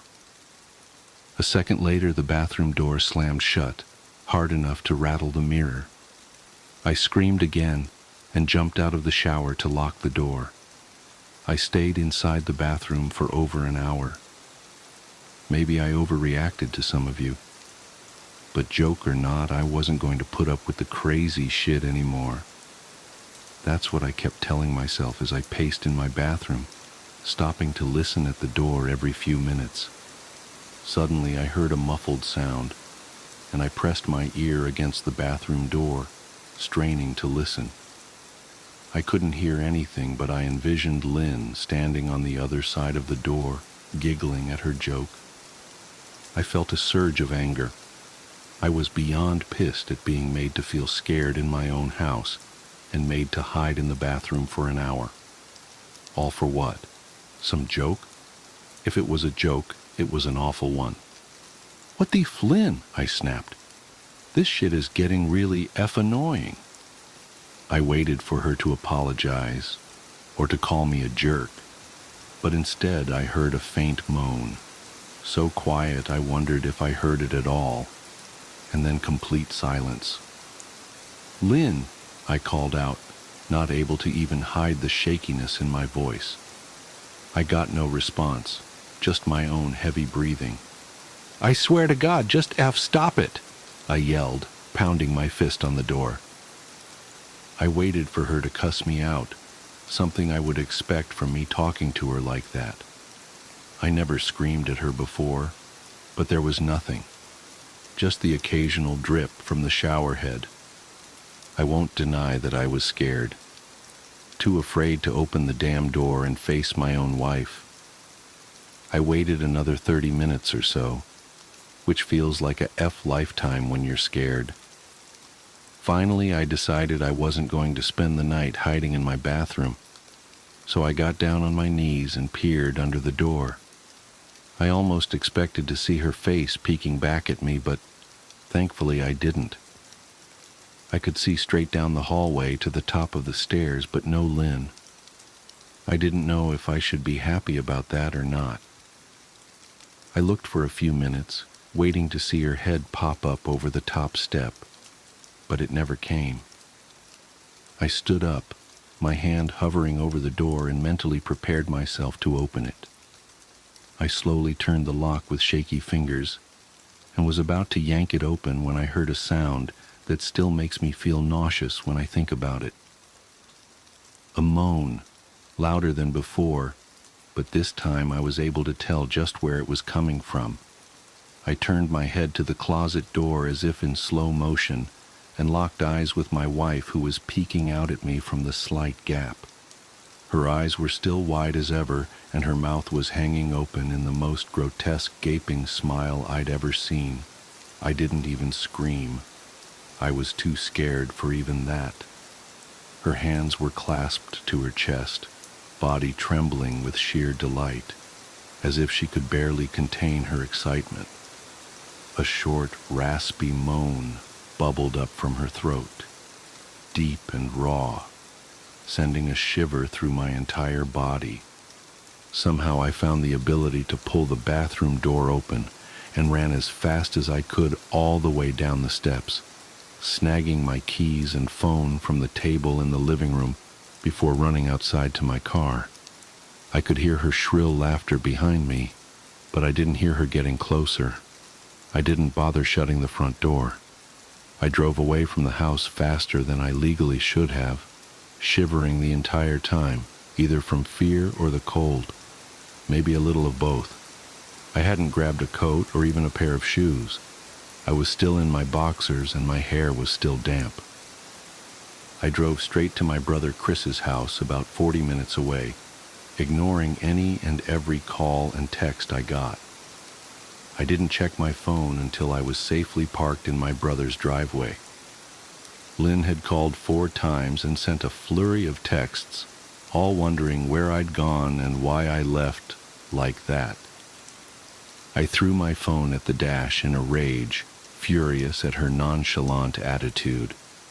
My brother and his wife were surprised to see me, especially dressed in just a pair of boxers, but told me to stay as long as I needed. Chris lent me some clothes and asked me what happened.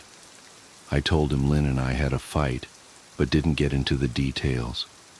I didn't want him to think I was overreacting, leaving my wife over a prank, even if it was a strange one. I mean, hadn't I encouraged her for years to lighten up instead of being so serious all the time? I had wanted her to relax and loosen up, but this was definitely not what I'd had in mind. I tried to sleep on their sofa, but my brain wouldn't let me sleep. Every time I closed my eyes, I saw Lynn's face staring at me from inside the closet. Knowing she'd been in there with me the entire time made my skin crawl. She'd never left the bathroom at all. Instead, she slipped inside the closet and slammed the bathroom door shut to fool me. The mere thought of going back home gave me anxiety. I tossed and turned, unable to sleep. Chris ended up giving me a sleeping pill, so I was able to get a little rest. My sleep was filled with terrible dreams. All of Lynn's smiling face. I woke up just as the sun started to rise. My sore body ached from the sofa, and I felt drained. I knew I'd have to call Lynn at some point, but I didn't know what to say to her. I wouldn't be going home unless she gave me her word she'd never do any more creepy shit. I just wanted my wife back.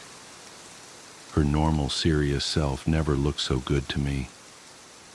I was contemplating calling her and telling her that when that familiar feeling came over me, I was being watched. I was staring at the ceiling, my heart in my throat. I didn't want to look away, but the longer I ignored the feeling, the worse it got. My eyes drifted away from the ceiling almost on their own. Her face was pressed up against the window beside the couch, staring down at me with that same gaping smile. Drool dribbled down her lips, leaving 2 long streaks down the glass. I didn't know how long she'd been there, but something told me she'd been there quite a while, possibly all night. I didn't bother screaming, though I was afraid anger trumped any fear I felt at that moment. I jumped up from the couch and pounded my palm against the glass. "Lynn, are you crazy? What the hell is wrong with you? Just go home," I shouted. "Now!" She didn't move, and her ghastly expression never changed.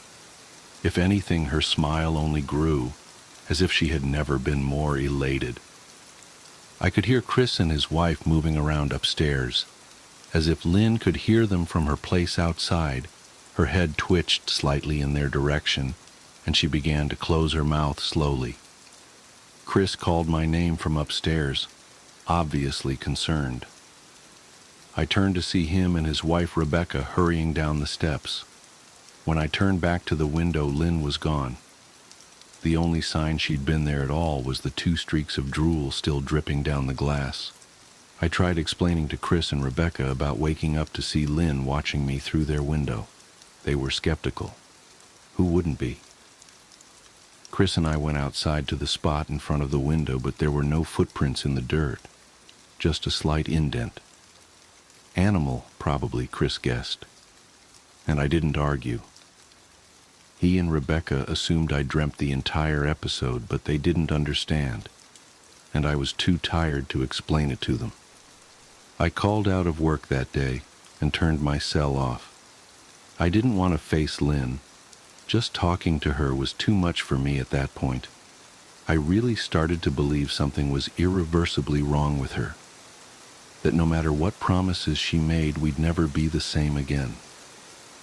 The thought saddened me to my core. I cried most of the morning.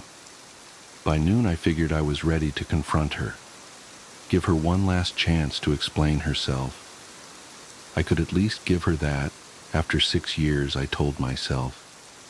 I turned my phone on and saw the dozens of texts she'd sent, all from a seemingly concerned wife. "Can we talk? I love you. Please call me. I'm really worried. Can you answer? Just come home." And more of the same.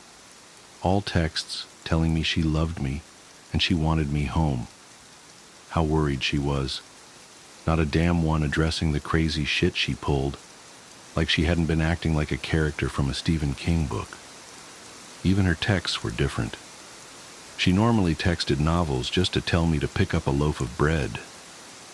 You'd think she'd have more to say to me after her bizarre shenanigans.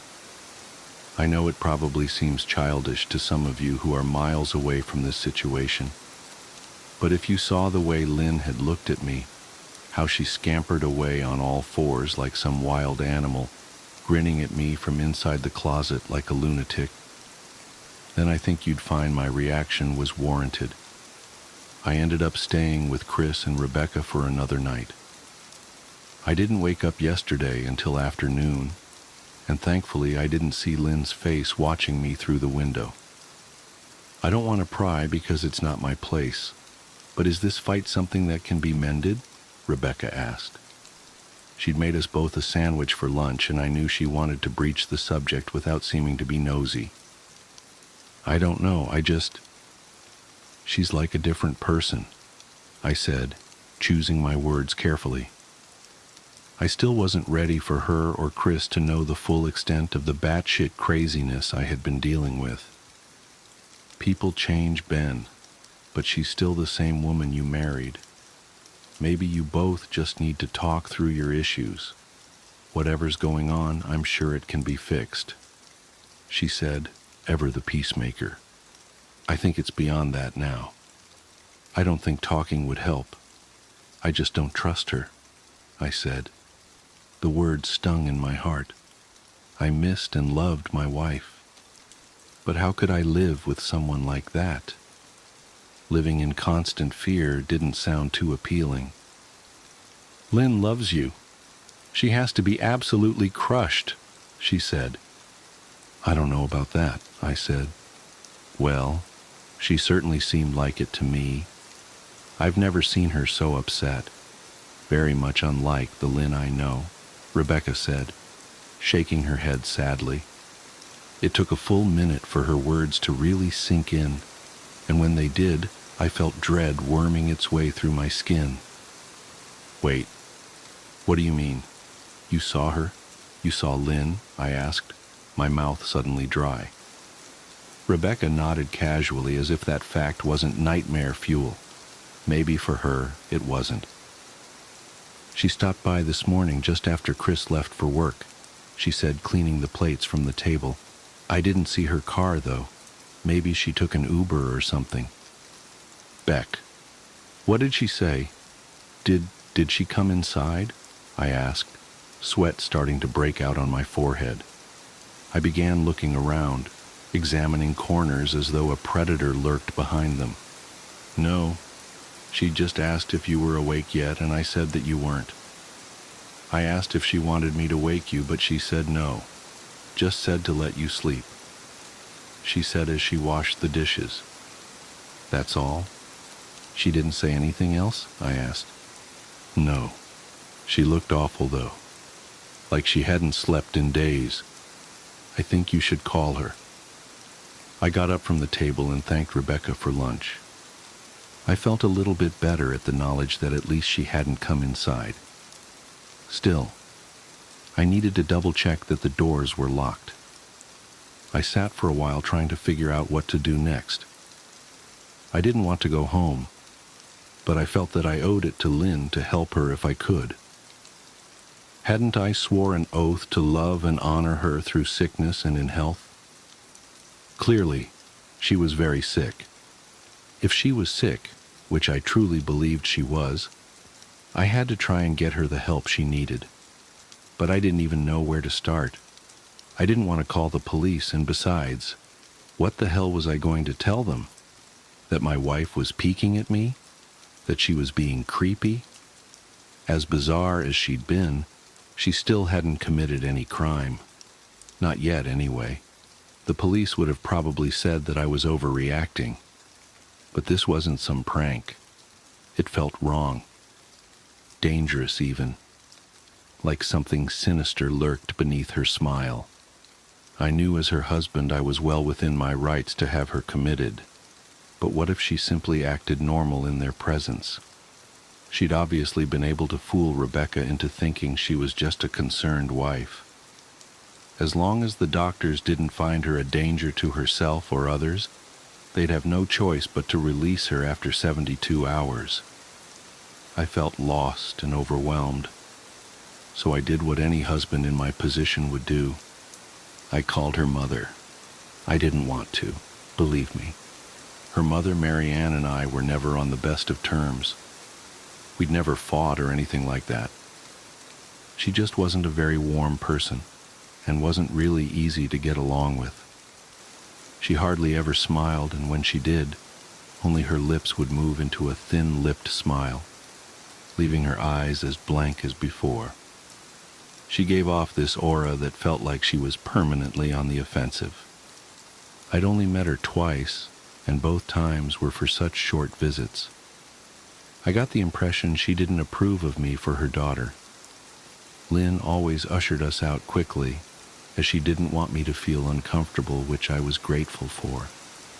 Being in her mother's company felt almost unbearable, like walking on glass. I was glad when we moved 3 states away so we didn't have to see her often. I was happy to avoid the woman, but I needed her help. I really didn't want to talk to her at all, but I had to talk to someone, and someone who knew Lynn better than I did.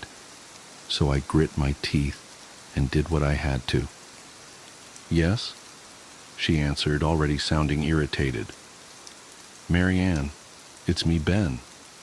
Do you have a minute to talk?" I asked. I could hear her cluck her tongue in irritation. "I'm in the middle of writing some checks, but if you insist, I suppose I can spare a moment.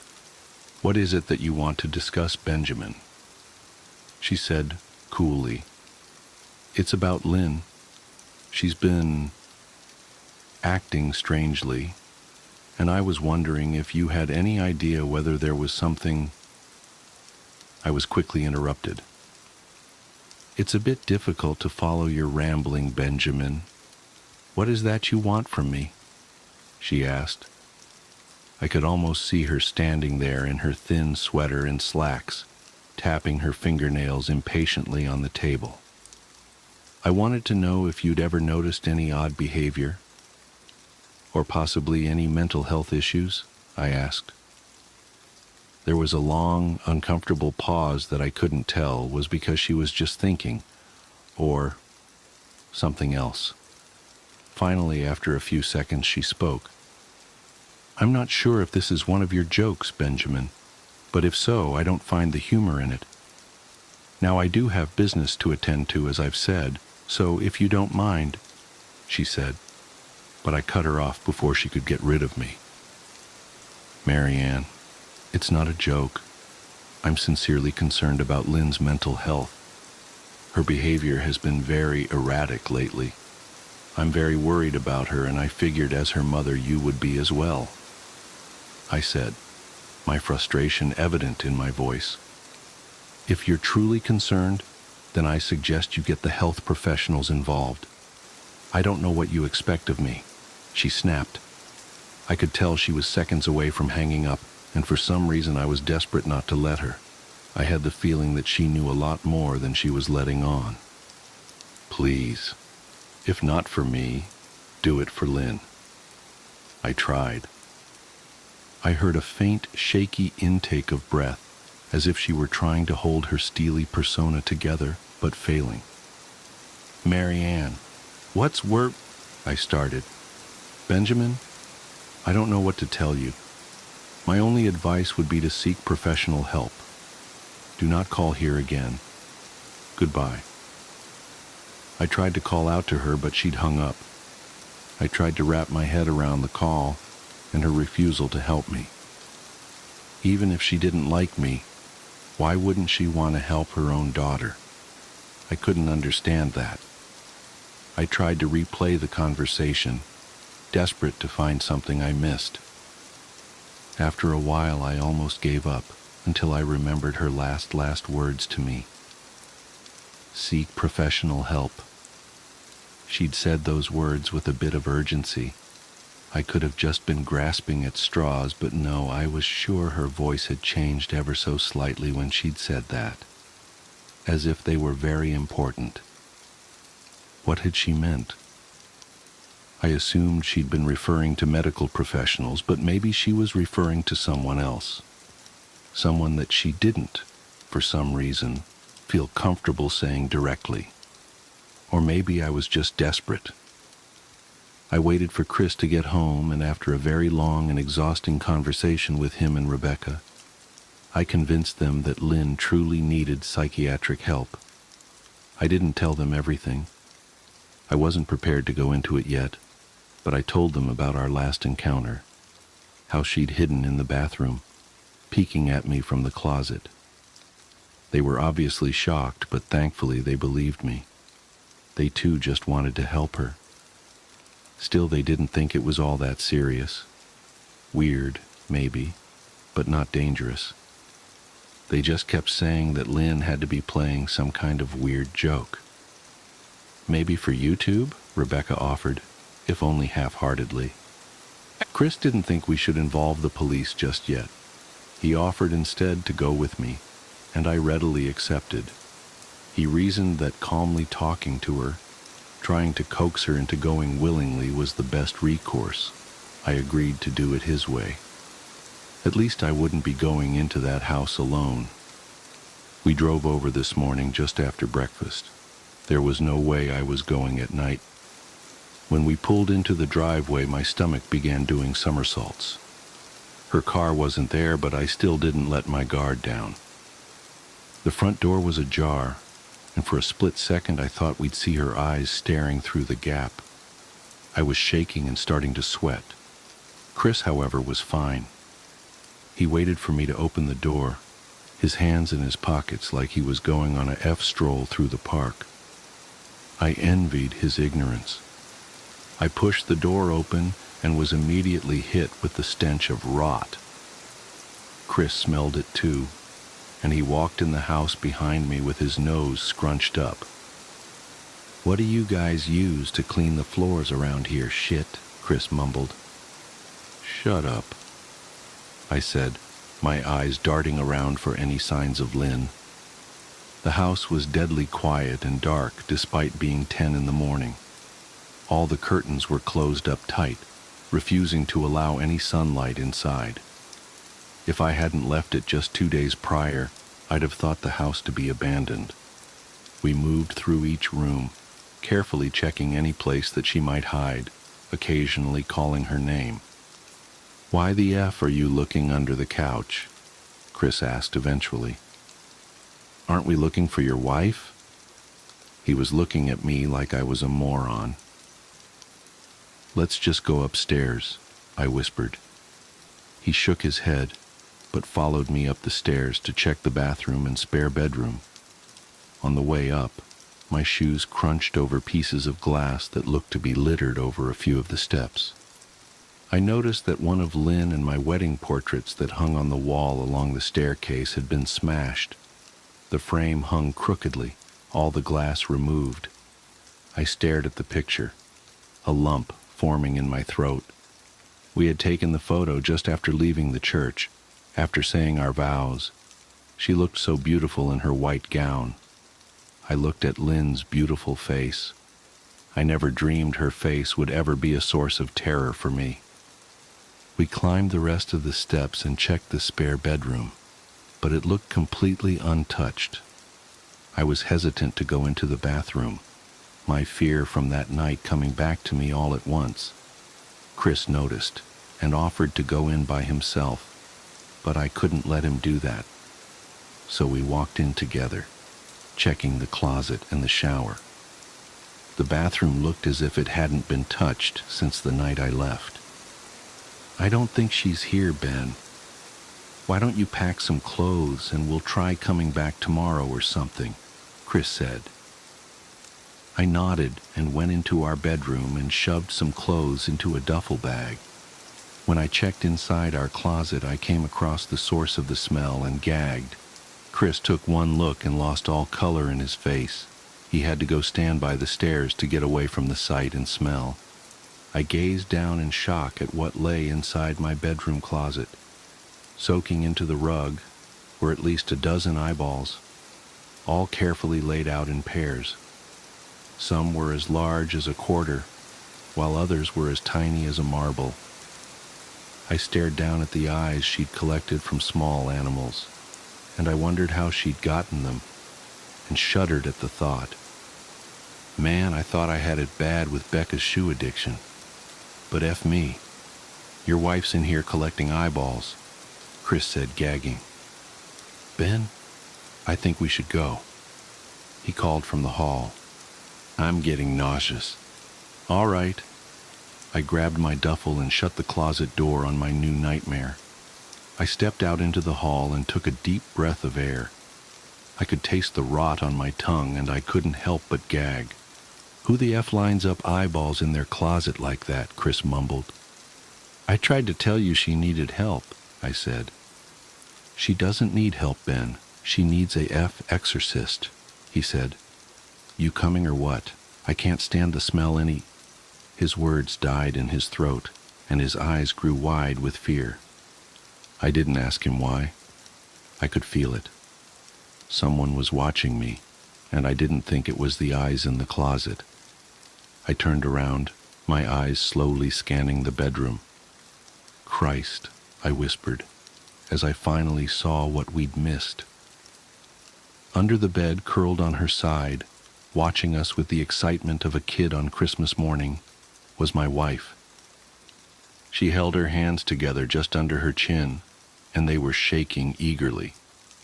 Now that she knew she'd been found, I could hear the quiet noises she was making, a sort of hiccuping sound in her throat, as if the excitement was just too much for her. It was unnerving to say the least. Wide eyes and that same huge smile. Everything in me told me to run, but I forced it away. This was my wife. No matter how twisted, she was still the woman I married. I had to help her. "Lynn," I said softly. She didn't respond, but her head bobbed back and forth in two quick little movements, as if she were nodding. "Baby, I just want to help, okay? Can you let me do that?" I asked. I had taken a single step forward, approaching her like some kind of dangerous animal. "I love you, Lynn," I said softly, taking another step closer. She let a tiny moan escape her wide-open mouth, and I had to resist the urge to run. Her shoulders were starting to quiver, and her eyes grew as large as saucers. I crouched down so I could see her better, and immediately saw the blood. Her hands were covered in it. They trembled more the closer I got, as if she was barely able to contain herself. "Lynn, are you hurt? You're bleeding," I said. She bobbed her head again, her bloody fingers moving up and down as if playing an invisible piano. They occasionally grazed her chin, leaving smears of blood on her skin. I wanted to recoil in disgust. The smell that was coming off of her was revolting. I could feel the vomit trying to climb up my throat. Her lips were dry and stretched thin, blood seeping between the cracks. I knew she wouldn't come out on her own, but I didn't want to leave her in the state she was in. I scooted closer and reached out to her. The excited hiccuping sounds got louder and her hands shook, fingers flexing. It was then that I could see the blood oozing from in between her fingers. "Oh my God, Lynn, you're bleeding," I said. Instinctively, I reached out to take her hand, but before I could even touch her, her hand sprang out towards me. A sharp pain shot through my arm, and I fell back on my ass. My arm burned, and I could see the blood dripping down onto the carpet. I looked back at her in shock and saw her grinning madly, her fingers clutching a large shard of glass. "You all right in there?" Chris asked from behind me. I turned my head slightly and nodded to him, cradling my arm to my chest. When I turned back to face Lynn, I saw that her focus had shifted. She wasn't looking at me anymore, and she wasn't smiling anymore either. She was staring past me, her eyes glaring at Chris, the way a hungry lion might stare at an antelope. Her mouth was still hanging open, but it was twisted into a snarl. I got to my feet and began walking backwards down the hall, afraid to take my eyes off her. "Are you bleeding?" Chris asked. The moment the words left his mouth, Lynn started fast scooting out from under the bed, the glass shards still in her fist. "Chris, run! Go!" I yelled. He must have been too afraid to move, because a second later I felt my back bump into him. He was still standing at the top of the stairs, staring at the horror that was my wife. Lynn had crawled completely out from under the bed and stood in the bedroom doorway, her face twisted in rage. Her whole body was visibly tense. Blood ran down her fingers and onto the floor. "Jesus, Lynn," Chris said. You, playing hide and seek?" I reached back and pushed him towards the steps. "Move your ass, Chris," I said as quietly but firmly as I could. Lynn bobbed her head in fast, sharp motions and began to grin, stretching her mouth open wider and wider so that her chin seemed to touch her chest. I heard Chris mutter a prayer, and then he was running down the stairs. I stood at the top of the steps, stuck between the love for a woman who clearly needed serious help and self-preservation. "I only want to help," I said, choking back tears. Her eyes focused on me once again as she slowly lifted the glass, holding it out in front of her, and then she started sprinting towards me, grinning with utter excitement. Thankfully, my body took over, and I flew down the stairs, skipping 2 or 3 at a time. I made it to the front door before I felt her leap onto my back, wrapping her arms around my neck, her open mouth next to my ear so that I could hear those terrible hiccuping sounds up close. I shook her off me, knocking her to the floor. I felt a searing pain in my back as she went, but I tore open the front door and bolted to my car. Chris was standing in the front yard, talking on the phone with the police. I didn't say a word. I just ran to my car and jumped in.